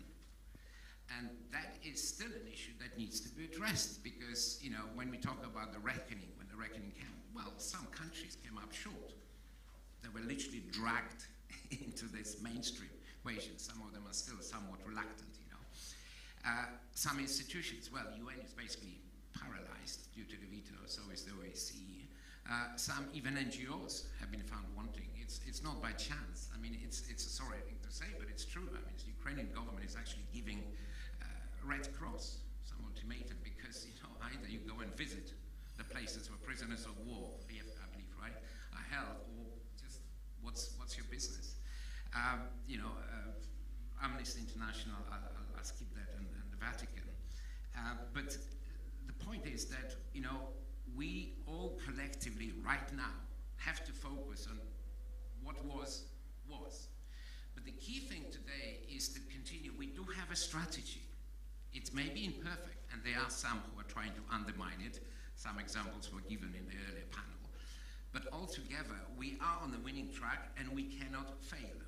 This is the thing which dictators, there were other dictators, much bigger, much consequential in history, which, like before Mr. Putin, who did not understand how democracies work. Of course they're reluctant to go to war. Of course they're reluctant to enter into confrontation because they value life, because they value peace. But once they do, they can be very, very determined. And also, we do have the resources to not just put on the table, but, so we have moved beyond what I would call the ritual condemnations. We've moved in the sphere of action, and that is a strategy that we need to implement. And here I'm going to quote somebody you'll be surprised I'm quoting. It's one of Mr. Putin's predecessors, Mr. Khrushchev, who during his famous or in favor visit to US, mentioned that everything is strategic. And US journalists said, what do you mean? It's like, yes, even the buttons. So what do you mean the buttons are strategic? Good. Yes, because if the soldiers cannot, don't have the buttons, they have to keep the trousers one hand, and therefore they cannot shoot. Well, it was Mr. Khrushchev, but the serious point about it is we have to be strategic, and everything matters. Sanctions, economic sanctions, but even what the sports associations do matters as well. How we actually make, force the Russian people themselves, who we have not spoken much today, have we? What is the role of the Russian opposition abroad? We know what the role of Navalny is. There's not been that much unity. So there is a lot of things that need to be done. And you know what? We actually should frankly congratulate our societies. They've been ahead of the curve when it comes to supporting Ukraine very often. It's a difficult picture, and I know the winter is coming. But the last point I would make, and I'll stop there, is that, and that's an important point for me as a former NATO official, but still a Central Eastern European, the fact that the countries of predominantly, not only, but countries of Central Eastern Europe have been right on Russia policy, and they were not fully listened to, is of mild satisfaction today, okay? Because there's a lot of countries now coming up and said, well, you were right on energy policy and various others. The most important thing is we are right today, and it's those countries who are still right, more right than others, who have to drive the agenda. And we will ensure that that is what happens. So to be very specific, I ideas such as, for example, European strategic autonomy on defense, forget it. Forget it. The more important thing is the new configuration of forces. Today, as this conference taking place, there are fascinating discussions taking place between Polish experts and French experts in Paris. And you might be surprised what sort of new security architecture is being designed through agreements on, satellites, etc. And that is, in my view, the future. The continued work of the institutions, which play the role, those who have been behind, going up. And I end on one small example that you can do bad, wrong things, but you can, change them. Parliamentary Assembly of the Council of Europe, which was criticized quite rightly for having, somebody like Mr. Tolstoy as a deputy chairman. They were the first institution recently who actually voted to define Russia as a state terrorist country. So let's move forward and be, again, as Stefan suggested, I think he's right, be more optimistic in our abilities to actually do the right thing, and we're going to win. Thank you. I see Kira took a mic. Just a short remark, please. Short remark. Okay. Mr. Robert, there are a couple of things that I want to disagree with you on. As of right now, I think that the general strategy that our allies have is still how to support Ukraine on what we are doing. It's not a strategy of how to make sure that Ukraine wins. Because if that was the strategy of how Ukraine wins, then the amounts and the plans for giving us enough weapons would be drastically different. And this is the main frustration that we see and we feel, that we have in Ukraine our plan, and our plan is very clear. We will be fighting, and we will continue asking for support, for weapons, for money, for right now for energy, and support for our refugees. But all in all, I have spoken to so many world leaders. Their plans are to give us what we ask, but these are not the plans on like that we have to win by like March 1st of the next year, because then the changes would be again overwhelming. Right now, it's still very much concentrated on the domestic politics. Very much concentrated on the country's preparation for winter, which I can understand because everybody is trying to survive these days. But it does not have this strategy that we would say, okay, we all believe in it and we are all pushing towards one goal. It's rather reactive to what Putin is doing. And again, inability to protect nuclear station, that is a threat for the whole Europe and for the world.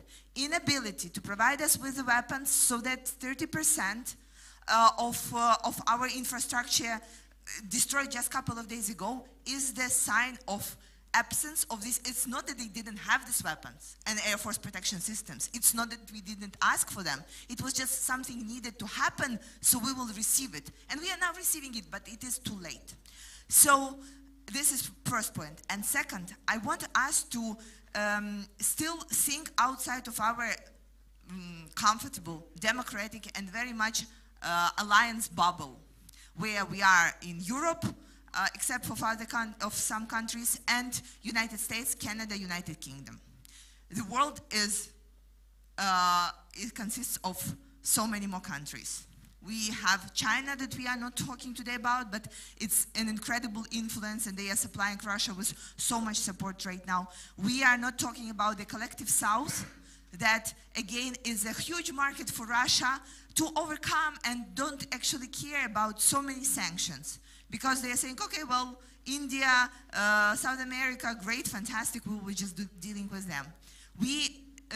When we are talking about having a strategy, this strategy needs to include involving India and Brazil to stand off on the sanctions thing. If we are talking about the strategy, then we need to see the plan for supplying the wide-range weapons to Ukraine till the end of the year, and we still have, I would say, pieces of that, not the sufficient understanding, so we would tell our military that they would be able to continue on counteroffense.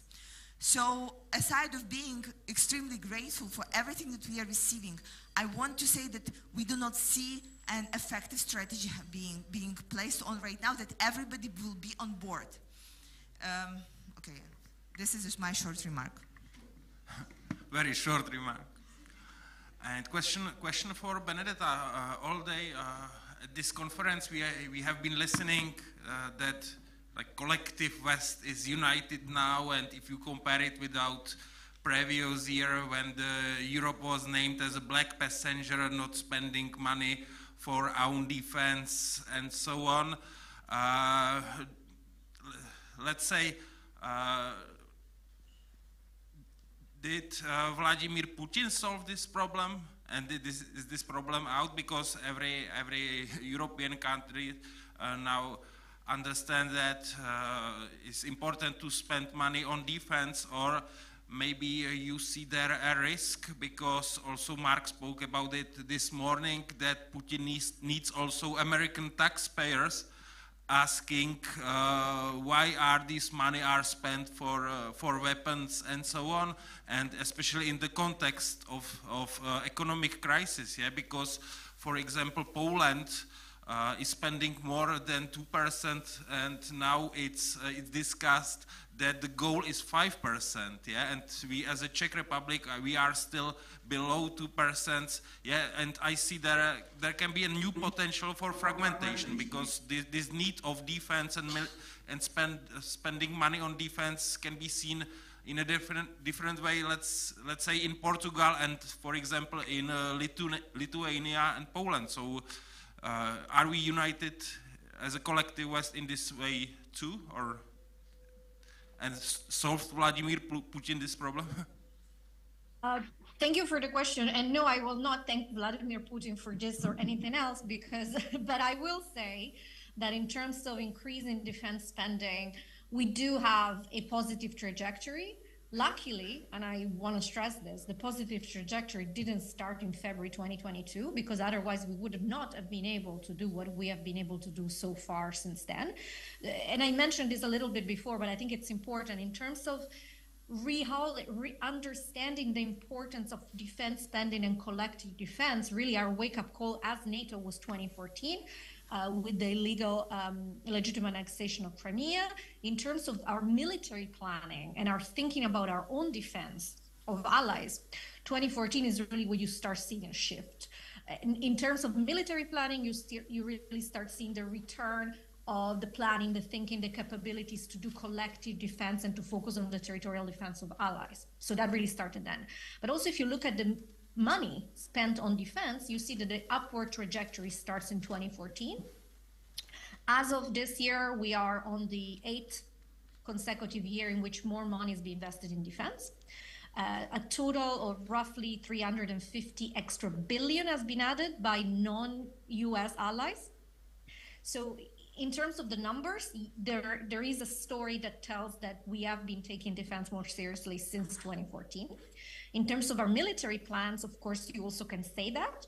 I think that's one of the reasons why after February, in a NATO context, we were able to agree our defense plans within hours, and we were able, again, within hours and days, to thicken the eastern flank by deploying 4 additional battle groups, by taking extra decision to bolster our presence in the air, at sea, on land.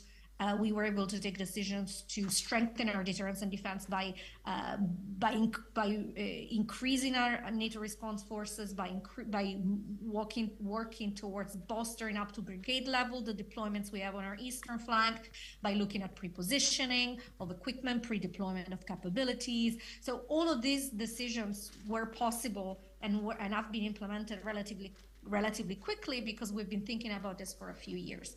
That said, and I'll close here, it is true that since February, for many countries that were, let's say, a little bit more reluctant on this conversation, the penny has dropped.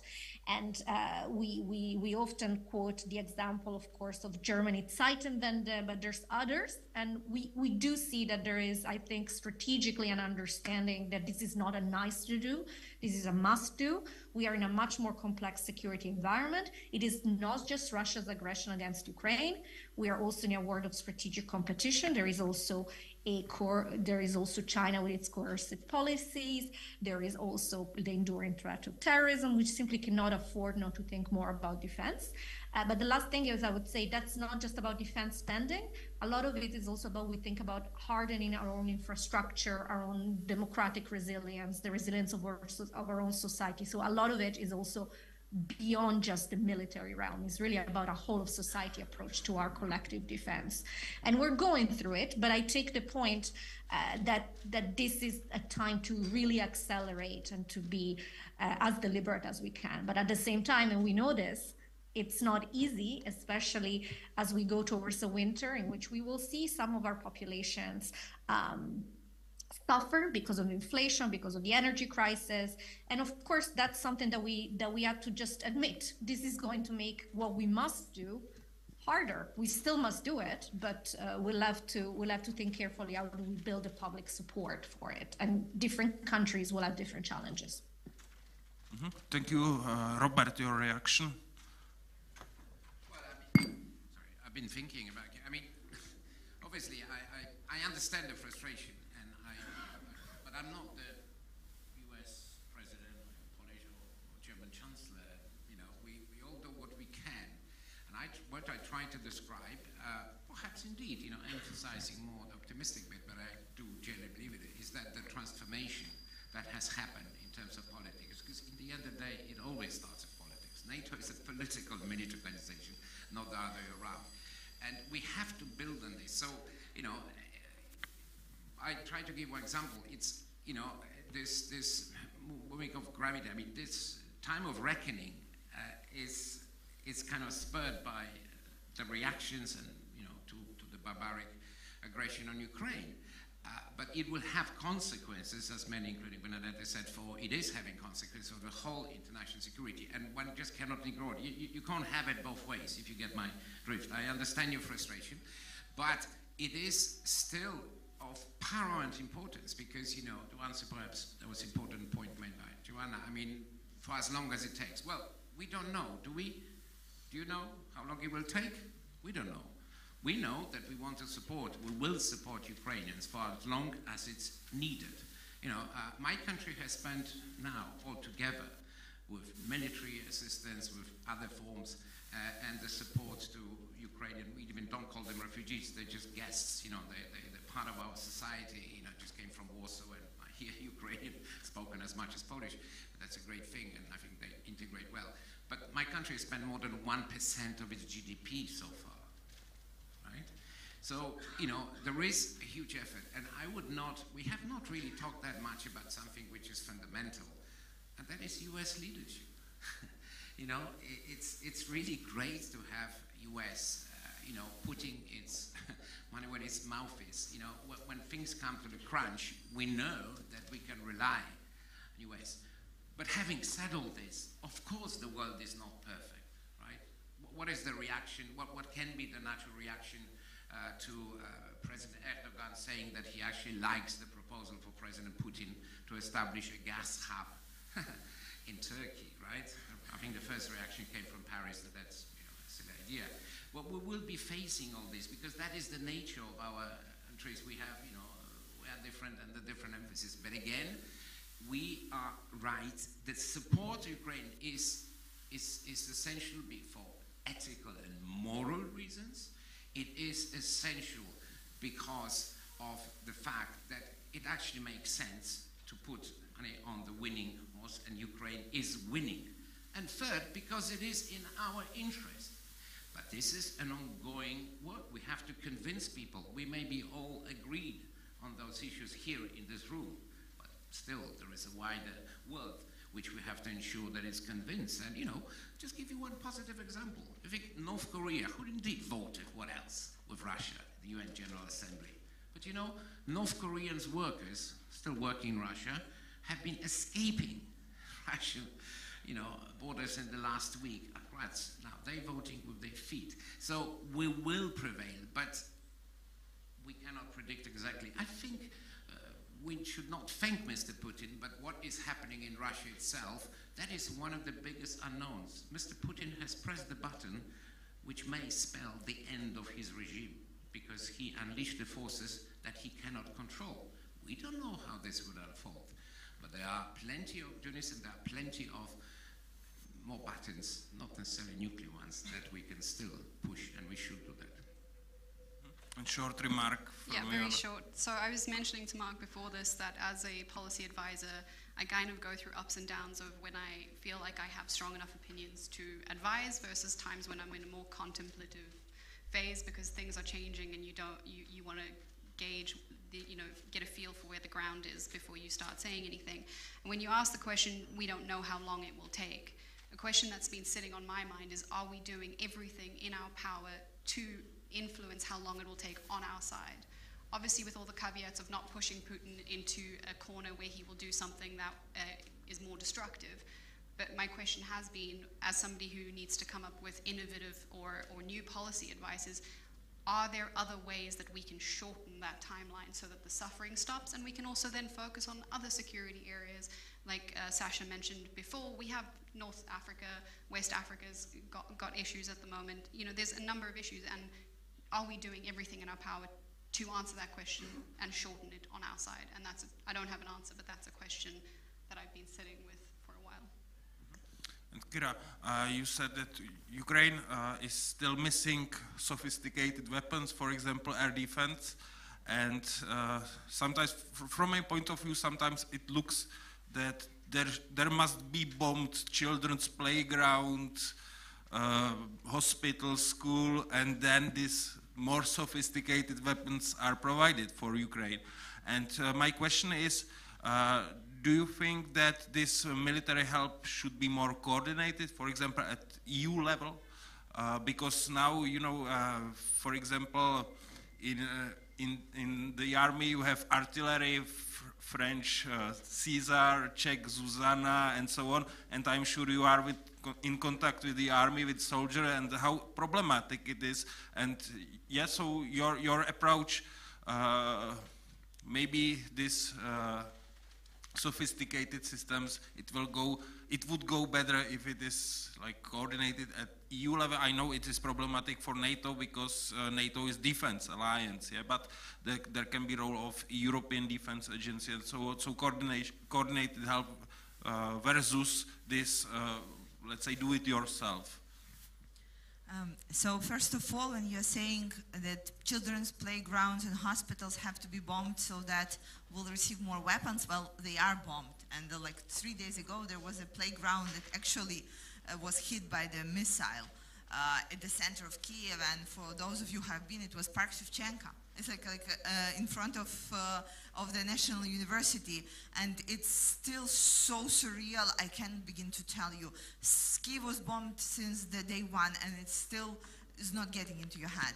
The question is again that the strategy needs to be proactive. I understand that the kind of disadvantage of democracy versus tyranny is that it takes time, and every question and decision need to take a strategic session. We understand that, we accept that because we understand that this is the right way, that Putin doesn't have to have a strategic session on bombarding Kiev. We have to figure out the correct response. But we also need to learn from our previous interaction with tyranny, saying, okay, if we are slower, then let's have all the preparations in advance. And I'm actually glad to see that right now, when we have been talking so much about the nuclear threat, we already see that the necessary meetings have been done and countries start having like actual plans. Macron is talking about, are they going to use nuclear or not? So that means they discussed it.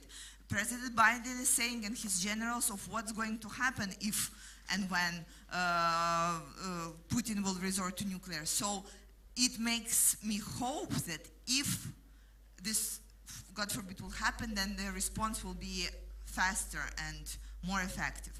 But still, what we want to see is like so it will not be Putin who is playing the first role and we are playing the second one when we are going on to like, okay, so he has done this and then we have to do this. The tipping point in the war would be not in Ukraine's counteroffense, though counteroffense is extremely important and nothing in the world makes me more proud. The tipping point would be when the Western democracies and Ukrainian Western democracy will start playing the key role, will start playing the game, will be like showing the where to go, and Putin will be responding. That will be beginning of his end. Now on the weapons. Since the beginning of the war and even before, there was not a single piece of weapons that somebody will say we will give you, and we would say no, we are not taking that. Because even if it's completely useless, uncoordinated, old, and maybe not working, we will throw it at Russians. That will also make a difference. So in terms of coordination of items, because Ukrainian army is, how should I say it, decentralized a lot. So our commanders on the particular places are making their own decisions, and in many situations are responsible on like figuring out where to get the equipment, and they are working with volunteers and directly working with allies. Whatever you give us, give us. We will never say no. We will take it, we will arrange it between ourselves, we will mix it with the trophies that we are getting from Russians, we will use it same way as we are using the old Soviet techniques with new super NATO grade level weapons, and we will use all of that to bring us toward the victory. Funny joke. So when we announced that we want to join NATO, like the world's response was different. Some said, okay, we are supporting you, and as of right now, there are 11 countries who are supporting Ukraine's aim. Thank you so much for every representative. There were some that were very hectic on that.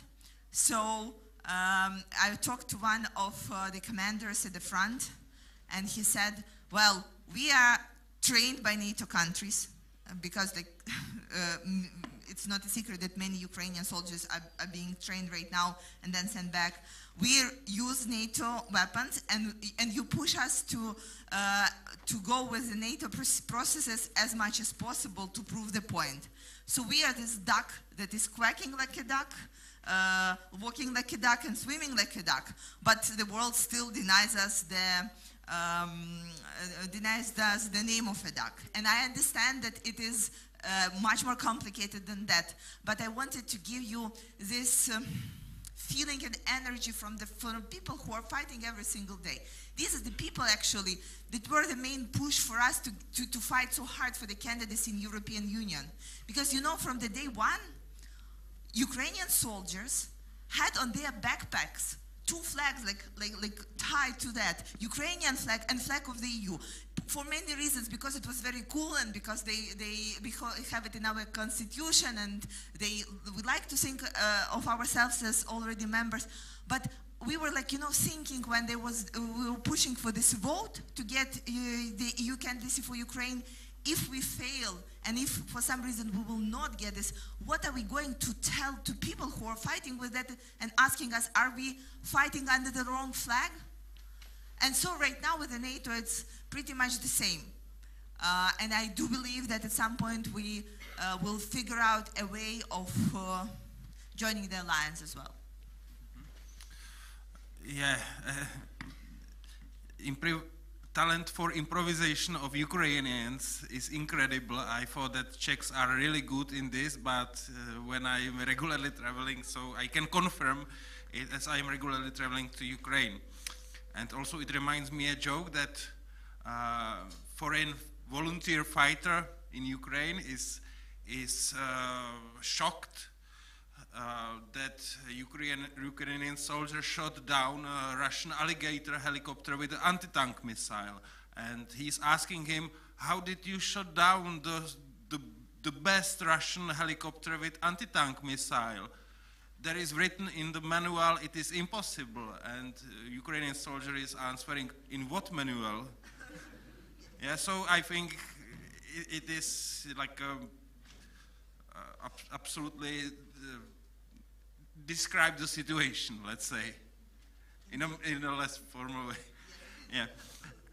Okay. Question for Joanna and Mark, because also it is not only about the Russian war against Ukraine, but also, let's say, Russian hybrid war against the West, yeah, or transatlantic, this bad, rotten West, where the Russian prominence has some yachts and castles on French Riviera and so on. And there is also this hybrid war includes, for example, cyber attacks or disinformation, propaganda. I know, Joanna, you did some research on this topic, AI and so on. So I would like to ask you, because, you know, for example, Czech Republic is a target of Russian cyber attacks and so on. So about your assessment of cyber. Are we doing the cyber including information warfare? It will be from, if you can, cyber, and we will split it too. We But will split yeah, it. so How very go un-Russian on, of you. but shorter, yeah. So. Yeah, so I mean, I think the fundamental part of that question is kind of the assessment of Russia's approach to cyber warfare. This goes back to my master's degree. In that, if you look at Russia's approach to cyber warfare, they've never separated cyber warfare from their information warfare. It's you know, cyber is just another means for them to conduct the information psychological warfare that's been a part of their doctrine since forever. And I think that is fundamental in the differing approach of the West versus Russia. I think was kind of what set us back a little bit in terms of assessing the threat, understanding the threat, and how it would manifest within Western countries. I think we have an idea of what that threat looks like right now, but from what I saw, so what I did after the full-scale invasion in February was try to understand the way in which Russia was spreading propaganda, because it was coming up on my Twitter feed. And I have a Twitter bubble that is very liberal left-wing, so I was curious as to why I was seeing some of these messages from people who I normally wouldn't have suspected. And these are embassies accounts and in countries where I wasn't aware that Russia had such a strong hold. And I think it's just part of a larger problem in not understanding the way in which information spreads through our social media. It's not just Russia's using it to their advantage, but it is a broader problem in where we're meeting, you know, the marketing model of the social media has been built on a capitalist marketing model, spread the information of the items you'd like to buy, and you can use that model quite effectively to spread misinformation, disinformation, propaganda, whichever term you want to use for it, whichever format it is. And unfortunately, I think Russia understood that, and you know, we took steps to remove I think it was Sputnik and RT off of, you know, state-sponsored media, you know, ban them within the EU, but you saw the exact same messages just spread straight to Twitter, and these are the official accounts of Russian representatives, Russian embassies, what is blatant lies. And I think what we lack an understanding of is the fact that we have the rules, we have the laws, and we also have in those private companies the terms and conditions that would allow the Western countries to counteract that misinformation. For instance, I think one of the pieces you're referring to is the argument that I have about being able to ban Russian government representatives and the embassies from Twitter based on the fact that they are inciting violence. If you look at the way in which violence is incited in genocides, they follow a very similar rhetoric. They did it, you saw in Rwanda, you see it all the time, that same rhetoric, yet somehow when it's done on social media, it's not seen as incitement to violence. It's not the foundations under which Ukrainians were dehumanized, the foundations which are laid in order to allow the mass atrocities that we're seeing. And so when I look at the misinformation, disinformation, we understand the threat. I don't think we yet have an understanding of how to counter it, because it kind of is our own capitalist models that are being used. So we'd have to do that. But we also, I think, are failing to understand that we already have certain mechanisms in place that we can use, but we're just not using them. Thank you. And question for Mark about this disinformation and propaganda issue. I would like to ask you about ordinary American taxpayer. What does he or she know about Ukraine, about the Ukraine, and about the Russian war against the Ukraine? Because I think where are missing information, there is a place for disinformation and propaganda, and American support is definitely absolutely important, because you know, so we as Czechs, we sent old Soviet tanks in the storage and things like that, and we have nothing more. But you know, so Ukraine is dependent on mostly American support. So about your assessment, how successful is Russian propaganda against Ukraine, for example, and what Americans know about the Ukraine and the situation? So Americans are very much in their media bubble right now. So if you're a left progressive Democrat, you're getting your information from websites and news organizations that agree with you and regurgitate your viewpoints back to you. Same thing with the conservative right. That's the challenge we have right now. And as that is going on and has actually gotten more difficult in the years recent, we, the United States and many countries in the West, have been in a slow-burning war with Russia when it comes to disinformation and cybersecurity. Many of the attacks, in fact, quite possibly a majority of the attacks that happen from a government or a non-government source in cybersecurity originates in Russia, is through Russia affiliates, is funded with Russia, or uses their technology. That is a fact. The disinformation plays right into that, as my colleague up here said, and that they're using that information and that cyber technology to further their disinformation activities, which has continued from the 2016 elections for president to the 2020 to today. And many Americans, even though the social media sites and the social media companies and the traditional media companies have found ways to fight back against disinformation, it's nearly impossible. It just creeps in, whether it's through other embassies, as we talked about, or other governments that are their allies, or it's using the technologies or the information platforms that we built up as Western society in Northern California over all these years. They're now being used against us. So we need a coherent and constant battle drum of information going out against Russia and telling the facts of what's happening on the ground and what they're doing. At the same time, we need a reactive that can find the disinformation immediately, prove it false, correct it, and move on. And that's an infrastructure that's more difficult, that the United States and our allies have had a difficult time battling ever since the end of the Cold War, when many of that infrastructure was taken offline and focused in other things. So ongoing challenge, very, very difficult, and the war goes on every day in the underground and offline in the dark arts that we're battling consistently and constantly. Thank you. Very, very, very, very short. Two sentences. Okay. I think it's underestimated. The solutions to misinformation and disinformation are foundational long-term plans. So one of my other jobs is working in the education sector, and I think the education sector is literally one of the main solutions to misinformation, disinformation that gets overlooked very often. And that takes generations to teach, and it's not something that will solve it overnight. So I think that's an overlooked part. Thank you. And I saw Commissioner File was signaling,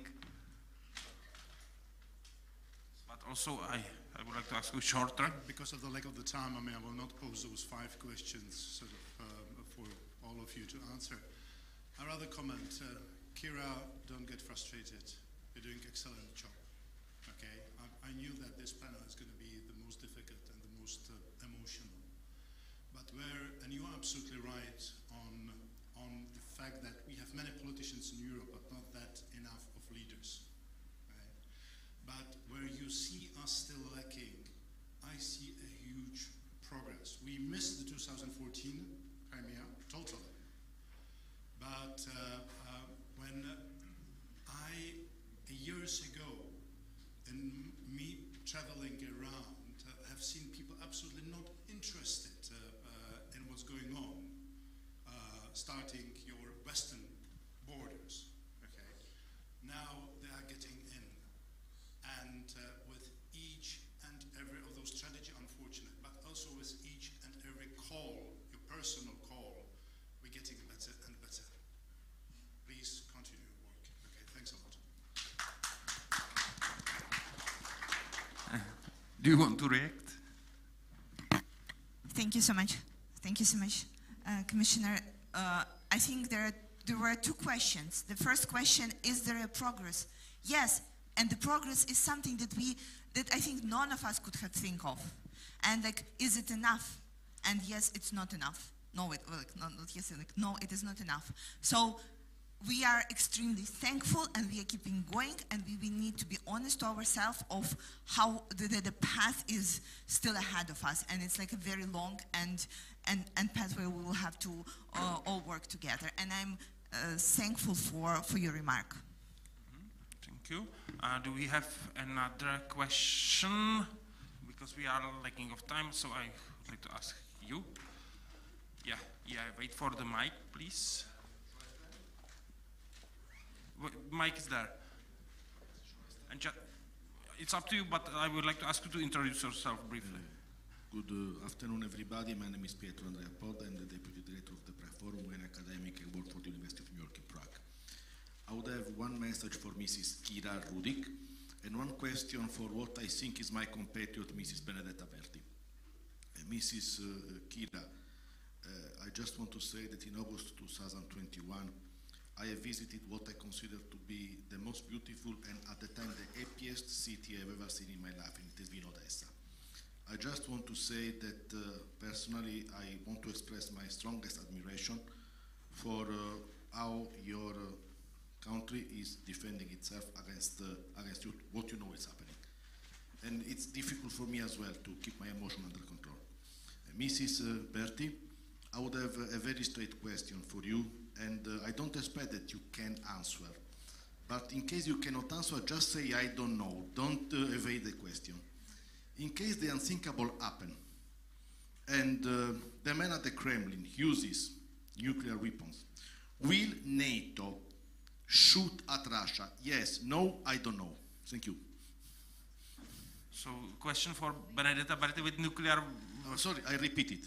In case the unthinkable happen, and Mr. Putin decides to use nuclear weapons against Ukraine, would NATO react militarily against Russia?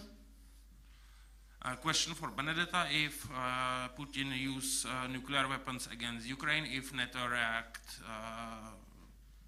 by military means, yes or no?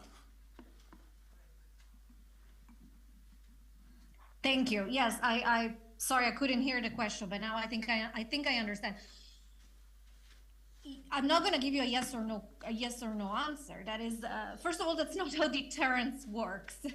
Deterrence is about communicating to your adversary what are your credibility and your intention, but you're never going to go and say, if you're never going to give a clear list. That's not how deterrence works. But in terms of what NATO asks, and also, of course, as you know, NATO is 30 countries that take decisions together by consensus. So even if whatever I said, it wouldn't actually matter, because at the end of the day, it would have to be all the 30 countries coming together and taking the decision. I can tell you what we have said so far, and that is with respect to Russia's nuclear threat and rhetoric, and that is dangerous, it is irresponsible, that any use of nuclear weapons would be met with severe consequences. But at the same time, in terms of our own nuclear posture, we have not been adjusting it. We have continued with our own level of with our own nuclear deterrence posture. We have not seen anything from Russia that has caused us to adjust our own nuclear posture as NATO as of now. We remain vigilant. We have been very clear in conveying messages to Russia. A nuclear war cannot be won. A nuclear war should never be fought. we're not gonna, the message has been always the same. We do not seek confrontation. We're doing everything we can to prevent escalation. We have seen many nuclear threats from Russia over the last few months. We take them seriously, but we're not gonna be intimidated or blackmailed. So that's where we are at the moment. Because we have only a few minutes, I would like to give the last question and I would like to hear very short reaction from Robert, but very short reaction. I mean, it's simply because I understand the problem that Nadera has. I was in that situation. It's difficult. NATO official, there is an official line. I'm no longer an official. Let me tell you what I told. This links to the previous disinformation. In this town, there is Radio Free Europe, which houses Russian outlets. We have to use it. They do a great job and so on. So I did yesterday. I went there and I gave an interview to Russian language television. And what I told them in answer to this question is, look guys, convey this as well, and NATO has all the capability to respond in a manner that you cannot even imagine, which would really scare not just Mr. Putin, but actually even the military on the ground. And that is the key point. The decisions, of course, are decisions to be made, but this is the messaging which I really believe we have to spread. Don't believe, this last point, don't believe that Russian propaganda is 50 feet tall. It's rubbish. They run out of arguments. I know a lot of those people personally, but we have to don't look behind, use all the opportunities that exist to actually spread the message and do trust in our institutions and our collective determination to win. We have last minute. I would like to ask you, Kira, for conclusion of this panel, your reaction and conclusion, and very short, we have 1 minute. Okay, so what we have seen over the last 8 years and 8 months is that words mean nothing to Russia, but the actions mean everything. We see it by the way that they only understand the fight and they don't care about the angry emails, no matter who is sending them, if it is United Nations or any other organizations or even NATO, with all the respect. So the only way to make them realize that we mean business is to follow every statement with the action and to show that if the alliance saying, okay, we are going to supply Ukraine with these weapons, for that to happen quickly. If they say, if the Western democracies say there would be sanctions that you would never imagine, then the sanctions need to be implemented and they cannot be rolled back. Then the tyrant, then the person who only understands force believes that. If we show weaknesses, they're using it, and they use it as also an excuse for themselves to act on it and saying, yeah, well, you see, we told you that they will roll over, and they rolled over, and we cannot roll over. We just cannot afford it, because when we are saying, okay, so if Putin will do this and then we will do that, I see Ukrainian people dying when Putin does something, and then again the reaction of the Western countries. And I'm sorry, as a Ukrainian, I cannot disagree with that. We need to make sure that we are doing things proactively, pushing back proactively, making sure that we will not let more tragedies to happen, we will not let more people to die, because it's so extremely unfair what is happening and so extremely painful. So I encourage everybody to think what are the steps that can happen so the atrocities, the killings, the mass murders will stop. And with that, I thank you all for your support on behalf of your countries and you personally, and glory to Ukraine. Thank you. And this was Kira Rudik, Mark Feifel, Joanna van der Merwe, Robert Pščel, and online Benedita Berti. Thank you very much. And our time is over. And I would like to ask my colleague Jan for the, where he is here. Thank you very much, Roman. And our very last part of this conference will be closing remarks.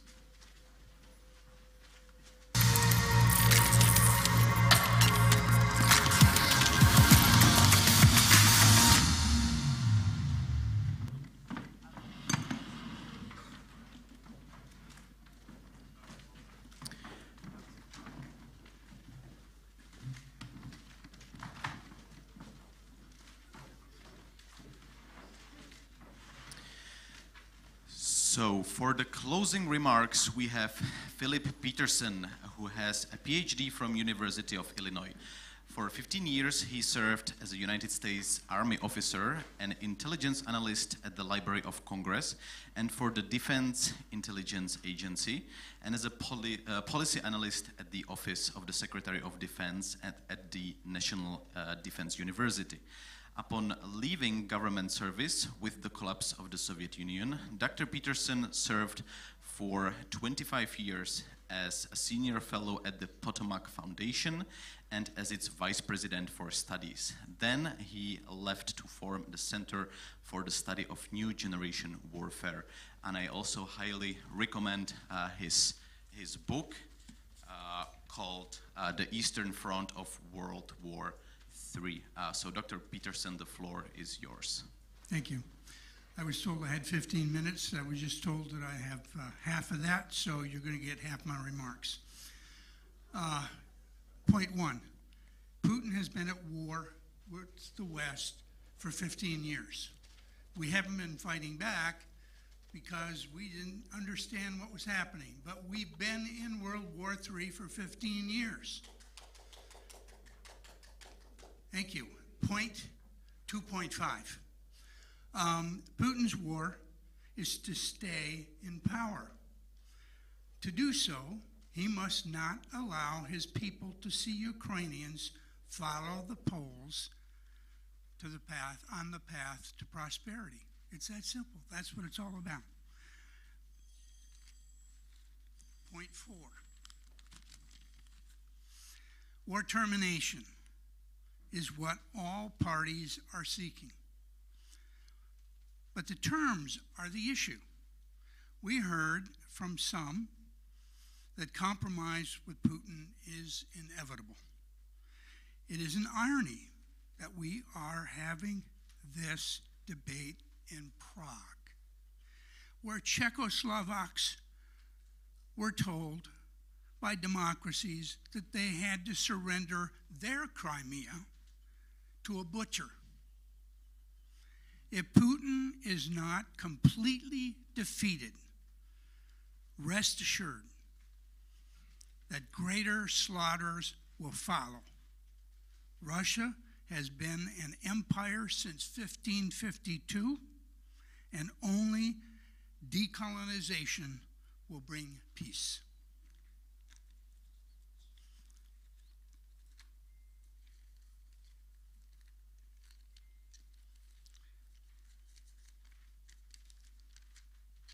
Point 5. Now my last point. I want to warn everyone about what I am afraid is getting ready to happen, that the Russians are preparing a second offensive out of Belarus territory.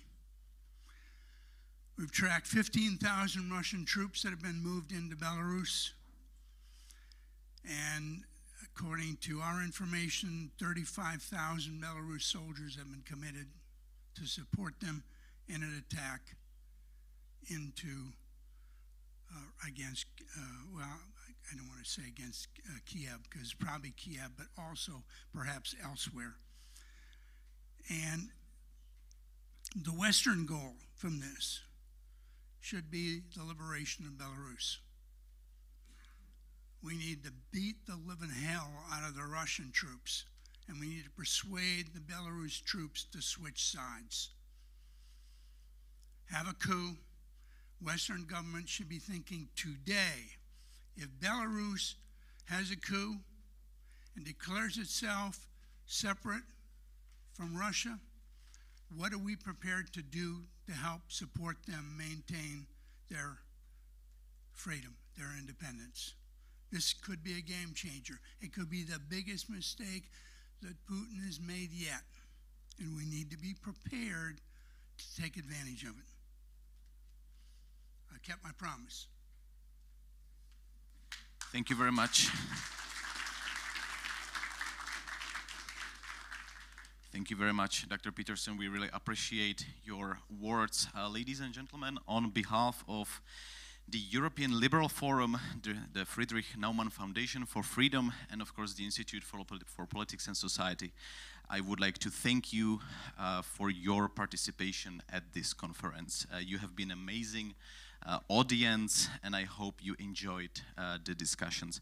I wish you pleasant stay in Prague, safe travels home, and please enjoy the very last part of our meeting, which is networking with a glass of wine. Thank you very much, and goodbye.